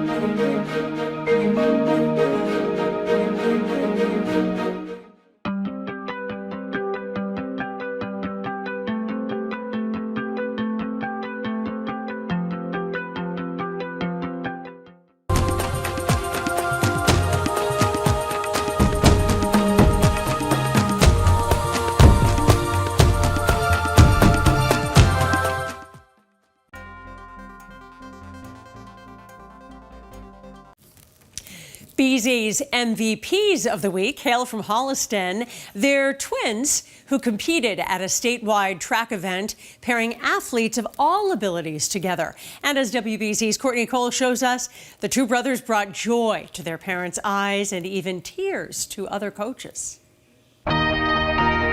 Meet twins Sam and Daniel Faria, born just minutes apart. The twin brothers have always done things together, and the state's Unified Track and Field Championships is no exception.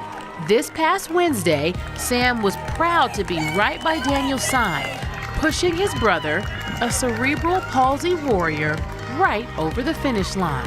They made it to second place. We came in, with the idea of winning, but, it was a far reality. And although we didn't come with first place, second place finish in the 100-meter dash was a big blessing for the both of us. And, I remember getting on the track and thinking, man, am I really nervous right now? I had done so many 100-meter dashes over the past 2 months, but this one just felt different. And then I looked at Daniel, he's smiling. He's pretty much telling me, dude, why are you so nervous? But that wasn't all. The duo also competed in the shot put. I would grab Daniel's hand, I would place it in here. I tell him, smile when you're ready. And when he smiles, he's ready. I go 1, 2, and we throw it on 3. They also had support from Mike Mullen, their Holliston track coach. It's not just about winning, but it's just getting a chance to do it together. And, did they win first place? No, but they got to do something better, and that's compete together as brothers, and I think that's better than any first place win. Coach from Natick even reached out, said he was moved to tears by it. His nurse and caretaker Bianca Montero had nothing but joy to share as she reflected on the moment. We finally made it. Daniel was finally seen. Sam did the impossible.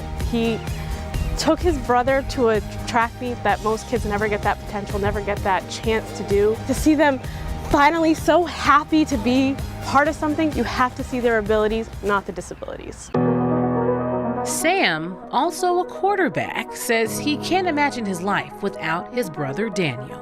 I wouldn't say it was like other twins, I do think our experience is unique. I think that my whole life I've been made to believe that we should be another way, or that I'm missing out on having a real brother. But I learned to love this experience and really cherish it and realize that it's okay to be different. We're best friends, you don't understand. Daniel gives me more of what I would have then here, because this is the happiest kid. This kid is the happiest kid you will meet. He lives life to the fullest. Mom, Consuelo, says seeing them compete together, it should be a message to the world about people with disabilities. Don't count them out. So emotional to see them doing that together, because Daniel being like that, people think oh, he cannot do anything.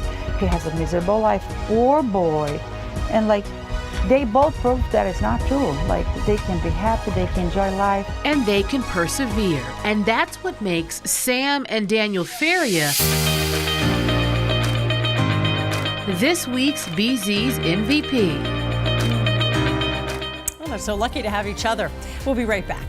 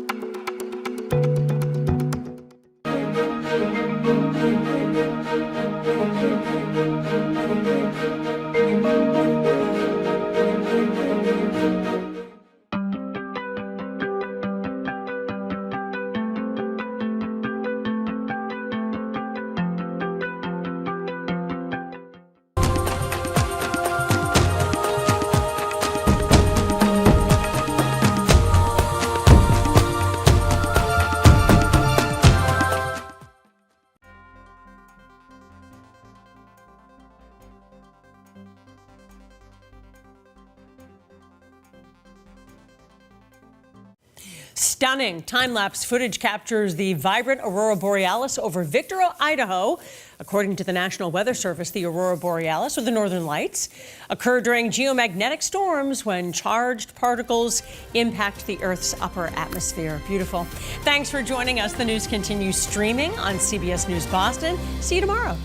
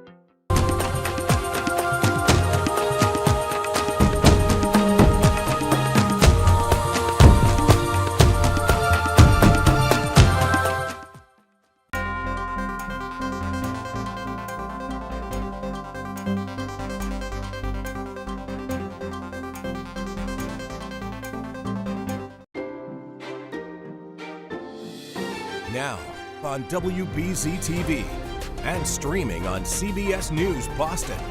This is WBZ News. This is about public safety, plain and simple.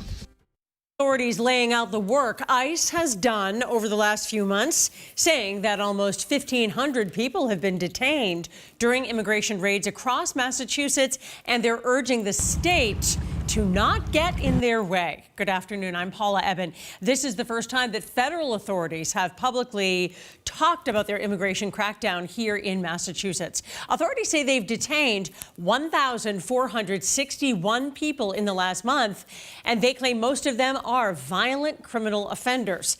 They gave some examples, but did not give firm numbers. The head of the Boston Customs Office urged state and local officials to work with ICE and not stand in their way. If sanctuary cities would change their policies and turn these violent criminal aliens over to us, into our custody, instead of releasing them into the public, we would not have to go out to the communities and do this.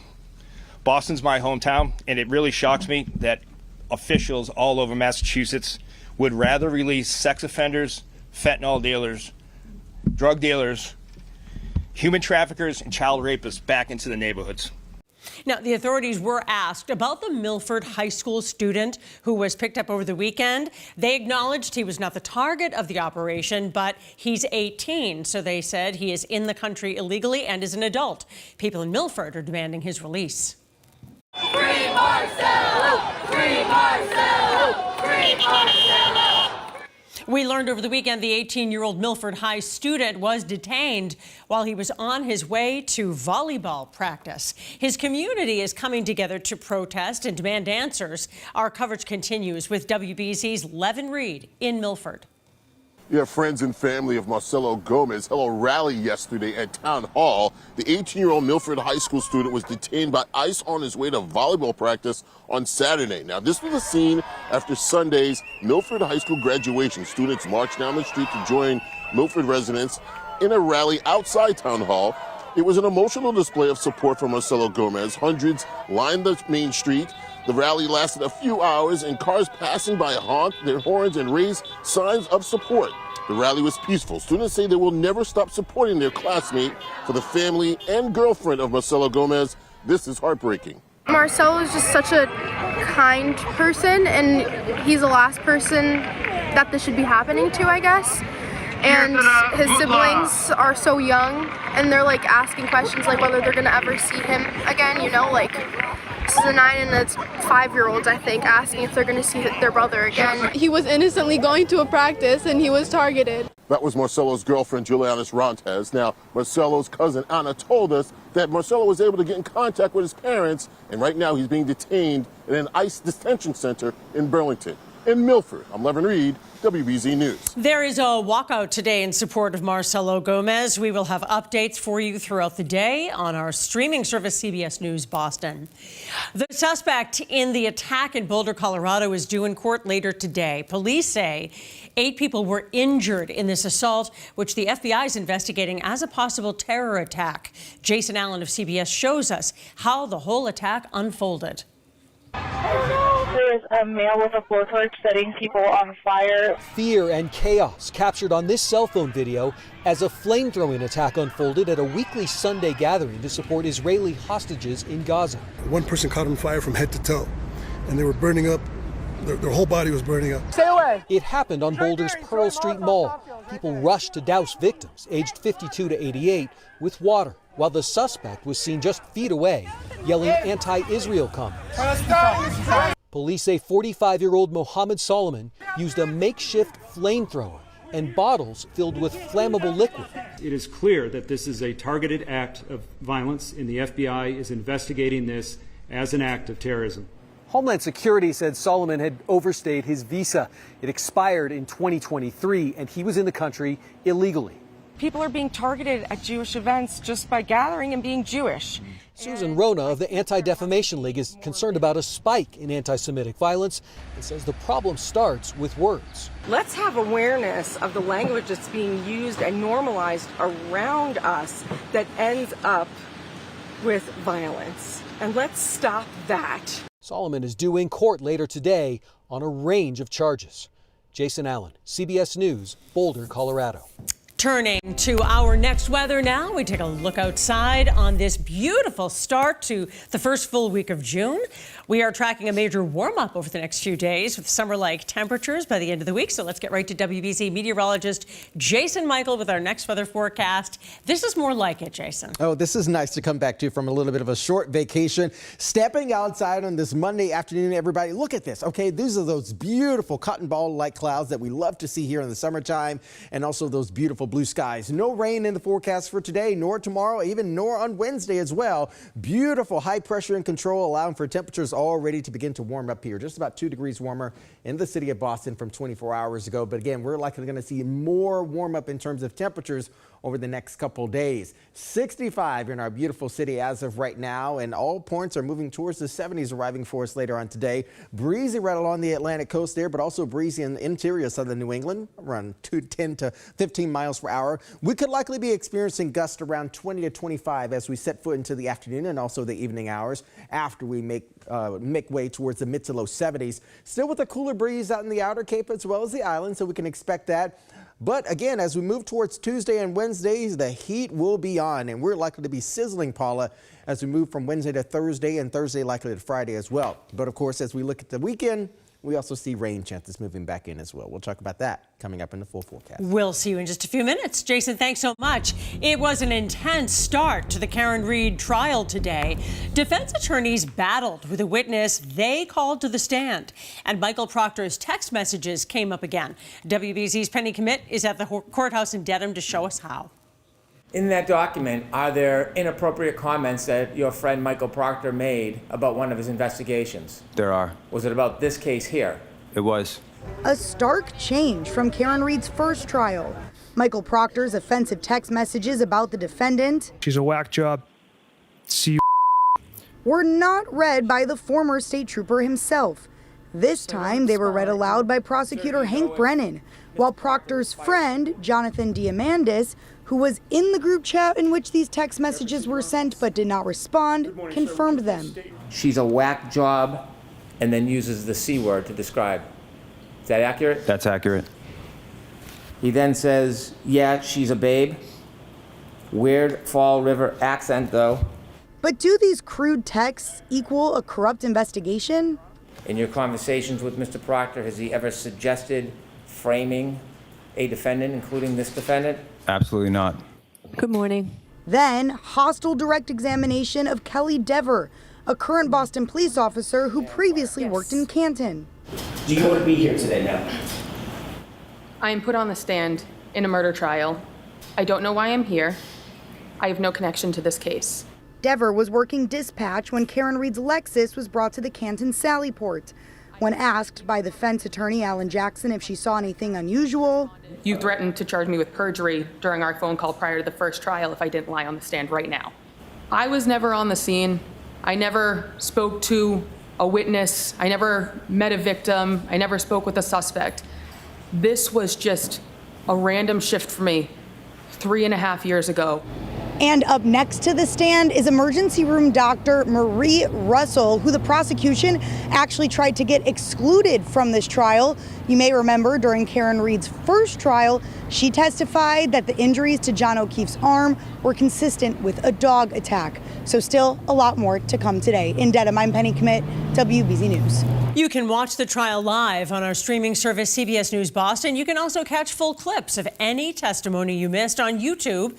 Just go to youtube.com and search CBS News Boston. 2 people were killed in a crash on 495 in Haverhill. State police received a call at about 3:45 this morning about a person walking in the median of 495 in the area of exit 107. Well, when troopers arrived, police attended to the person who said they were involved in a crash with 2 others. Troopers searched for the vehicle and eventually found it deep down an embankment. Officials said 2 people were found dead in that vehicle. The crash is being investigated. Delegations from Russia and Ukraine have ended their latest peace talks in Turkey after just over an hour. Ukrainian President Volodymyr Zelensky said both sides, quote, exchanged documents through the Turkish side, and we are preparing a new release of prisoners of the war. Today's talks came a day after a surprise drone attack from Ukraine destroyed more than 40 warplanes at air bases in Russia. Coming up here on WBZ News, Governor Healy lays out her plan for utilizing unused land in the state. And what's happening this afternoon, Jason? Oh, Paula, I like to think we're going to be going into this first full week of June, doing it relatively nicely, just like Denise there. You can see with these beautiful blooms on this Monday. We'll talk about the heat and how much we're going to be heating up coming up this week.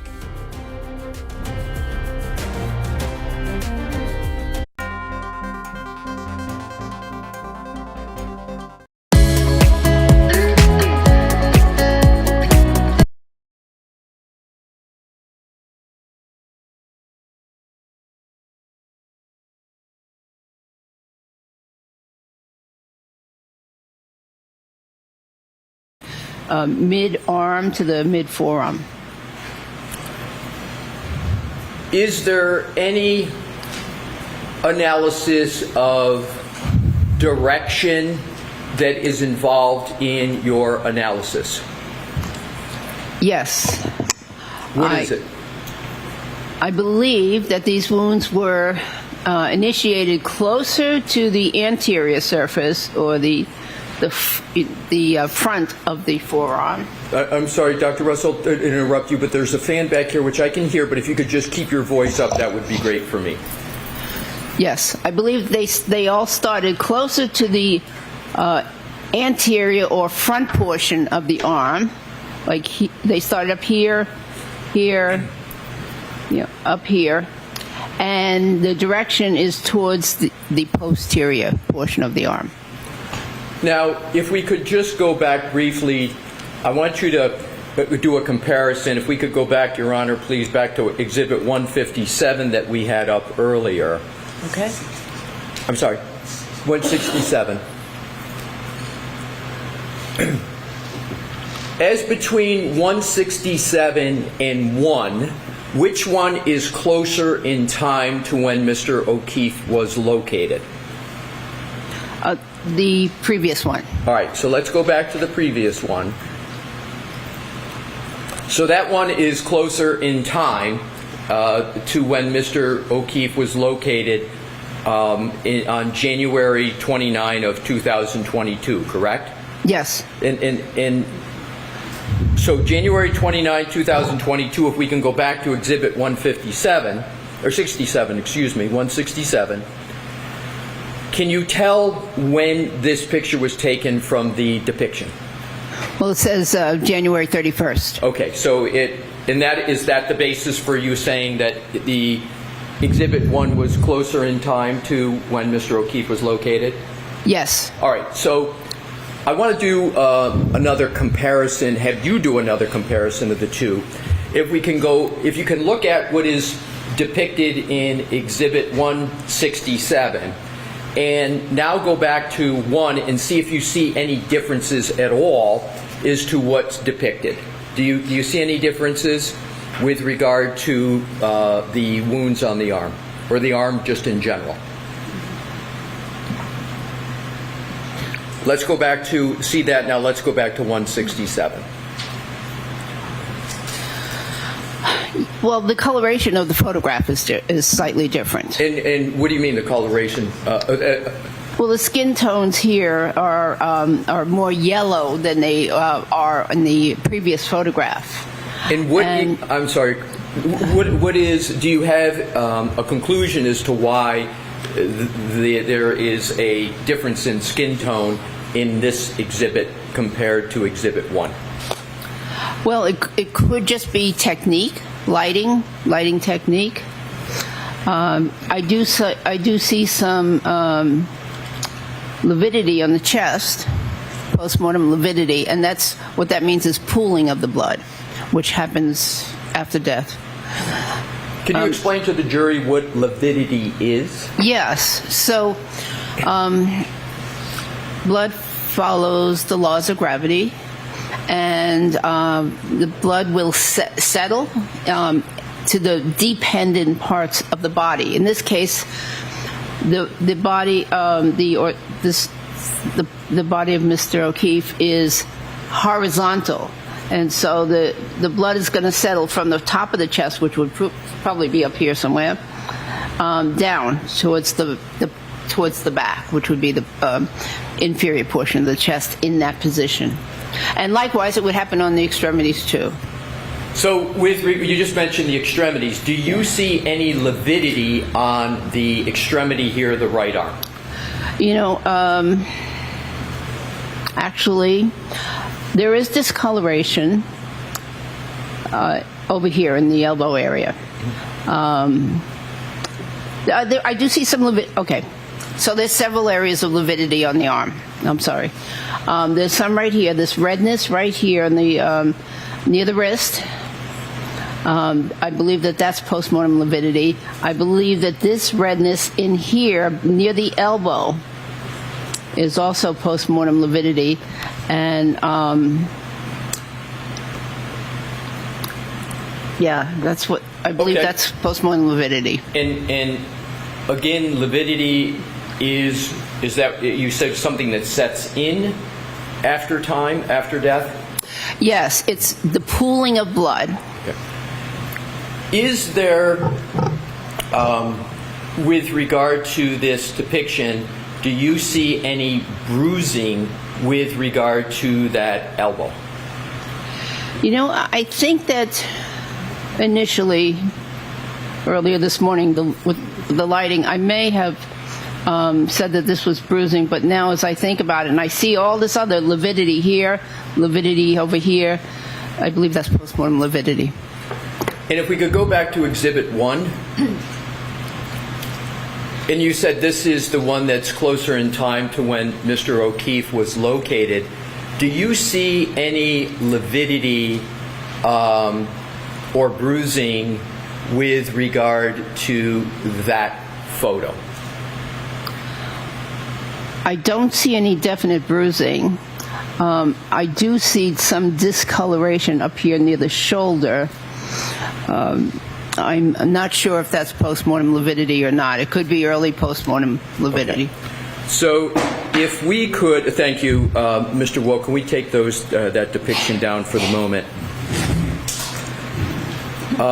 What I'd like to do is to, and we'll come back to that. If we could have the lights back on, please.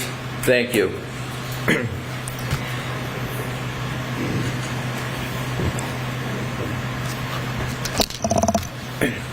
Have you had experience prior to this case in performing your pattern recognition methodology skills with regard to dog-inflicted wounds on humans? In other words, have you seen dog-inflicted wounds that have a pattern on humans?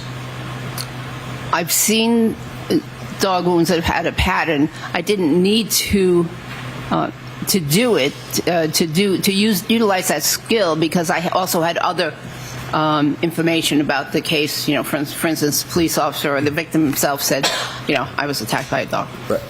And for those that can you give an example, like in the ER, just as to how you would come to have that knowledge or otherwise? How would you generally come to have the knowledge as to a potential source of the wound? Oftentimes it's the victim that tells me, or in the case of the law enforcement dog bites, I had both victim and police officers tell me that the police dog inflicted these wounds. And so and how many times generally in your career, we discussed it this morning, how many times generally did someone present with dog-inflicted wounds and you were told that these wounds were from a dog? Roughly how many in your career? Well, all of the law enforcement dog bites, so that would be 40 to 60 or so of those, plus most of the non-law enforcement dog bites, the patients or the mother have said, a dog bit me or a dog bit my son.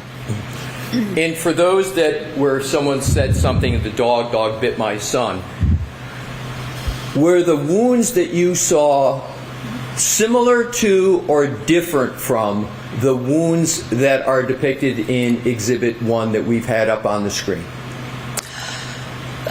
On the civilian dog bites, there's some similarities, but not as many striations on the civilian dog bites. And are the more striations on what's depicted in Exhibit 1, does that lead you to more easily conclude it's from a dog bite, or is it harder for you to conclude it's from a dog bite?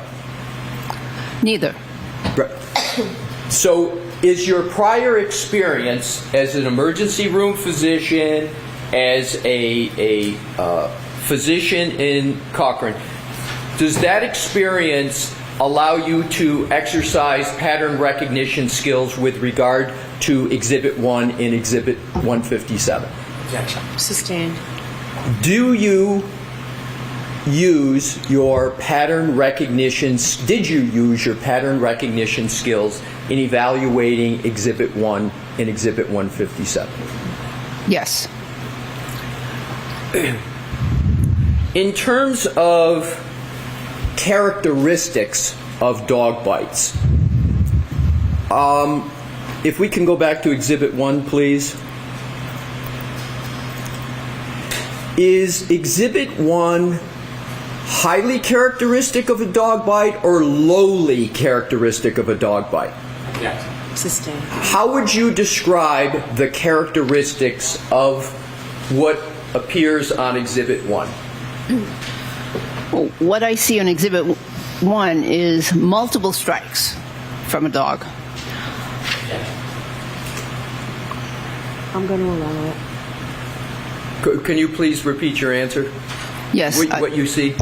Multiple strikes from a dog.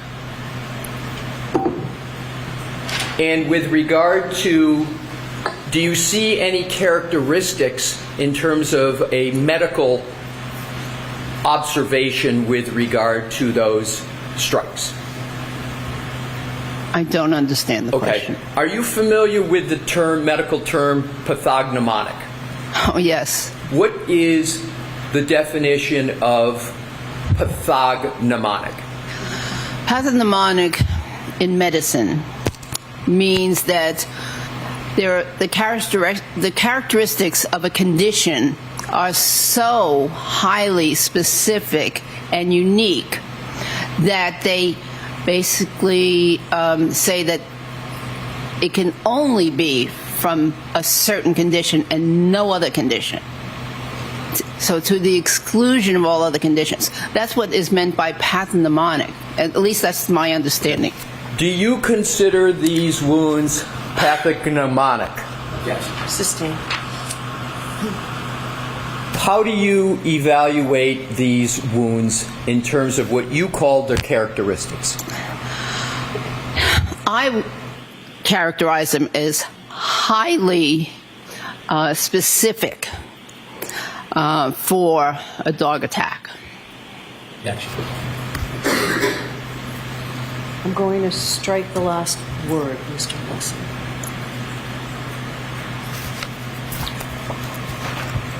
In terms of the characteristics that you have talked about, are there any other aspects of dog dentition that you can discern from Exhibit 1?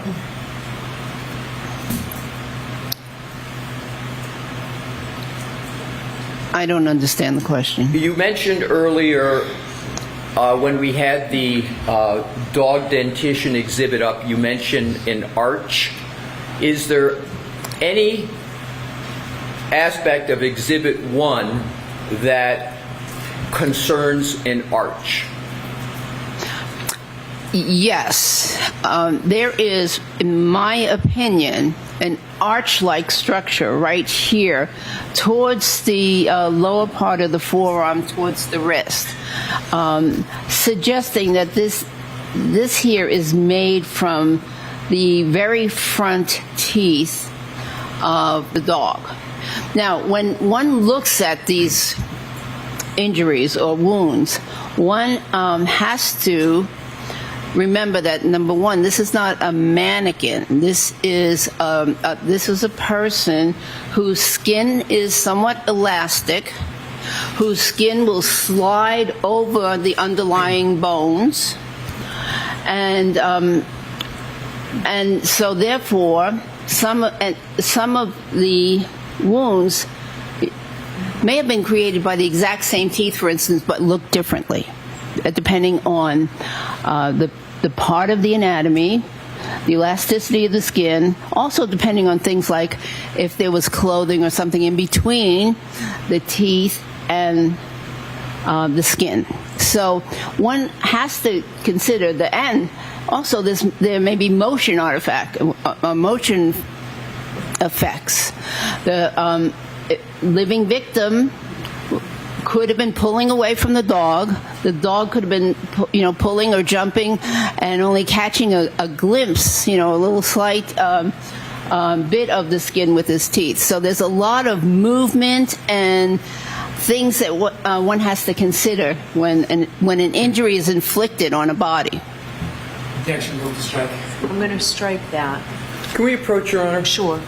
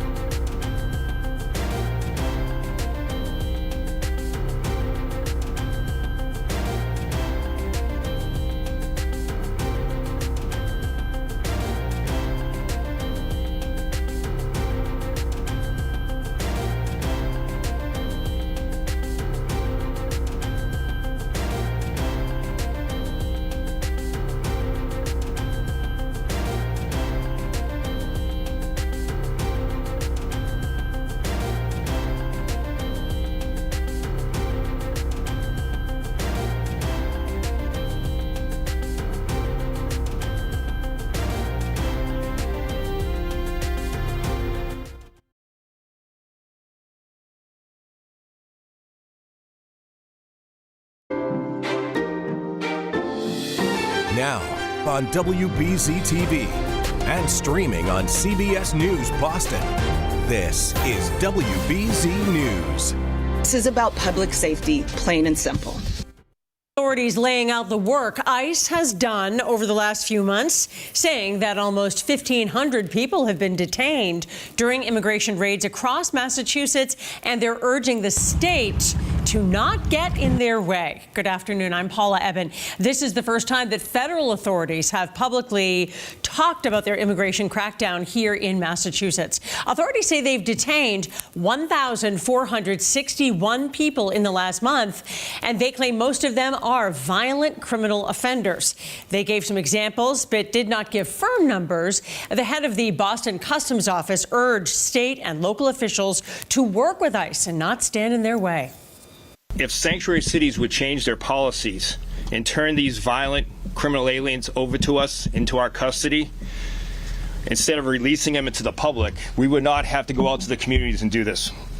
Boston's my hometown, and it really shocks me that officials all over Massachusetts would rather release sex offenders, fentanyl dealers, drug dealers, human traffickers, and child rapists back into the neighborhoods. Now, the authorities were at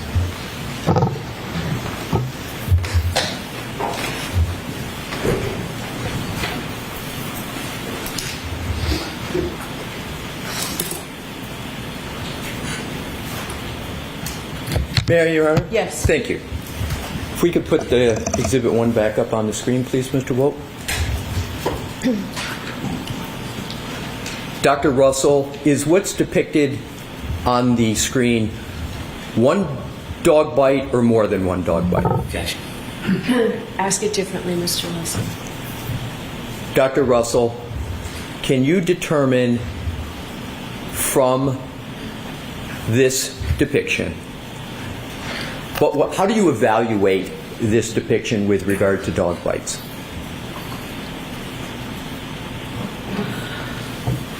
Well, I see several groupings of wounds. Here's one grouping up near the shoulder. Here's another distinct grouping near the elbow, but above the elbow. Here is a third grouping around the back of the elbow and the upper forearm. Here's some additional marks.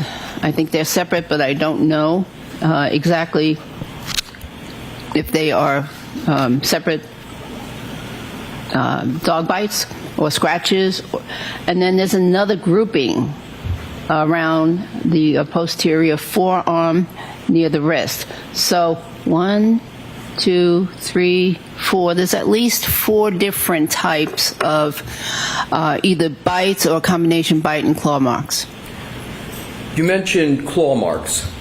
Is there any evidence of claw marks in this exhibit?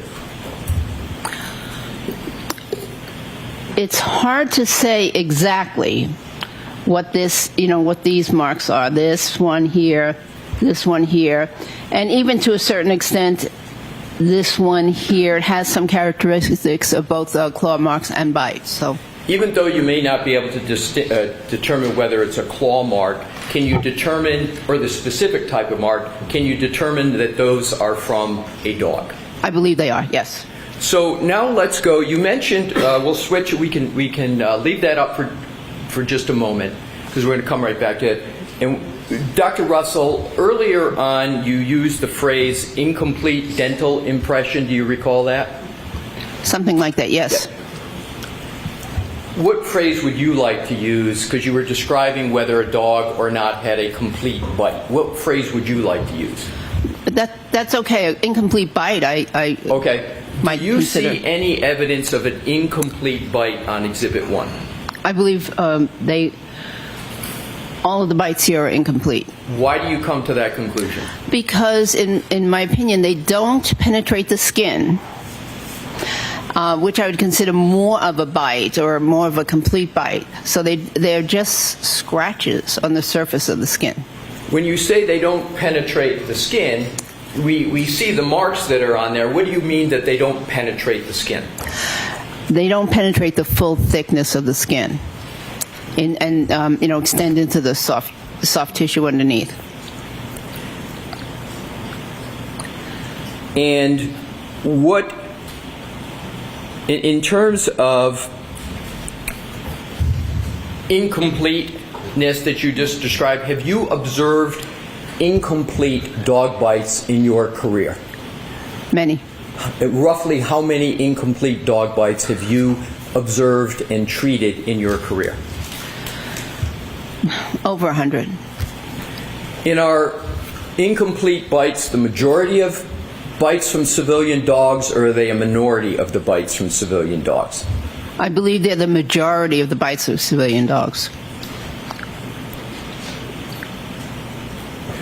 Did you determine whether these wounds occurred at the same time? I believe they did. Why do you come to the conclusion that they occurred at the same time?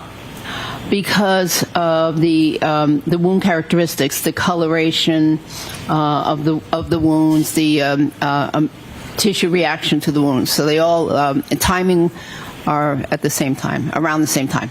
Did you determine whether these wounds were sustained by Mr. O'Keefe before or after he died? Before he died. How do you reach the conclusion that these wounds were suffered by Mr. O'Keefe before he died? Because they have what we call a vital reaction.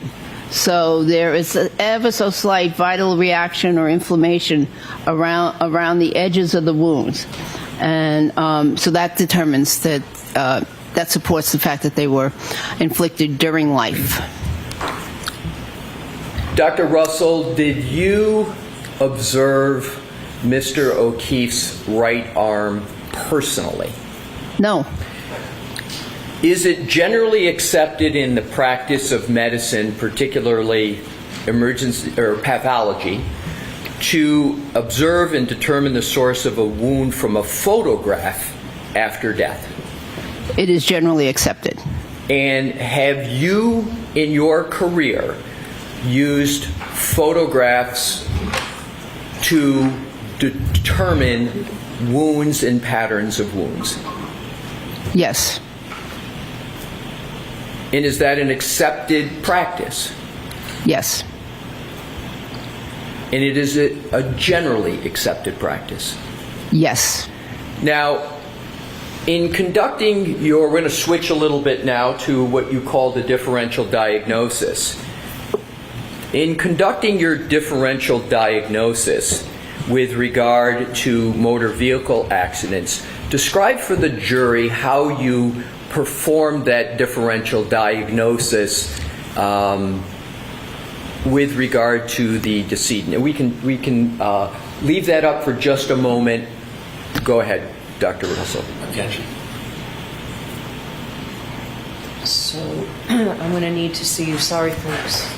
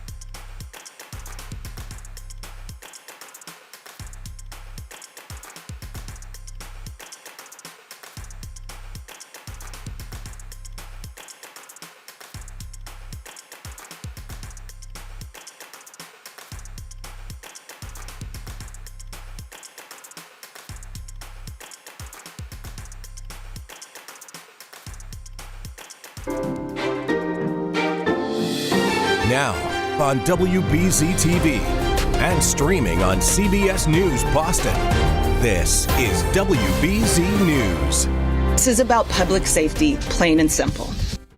Authorities laying out the work ICE has done over the last few months, saying that almost 1,500 people have been detained during immigration raids across Massachusetts, and they're urging the state to not get in their way. Good afternoon. I'm Paula Eben. This is the first time that federal authorities have publicly talked about their immigration crackdown here in Massachusetts. Authorities say they've detained 1,461 people in the last month, and they claim most of them are violent criminal offenders. They gave some examples, but did not give firm numbers. The head of the Boston Customs Office urged state and local officials to work with ICE and not stand in their way. If sanctuary cities would change their policies and turn these violent criminal aliens over to us, into our custody, instead of releasing them into the public, we would not have to go out to the communities and do this. Boston's my hometown, and it really shocks me that officials all over Massachusetts would rather release sex offenders, fentanyl dealers, drug dealers, human traffickers, and child rapists back into the neighborhoods. Now, the authorities were asked about the Milford High School student who was picked up over the weekend. They acknowledged he was not the target of the operation, but he's 18, so they said he is in the country illegally and is an adult. People in Milford are demanding his release. Free Marcelo! Free Marcelo! Free Marcelo! We learned over the weekend the 18-year-old Milford High student was detained while he was on his way to volleyball practice. His community is coming together to protest and demand answers. Our coverage continues with WBZ's Levin Reed in Milford. You have friends and family of Marcelo Gomez held a rally yesterday at Town Hall. The 18-year-old Milford High School student was detained by ICE on his way to volleyball practice on Saturday. Now, this was a scene after Sunday's Milford High School graduation. Students marched down the street to join Milford residents in a rally outside Town Hall. It was an emotional display of support for Marcelo Gomez. Hundreds lined the main street. The rally lasted a few hours, and cars passing by honked their horns and raised signs of support. The rally was peaceful. Students say they will never stop supporting their classmate. For the family and girlfriend of Marcelo Gomez, this is heartbreaking. Marcelo is just such a kind person, and he's the last person that this should be happening to, I guess.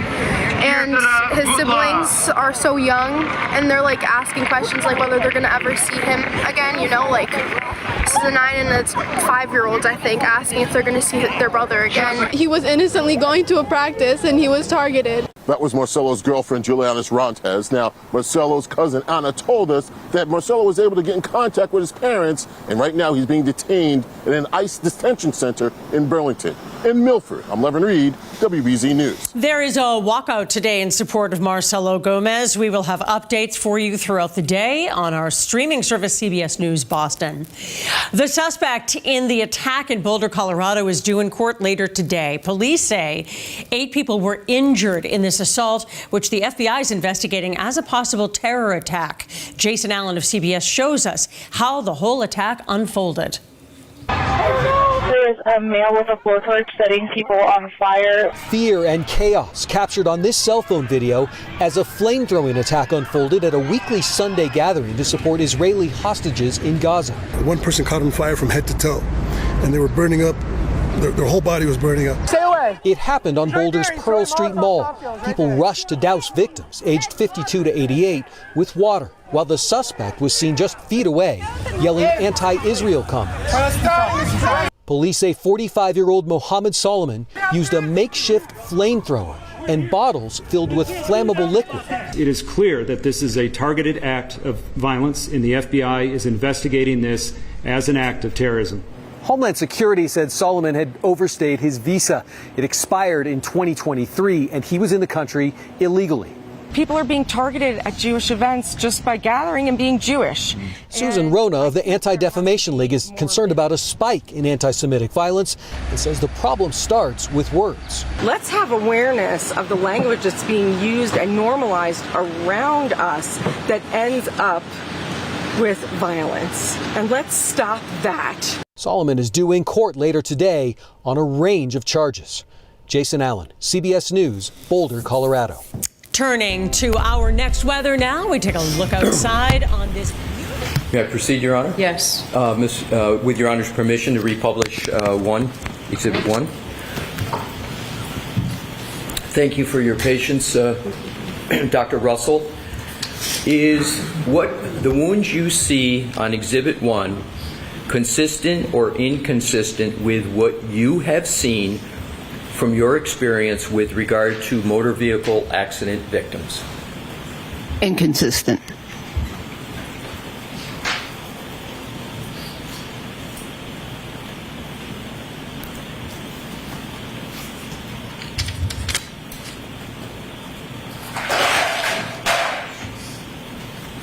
If I could have published Exhibit 206, which is in evidence, Your Honor. Okay.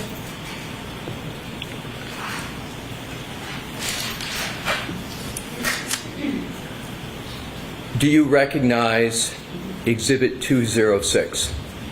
Yes. Did you review that as part of any report in this case? Yes. And can you describe how you reviewed this document as part of your evaluation of this case? Well, I reviewed the injuries, which are so this is a decedent, a picture of a decedent, a different case, not the decedent in this case, totally separate case. And is this from Dr. Welcher's report that you reviewed? Yes. All right, so continue, please. And so this is a person deceased, looks like in the street, and he's got multiple injuries, and this is allegedly from an auto versus pedestrian accident.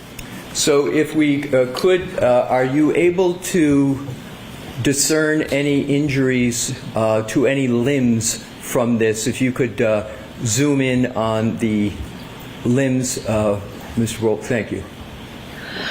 So there is a very extensive degloving, partially degloving, avulsion injury to the forearm of this individual, the extensive skin loss, damage to the subcutaneous tissue, possibly damage to other tissues beneath that.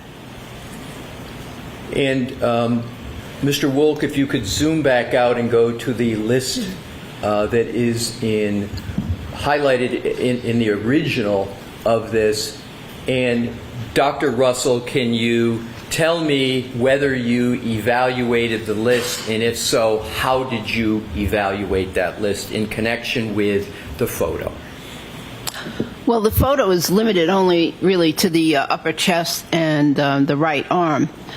And so I can't comment on any of the CAT scan findings here on this list. But this was a list of numerous traumatic injuries to this person. And regarding the arm, it says right upper extremity wound with vascular injury, clinical.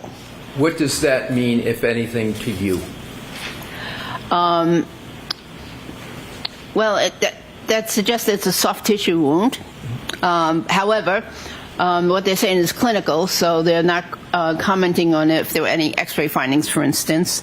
On an X-ray, but I mean would be a post-mortem X-ray. And this is just a clinical diagnosis or a visual hands-on diagnosis. Do you know whether that line that you just read relates to any part of the photograph? Any part of the photograph? Well, I believe it relates to that injury that we pointed out in the previous photograph. Can you switch back to that, please, Mr. Wolk? And if you could just zoom in and just what does... So this is the wound that they are talking about. It's a large gaping wound, soft tissue wound. If we could go back to the list, please. Zoom in. Thank you. But, please continue. No. What I was going to say is that there are multiple other injuries in this person. Multiple serious, significant injuries, subdural hemorrhage, subarachnoid hemorrhage, intraventricular hemorrhage, liver laceration, hemopneumothorax. That's blood and air in the chest cavity outside of the lungs. So it's in an area where it shouldn't be. This person had numerous injuries. Are you able to compare these injuries in that photo in this Exhibit 206, and did you compare them to your review of the autopsy report and other medical records of Mr. O'Keefe? Cystine. Answer the question? Oh. Okay. You can take that down. From your review, did Mr. O'Keefe sustain any liver laceration? No. Did Mr. O'Keefe sustain any gaping, as you called it, lacerations to the right forearm? No. Did Mr. O'Keefe sustain any pneumothorax injuries that you were describing with regard to 206? No hemopneumothorax.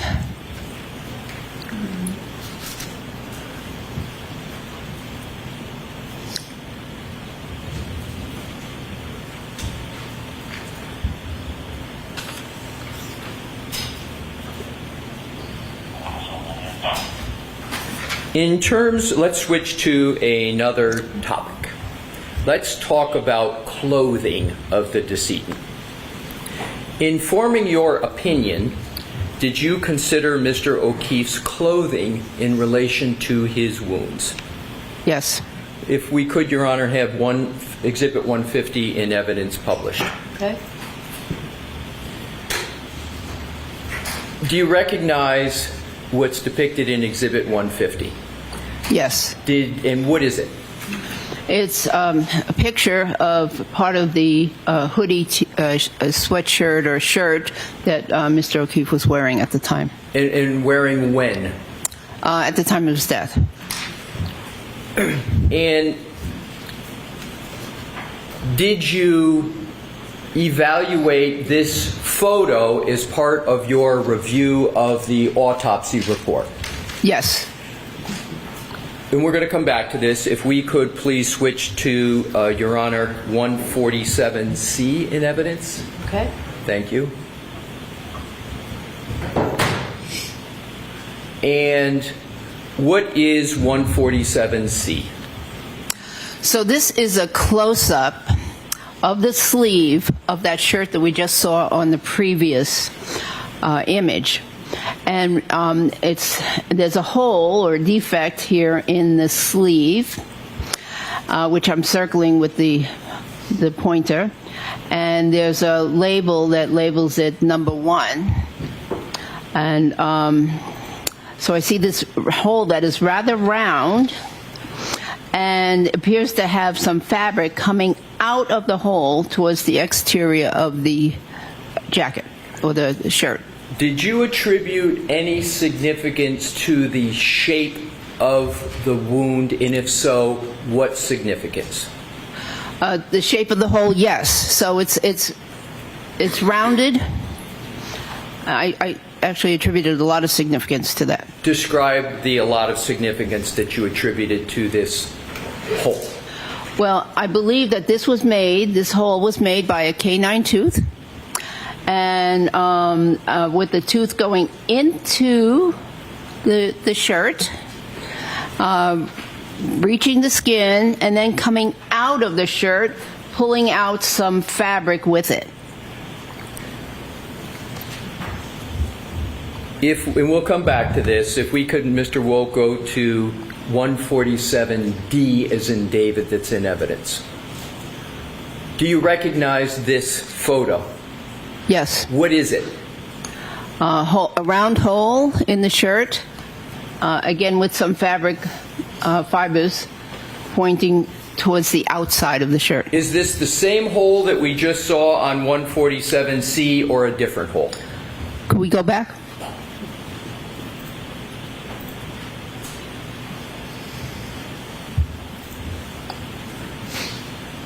I don't know. Okay, so let's now go back to Exhibit 150.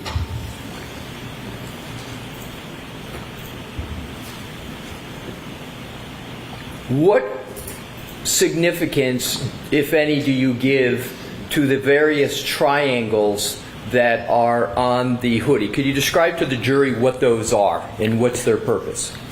So the triangles are labels that were placed by either the police or the crime lab or someone, and the point of the triangle generally is pointing towards a hole in the shirt.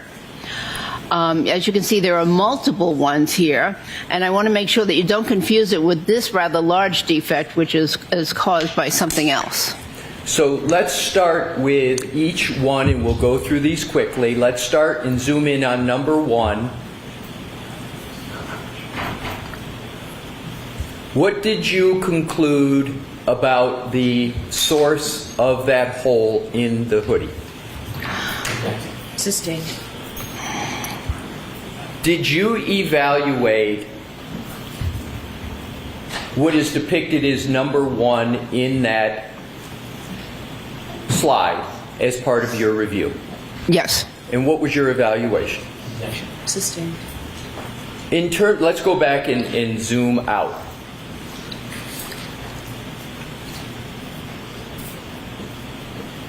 Have you in your career examined clothing either as part of your forensic pathology practice or your emergency medicine practice to determine the source of defects in clothing? Yes. How many times have you done that approximately in your career? Several hundred. And have you, in those several hundred times, have you ever had to reach a conclusion as to whether there was any connection between defects in clothing and wounds to humans? Many times. Can you give some examples of the many times you've had to look at clothing and defects in clothing to assist you in determining wound recognition in a human? Yes. So let me clarify. It's mostly used in forensic pathology, not so much in emergency medicine. The clothing and the cause of the wound is as important as in emergency medicine as the treatment of the wound. But in forensic pathology, it's a key component to any examination where you think that it was an unnatural death. So I've done it in gunshot wounds, in stab wounds, multiple times. Looking at the defects, looking at the direction of the of what I think the bullet track was, determining entry and exit wounds. In stab wounds, I've utilized them to help determine offensive and defensive wounds or injuries. So yes, many times. Have you ever performed that analysis? You testified earlier, 500 to 1,000 evaluations of dog-inflicted wounds on humans. Have you ever performed the analysis of defects in clothing and compared them to wounds on humans in the context of dog-inflicted wounds on humans? I don't think so. Perhaps in that one trial case. Well, yes. So in terms of, have there been any instances of doing that in your career? Have you done that at all in your career? Maybe that one child case. All right. So let's go now to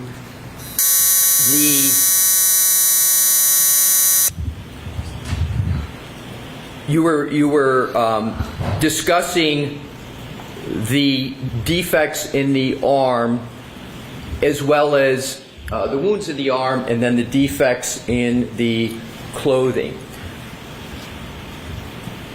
In terms of back to Exhibit 1.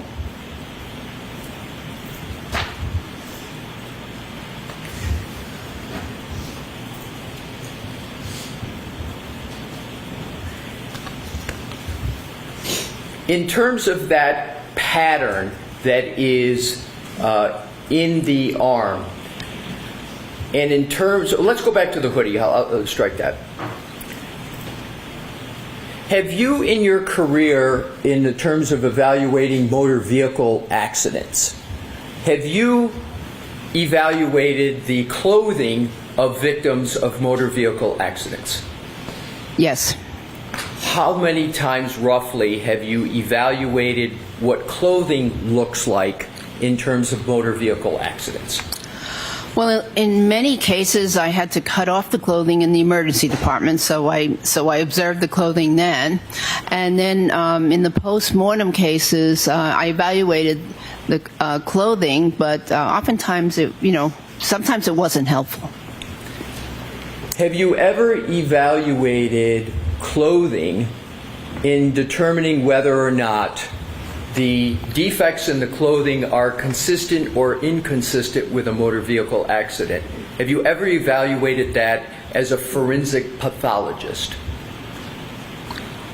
Not specifically. Right. And in terms of your observations in either emergency medicine or forensic pathology, have you ever observed defects from motor vehicle accidents in clothing? Yes. Is what is depicted in this exhibit consistent or inconsistent with a motor vehicle accident? Sustained.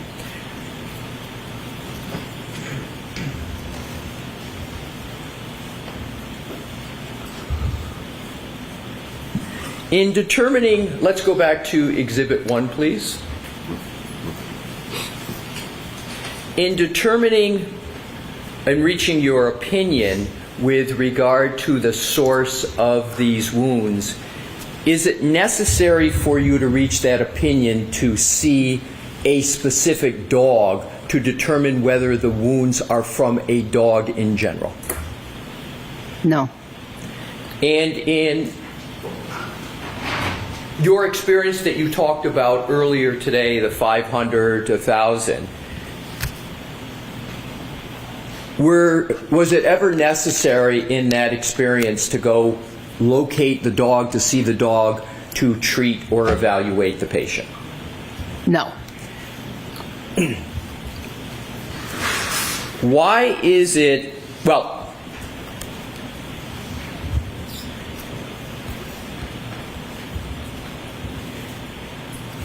in terms of, we're going to move to another category.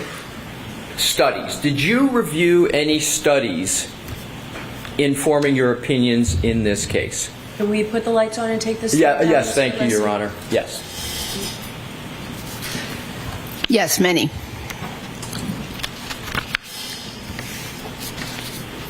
And did those studies that you review support or not support your conclusions in this case? Sustained. Which studies did you rely upon? Well, I reviewed quite a few, 10 to 20 in depth, and I relied a lot on 2 of the articles. Do you recall the names of the lead authors in the studies that you said, that you just referenced? Yes, one of them was Demuniak. Could you spell that, please? I wish. DEMUNNYCK, I believe. And was there... And then there was another one, Pollack, Pollack.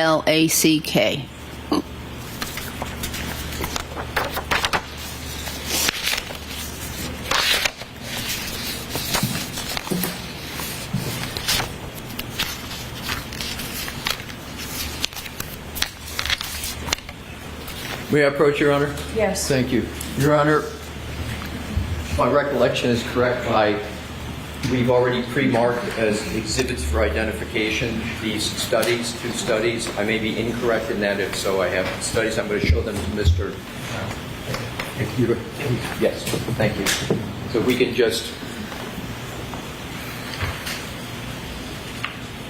make sure I have all the pages.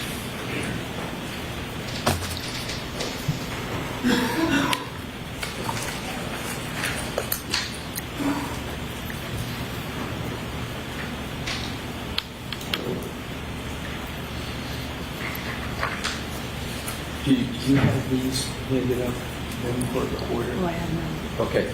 So if I can just have a moment, Your Honor. Okay, I've got them. These are them. If I could have marked for identification as one document, please. Exhibit PPP for ID.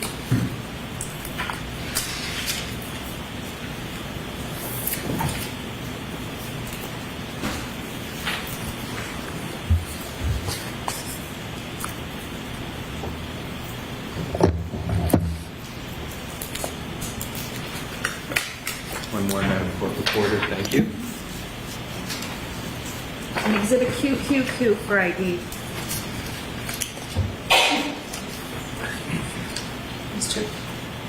Alessi and the court reporters down. Sure.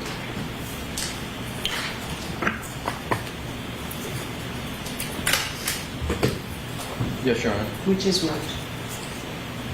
Exhibit PPP is the Demunic, and Exhibit QQQ is Pollock, and those are the lead author names. You're welcome.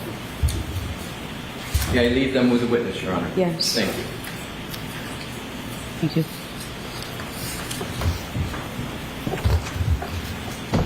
Dr. Russell, I have provided you with those two exhibits. I would ask you to just briefly take a look at them and let me know whether you recognize those as the articles that you were referencing before. Yes. Now let's start out with the Demunic study. Is that exhibit PPP? PP. Right. So is this the study that you referenced earlier in your testimony? Yes. Can you briefly describe for the jury how that study related to the opinions in this case? Objection. Sustained. Are these the studies that you cite to as a basis for support for your opinions in this case? Yes. And is QQQ a study that also supports your opinion in this case? Yes. Now, in terms of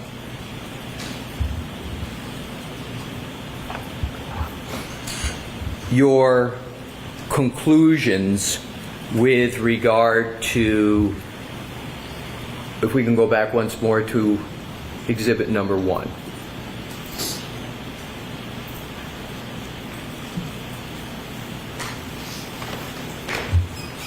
With regard to your opinion on the cause of these injuries, can you once again state your opinion as to the cause of these injuries?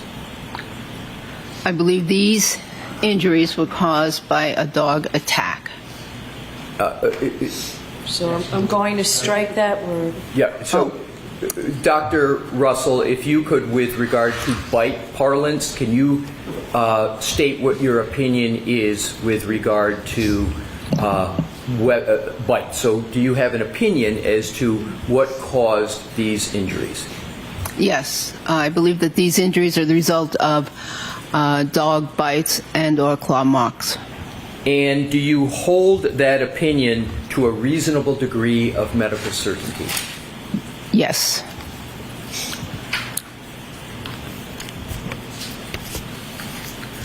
That is all the questions I have for this witness at this time. All right. Thank you. You want these? Okay.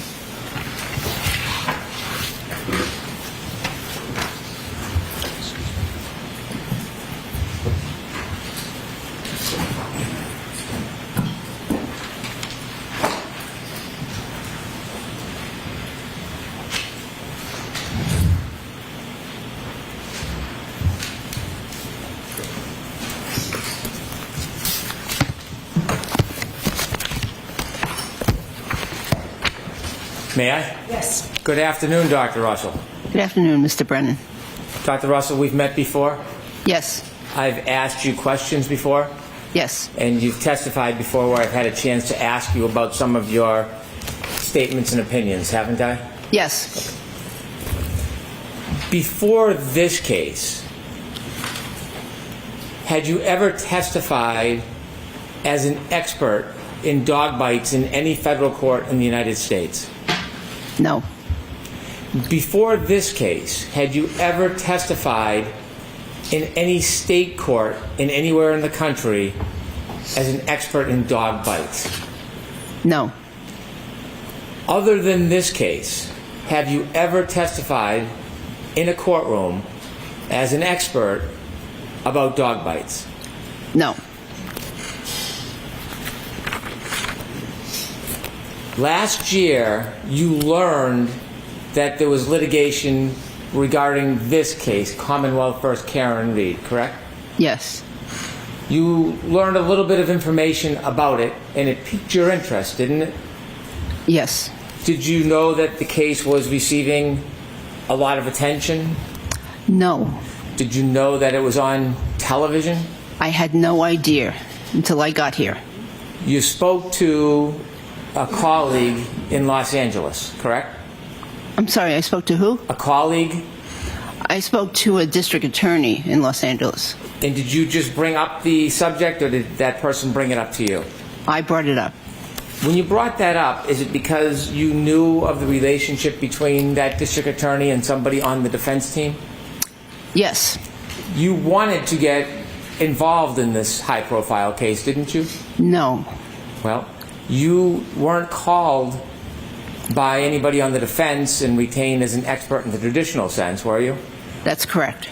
It was after you reached out yourself and interjected yourself into this case, true? I did so for a reason. And the reason being that I knew I was one of the only people in the United States board certified and residency trained in emergency medicine and also residency trained in forensic pathology. And therefore I had a unique skill or knowledge set. And I was one of the very few people that had the knowledge of dog bites, as well as those other trainings. And because of the fact that you held this opinion about yourself, you wanted to get involved in this very high-profile case, didn't you? I thought I could help clarify the issues as to whether or not this could be a dog bite, and maybe they could move on to something else if it wasn't. Did you want to get involved? No, not really. Inevitably, you got hired by the defense, didn't you? Yes, I reluctantly agreed. And they paid for your time? They are paying for the time. Yes. Did you know that there was a relationship between the district attorney you spoke to in California and somebody on this defense table? I know, yes. So when you spoke to the district attorney, did you have the hope that they would reach out on your behalf to get you involved in this case?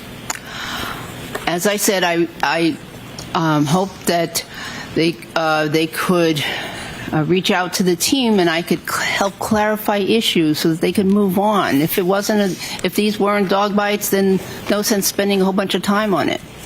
After you testified in this case last year, you then began to advertise yourself as a dog bite expert, didn't you? I had advertised myself many years ago as a dog bite expert, I think. I'm not sure, but yes, I did advertise myself as a emergency medicine and forensic pathology expert. Did you take with other, sub interests? Sure. Did you take a photograph of you testifying at trial and put it on a website to promote your accomplishments? It's a listing service for physicians, and yes, there is a photograph. So you took a photograph from your participation in this event? Yes, that's there. And you used that photograph in your participation at this event to try to procure future work, didn't you? I wouldn't say that was the reason, no. When you listed a number of things that you have experience in after this case, you then added that you were an expert in dog bites, didn't you? I believe I am an expert in dog bites, yes. But after this case, and after you took the photograph from this case, and after you created this advertising, you then added the fact that you were an expert in dog bites, didn't you? It was all at the same time, and it was submitted at the same time. Right. After this case, after you participated or volunteered to involve yourself in this case, you then used it as a marketing opportunity, didn't you? Well, I had retired from my full-time job, and I had time, and I wanted to get more involved in some forensic legal cases, and not specifically dog bite cases. I have much more experience with other cases. Undoubtedly, I respect that, but simply after you testified in this case, you did use your participation as a way to try to garner future interest in cases and income, didn't you? I did, but I did not mention this case. Have you testified in any other court since this case as a dog bite expert? No. You had written a few articles that were peer-reviewed on dog bites back in, is it the 1990s? Yes. And they involved law enforcement canines? Yes. And you describe in those articles how a law enforcement canine grabs and holds. Is that the technique they call it? Yes. Where they lock their jaw and then they pull and hold on to the subject that they're attacking or holding? Yes, that's what they were trained to do back then. And you would agree that there's a difference between, generally, the way a domestic dog bites and a law enforcement dog bites? Generally, yes. Since those two articles in 1990, have you authored anything else regarding dog bites? No. You had mentioned that you had gone to seminars regarding identification. Now, I had a chance to ask you a number of months ago about some details about training and education you have on pattern recognition analysis as it specifically relates to dog bites. Remember I asked you those questions a number of months ago? I believe you did. And I'd asked you if you could give us any specific listed trainings that you had regarding pattern recognition analysis of dog bites. And at that time, you did not have any names of any classes or seminars or certificates that you have. You mentioned again today that you have attended seminars regarding dog identification analysis. Do you now know some of those trainings and seminars? And are any of those listed on your CV? The trainings that I went to on bite marks in general, they were bite marks in general, and included things like how to determine what was a human bite, how to differentiate a human bite from a dog bite. But no, I did not specifically attend seminars limited to dog bites only. However, actually, there was one this past February that I did attend at the American Academy of Forensic Science. Over your many, many decades, you did not attend any seminars on pattern recognition analysis of dog bites, did you? Specifically dog bites? No. I only want to talk about dog bites. I know you're well trained and educated. I respect that. But I want to talk about dog bites. You didn't attain any certificates in pattern recognition analysis of dog bites, did you? I don't think there are any that exist, any training programs like that. In fact, forensically, have you ever been presented with a wound and been asked to determine whether or not the source of it was a dog bite, other than right here in this very case? Have you ever been asked to do that in your entire history? In my clinical career, perhaps once or twice, but not, not that I can give you a specific name. Well, the couple times, tell us what stands out. When were you asked ever, over your entire career, to do a forensic evaluation of a wound and identify whether it was a dog bite? When did that happen? A forensic evaluation? No, never. Never? Never. Okay. It just doesn't come up. Okay. And so this is the first shot, the first crack you've had at looking at a photograph and trying to make a determination based just on a photograph whether or not the wound is generated from a particular mechanism, and in this case, your opinion, a dog bite. No, actually, I disagree. I've been taking photographs of dog bites since the 1990s. And when you took the photographs, you knew they were dog bites. I did know that there were dog bites, Have you- yes. I have a collection. I'm sorry. I didn't mean to interrupt you. I'm sorry. That was it. Okay. So, not when you knew it was a dog bite and you took a photo. I know you have an interest. I'm asking, other than this case, there was never, ever a time in your career where you were presented with a photo and asked to give an opinion whether the mechanism of injury was a dog bite, other than this case? That's correct. So this is not a pattern recognition analysis engagement that you have any experience in before this effort? I've recognized that pattern many times. I appreciate your opinion, but I want to ask my question. You do not have experience over your long, accomplished career in the effort of pattern recognition analysis of dog bite wounds. Isn't that fair to say? Okay. You mentioned before, and you just mentioned again, so I want to ask you some more questions. You believe that you are uniquely qualified to look at a photograph and give an opinion about the source of the injury. I'm not uniquely qualified. That's done all the time in forensic pathology. Many forensic pathologists do that. Did you just say you're one of the very few physicians in the United States who has both the forensic and the clinical experience to look at a photograph and make a determination the mechanism of injury? No, I said, if I said that, then that was incorrect. I meant dog bites. But your question just now was not specific to dog bites. Postmortem photographs are used all the time in forensic pathology for second opinions. You're right. My apologies. Did you say today and before, have you said that you believe you're one of the only few physicians in the United States who could authoritatively distinguish between causes of wounds when it relates to dog bites? I did say that, and that's because of my unique training. I don't know of another doctor in the whole United States that did 2 residencies, one in emergency medicine and one in forensic pathology, and has a lifelong interest in dog bites. So, Dr. Russell, from your perspective, as far as you know, you were the only person in the entire United States of America who is qualified to look at a photograph and make a determination whether the wound was derived from a dog bite? No.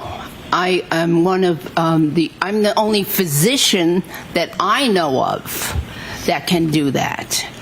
There may be, a few others out there. There may be, but I don't know of any other physicians that can do that. Do you recognize anybody other than yourself who has this very particular expertise to be able to do this kind of work?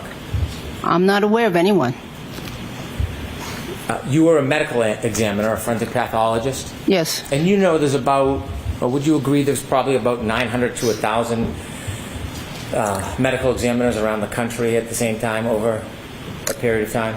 I believe that there might be, there's probably, I think there's around 500 or 600 practicing forensic pathologists. And do you think because they are forensic pathologists, those 500 or 600 people have the unique qualifications as you do to be able to give an opinion about the genesis of a wound? Wounds in general, perhaps. Dog bite wounds, I doubt that very many of them have a specific interest in dog bite wounds. And so you think that of all those forensic pathologists, medical examiners, you think that qualification and experience itself is not enough to qualify somebody to give an opinion on a photograph about the genesis of a wound related to dog bites? Well, if a forensic pathologist has autopsied 1 or 2 cases of dog bite wounds versus my experience with over 500 to 1,000 cases of dog bite wounds, I'm not so sure that person would be a very good expert in that kind of a case. Have you ever heard of a doctor named Dr. La Posada? I've heard of Dr. La Posada.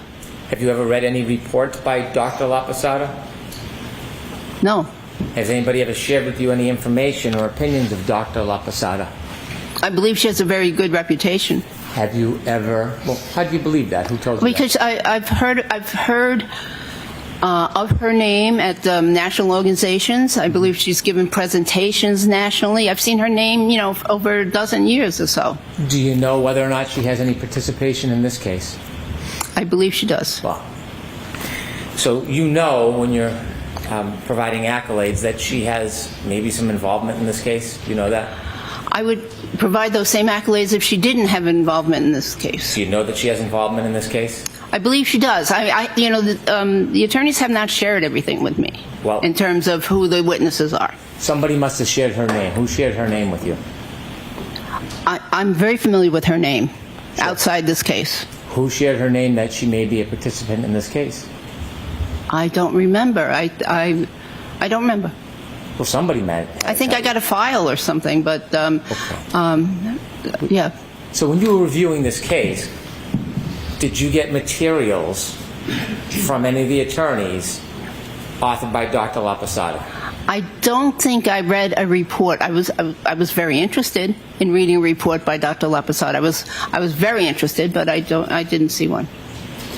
So when you received materials in this case, you didn't read all the materials the defense gave you? I don't believe they gave me the report.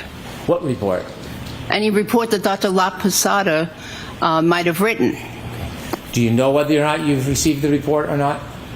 I received something that had her name on it. I don't remember what it was, but I was looking for a medical examiner's or a report, an actual report, and I did not see one. Dr. Russell, you are meticulous when you look and examine things. Right. So you would know what you've received and what you've read and what you haven't. So the fact that you're telling us that you saw something with her name on it, can you give us a little more information and share with us what it is you actually received about this Dr. La Posada? What did you get from the defense? I saw something. I think it was the name of a file folder, but I looked for a report and there was no report in it. Did you ever ask for one? I didn't ask because I didn't ask. I really wanted to read it, but I didn't. It wasn't given to me, so I didn't ask. Were you ever told what other people's opinions might be regarding those photographs? I'm aware that there was a Dr. Sheridan involved in a previous proceeding, and he believed that those were consistent with dog bites. Did you ever receive any reports from the defense about what other person's opinions would be in this trial about dog bites?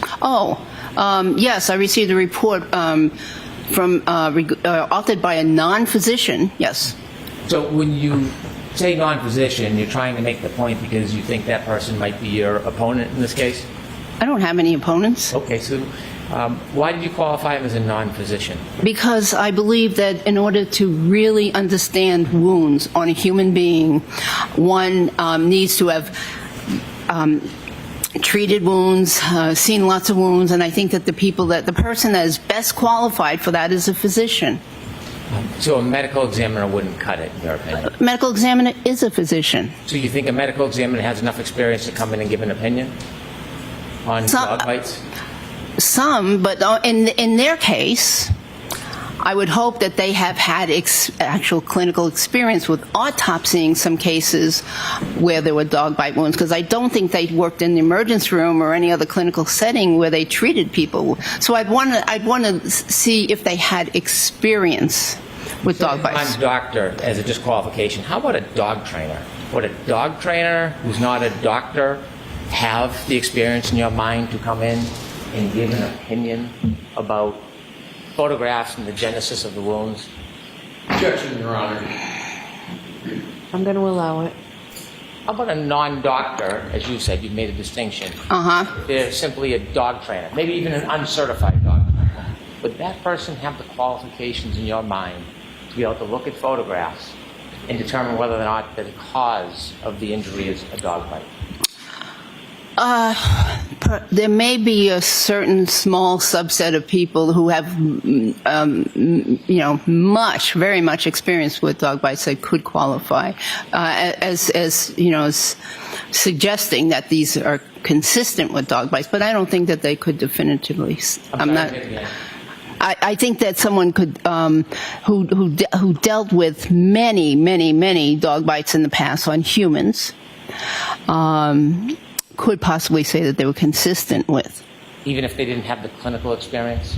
Well, I prefer that to hear that information from a physician, but I wouldn't rule out that only doctors, only a physician, MD, could say that something was a dog bite. It seems like the standard is now kind of changing a little bit. Because when I asked you, Your Honor. Sustain. You mentioned the other person, you disqualified the person because they weren't a doctor. It seems now in some instances you're willing to accept a non-doctor into your very select group of experts. If someone, well, I can explain. If someone had looked at perhaps hundreds and hundreds of wounds inflicted by a dog that they know was inflicted by a dog, and they saw the resulting photographs on a person, I think that particular person may be able to make some comment as to whether or not some wounds are consistent. However, if in terms of a medical examiner, if they've autopsied one case or two cases of dog bites and they're trying to testify based on some pictures, I would be a little concerned about that. Does qualification for this type of business, in your mind, depend on who hires you? Absolutely not. Suffice to say, you've never taken a class in the forensic analysis of dog bites. I don't think any class exists. But I'm asking about your experience. Well, that's correct. You haven't, have you?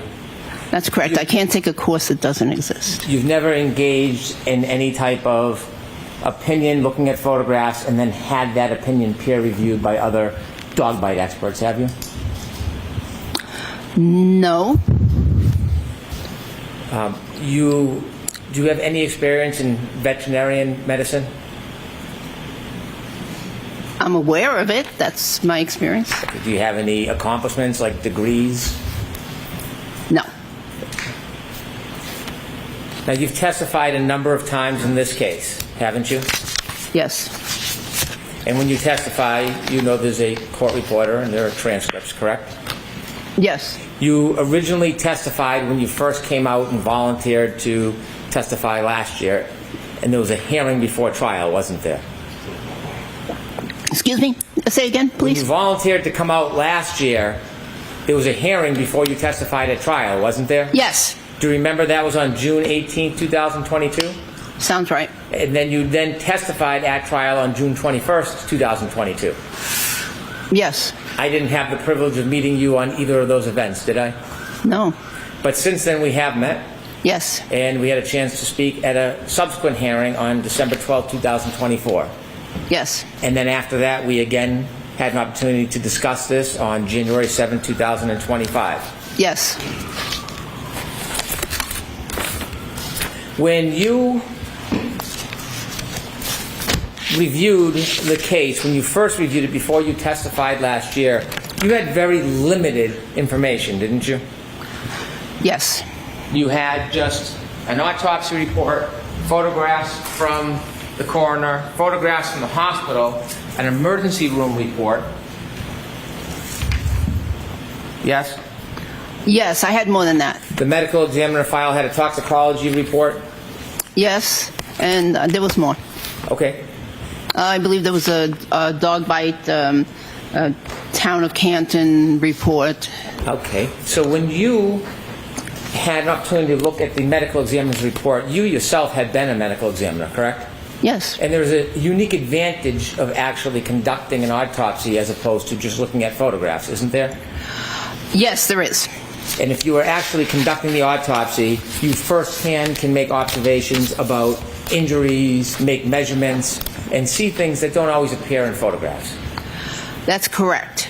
And when you would do medical exams, you had a distinct advantage over people who would later see your work, a written report, or photographs, because you were there actually conducting the investigation.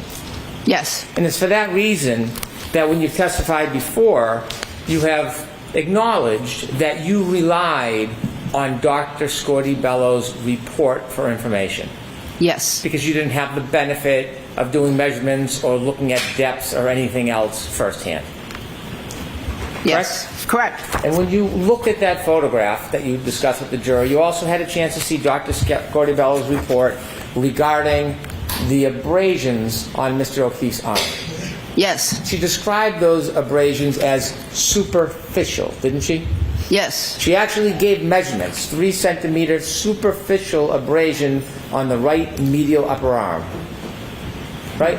Yes. You not only read that, you deferred to her ability to have a first-hand observation, and you accepted that as true, didn't you?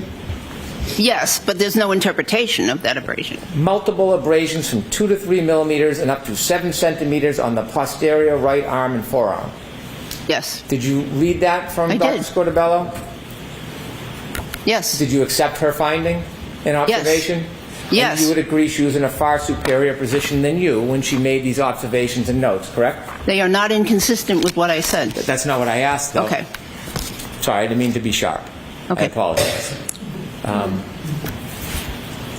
Did you rely on her ability and first-hand observation of those wounds? Yes. And did you appreciate or accept the fact she had a superior opportunity to evaluate those wounds firsthand that you did not have the benefit of? She made no interpretation of those wounds. Well, did you know that Dr. Scordi-Bello has described them as superficial? They are. Did you know that she said there was no depth and no puncture? Not inconsistent with what I said. I understand, doctor, but I'm asking you, do you know that her position is that there was no puncture and no depth to those wounds? Objection, Your Honor. Can we have the witness see the report that he keeps referring to? Can you answer that question without seeing it, or do you need to see it?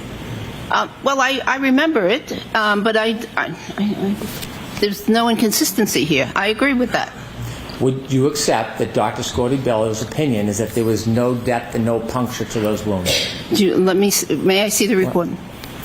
It might not be in the report. I'm asking about any testimony, anything that she's ever said. Would you agree or accept her position that there is no puncture or depth to those wounds? Objection, Your Honor. I'd like all the questions that were about an autopsy.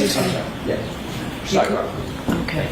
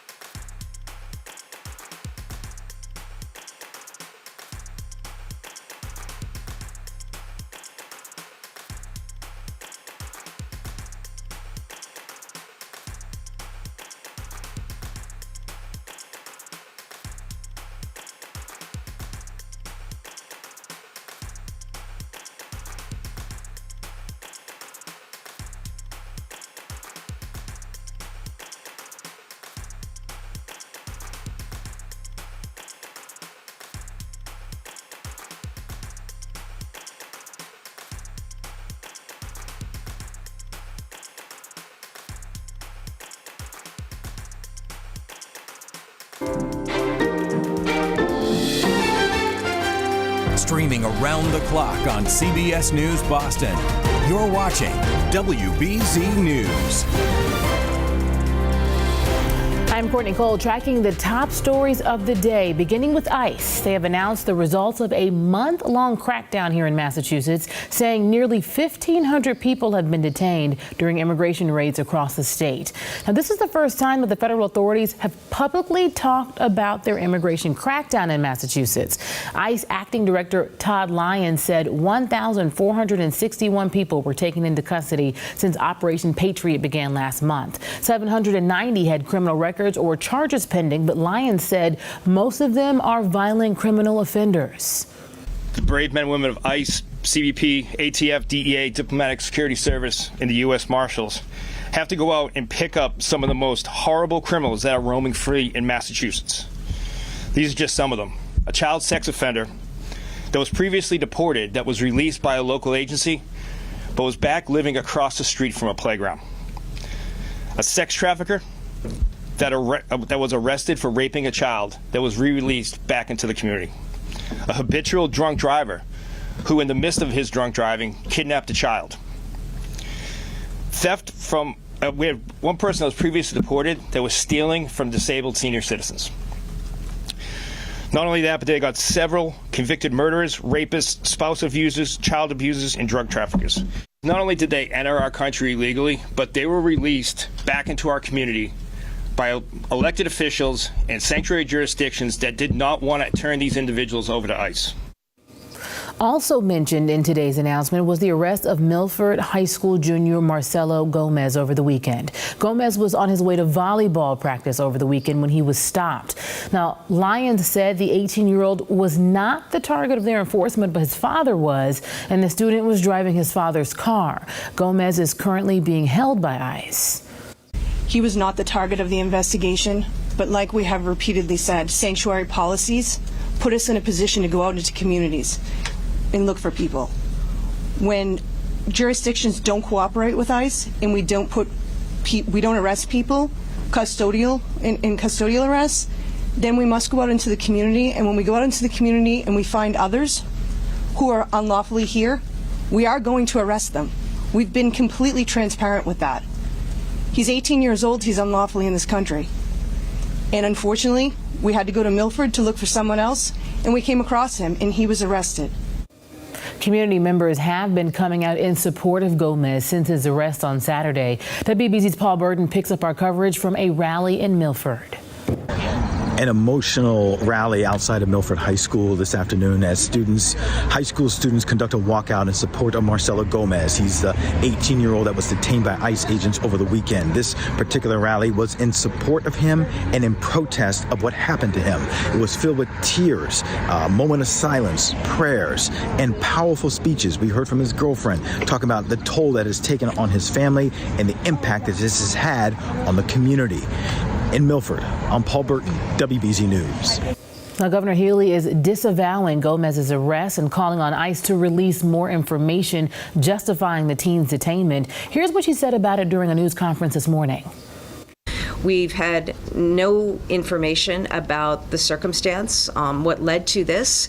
And I think at this point, given that a few days have passed and ICE has had plenty of opportunity to examine whether or not they made a mistake, because they have made mistakes, unless ICE has additional information that would substantiate that this individual had some criminal involvement, he should be released. At this point, they've said nothing about criminal involvement. We have no reason to believe that there was any criminal involvement on the part of this. May I? Yes, please.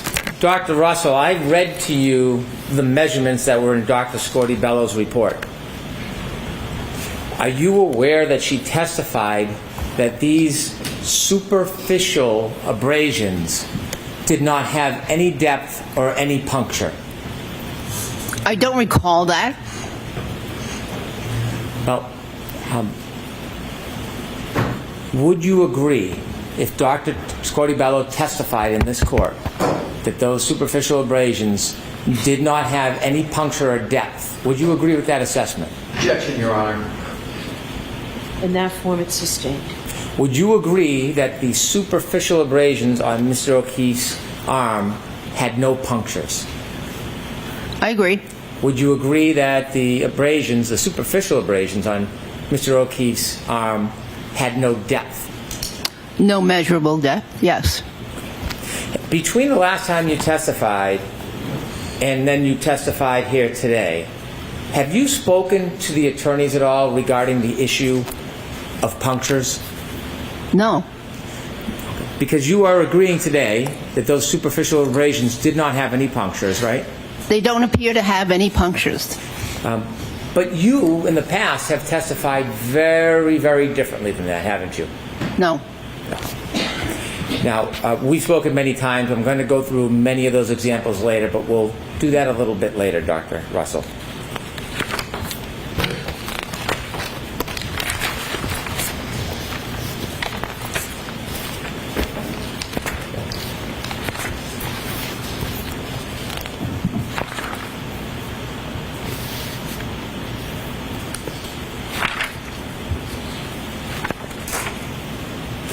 Over the course of your many testimonies under oath, would it be fair to say that you have changed your opinions about the superficial abrasions to John O'Keefe's arm many times? I don't believe that's fair to say. In the past, when you were describing Mr. O'Keefe's superficial abrasions on his arm, did you give varying and different opinions about the cause of each individual wound, area of wound? I don't believe so. When you first gave opinions, that was before the last proceeding. You came in and you were questioned before you testified in that initial proceeding, right? I'm trying to be as specific as I can. You testified last year? Yes. Please. There was a hearing and then there was a proceeding. Okay. That prior hearing, can we call the first event the prior hearing and the next one the prior proceeding? I'm confused. I don't want to confuse you. I'm just trying to follow the rules. You testified twice last year, didn't you? 3 times. 3 times. Okay. The first time you testified was just before the judge? Yes. Okay. When you first testified before the judge, do you remember that you had uncertainty about how each and every one of those wounds was caused? I don't remember that.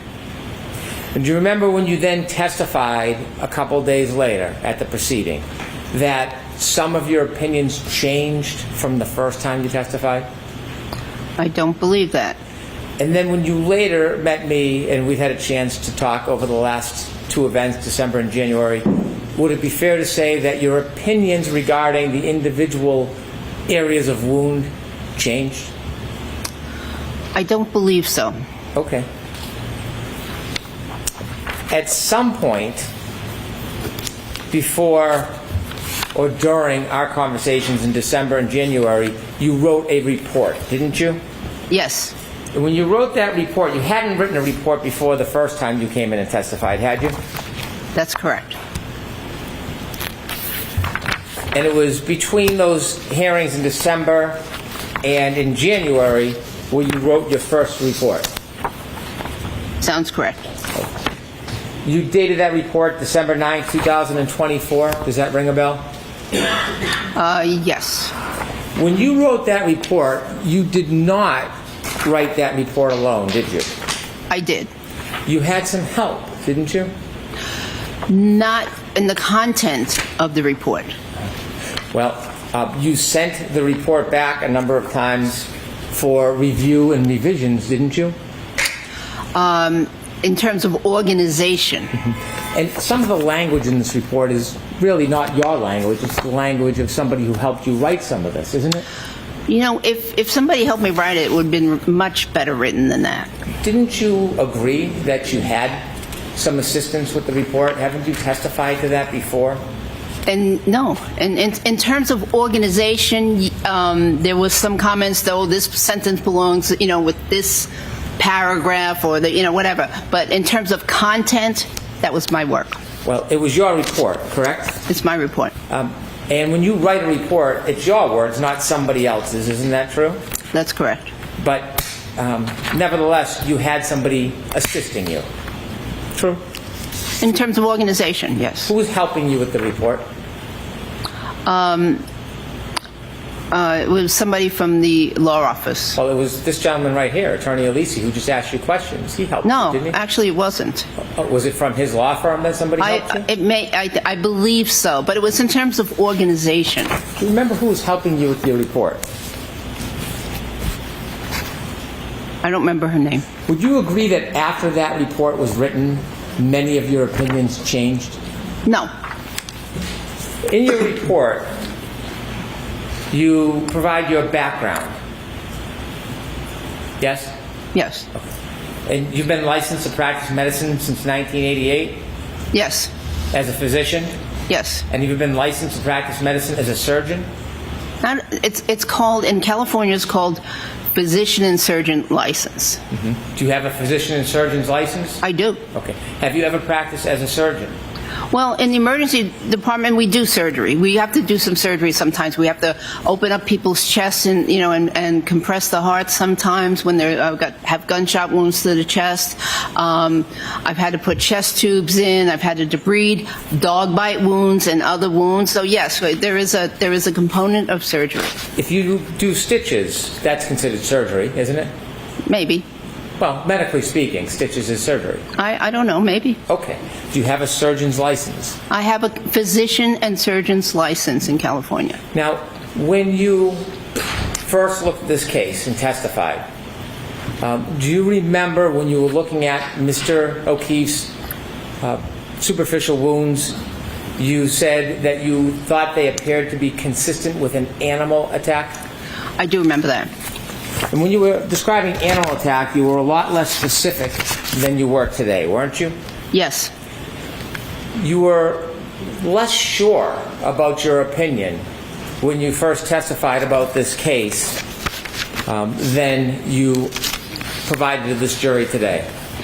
I was certain that it was a dog attack. However, as I mentioned before to you, in medicine, we're taught never, nothing is 100%, and therefore never say, anything's 100%. So that's why I gave that generalization. However, I have reviewed the case, but I personally was certain that those were dog marks. Now, I have reviewed this case over and over and over again. Plus, I've read additional articles more than once, and which substantiate again my findings. So my degree of certainty perhaps increased. So when you first testified in this case back in June of 2022. Are you agreeing that your testimony was less certain than today? I believed that it was a dog attack at that time. When you testified, you didn't say dog attack, you said animal attack at the beginning, didn't you? Yes. And when you were asked about the cause, you said that it could be bite or scratch wounds. Correct. So back in June, when you were looking at individual wounds, you, at that time anyways, were unable to differentiate between bite and scratch wounds. They are very similar. I understand, but today you seem pretty unequivocal. So I want to go back to the beginning and see the evolution. I'm asking a question. All right. So the argumentative part is out. Ask the question, Mr. Wood. I want to go back to identify the evolution of your opinions. So let's start at the beginning. Your Honor. So, question, please. At the beginning, before your opinion evolved, you started with an opinion that this could have been either bite or scratch wounds, right? Yes. And if there was actually a methodology where you could identify superficial abrasions and make a determination whether it was from an animal or a dog, there would be something definitive, specific, where you could identify a scratch from a bite wound, wouldn't there be? Not unless there was a piece of tooth in the wound or a piece of nail. There would otherwise not be any specificity. You talked about patterns when you first testified back in June of last year. And when you talked about the patterns, again, you had some uncertainty whether those patterns were caused by nails, the claws, or could have been caused by teeth. Isn't that fair to say originally that was your position? There is some overlap in terms of the appearances. They can appear very similar, and they can be arranged very similar in terms of parallel lines. In fact, when you first testified, you weren't consistently even saying that it was a dog, or as you say today, dog attack. You were saying, in your opinion, that they were the result of animal bites or scratches. That was what you originally opined, isn't it? We just went through that, yes. And at some point, you said that it might most likely be a large dog. Do you remember that? Objection, Your Honor. Can we approach with regard to this line of questioning? So why don't we break for today? All right, so jurors, we're not going to finish this today in the next 5 minutes, so it seems like it's a good place to break. I do have to give you those same cautions. Please do not discuss this case with anyone. Don't do any independent research or investigation into the case. If you happen to see, hear, or read anything about the case, please disregard it and let us know. Please be very careful with your social media use. Tomorrow is also a full day. We'll see you tomorrow. Thank you very much. Dr. Russell, you can again just call me. Thank you. Close it open. Follow me. Okay, thank you. Can I see counsel while the jury's filing out, please?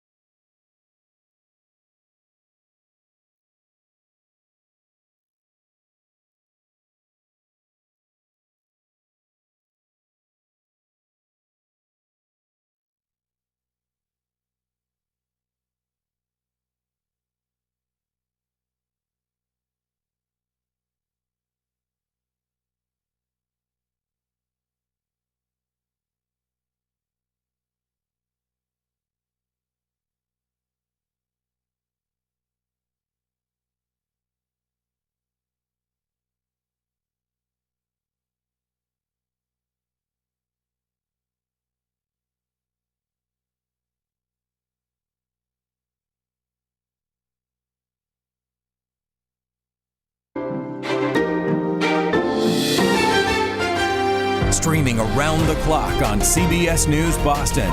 You're watching WBZ News. I'm Courtney Cole, tracking the top stories of the day, beginning with ICE. They have announced the results of a month-long crackdown here in Massachusetts, saying nearly 1,500 people have been detained during immigration raids across the state. Now, this is the first time that the federal authorities have publicly talked about their immigration crackdown in Massachusetts. ICE Acting Director Todd Lyons said 1,461 people were taken into custody since Operation Patriot began last month. 790 had criminal records or charges pending, but Lyons said most of them are violent criminal offenders. The brave men and women of ICE, CBP, ATF, DEA, Diplomatic Security Service, and the U.S. Marshals have to go out and pick up some of the most horrible criminals that are roaming free in Massachusetts. These are just some of them. A child sex offender that was previously deported that was released by a local agency but was back living across the street from a playground. A sex trafficker that was arrested for raping a child that was re-released back into the community. A habitual drunk driver who, in the midst of his drunk driving, kidnapped a child. Theft from, we had one person that was previously deported that was stealing from disabled senior citizens. Not only that, but they got several convicted murderers, rapists, spouse abusers, child abusers, and drug traffickers.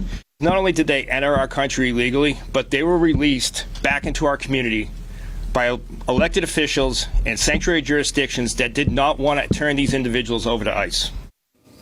Also mentioned in today's announcement was the arrest of Milford High School junior Marcelo Gomez over the weekend. Gomez was on his way to volleyball practice over the weekend when he was stopped. Now, Lyons said the 18-year-old was not the target of their enforcement, but his father was, and the student was driving his father's car. Gomez is currently being held by ICE. He was not the target of the investigation, but like we have repeatedly said, sanctuary policies put us in a position to go out into communities and look for people. When jurisdictions don't cooperate with ICE and we don't arrest people in custodial arrests, then we must go out into the community, and when we go out into the community and we find others who are unlawfully here, we are going to arrest them. We've been completely transparent with that. He's 18 years old, he's unlawfully in this country. And unfortunately, we had to go to Milford to look for someone else, and we came across him, and he was arrested. Community members have been coming out in support of Gomez since his arrest on Saturday. WBZ's Paul Burton picks up our coverage from a rally in Milford. An emotional rally outside of Milford High School this afternoon as high school students conduct a walkout in support of Marcelo Gomez. He's the 18-year-old that was detained by ICE agents over the weekend. This particular rally was in support of him and in protest of what happened to him. It was filled with tears, a moment of silence, prayers, and powerful speeches. We heard from his girlfriend talking about the toll that it's taken on his family and the impact that this has had on the community. In Milford, I'm Paul Burton, WBZ News. Now, Governor Healy is disavowing Gomez's arrest and calling on ICE to release more information justifying the teen's detainment. Here's what she said about it during a news conference this morning. We've had no information about the circumstance, what led to this. And I think at this point, given that a few days have passed and ICE has had plenty of opportunity to examine whether or not they made a mistake, because they have made mistakes, unless ICE has additional information that would substantiate that this individual had some criminal involvement, he should be released. At this point, they've said nothing about criminal involvement. We have no reason to believe that there was any criminal involvement on the part of this young man, and his family, his community are pretty devastated. And that's why I think, unless ICE has additional information about this young person, he should be released. We will have team coverage of today's developments coming up on WBZ News starting at 5. The news continues after the break right here on CBS News Boston.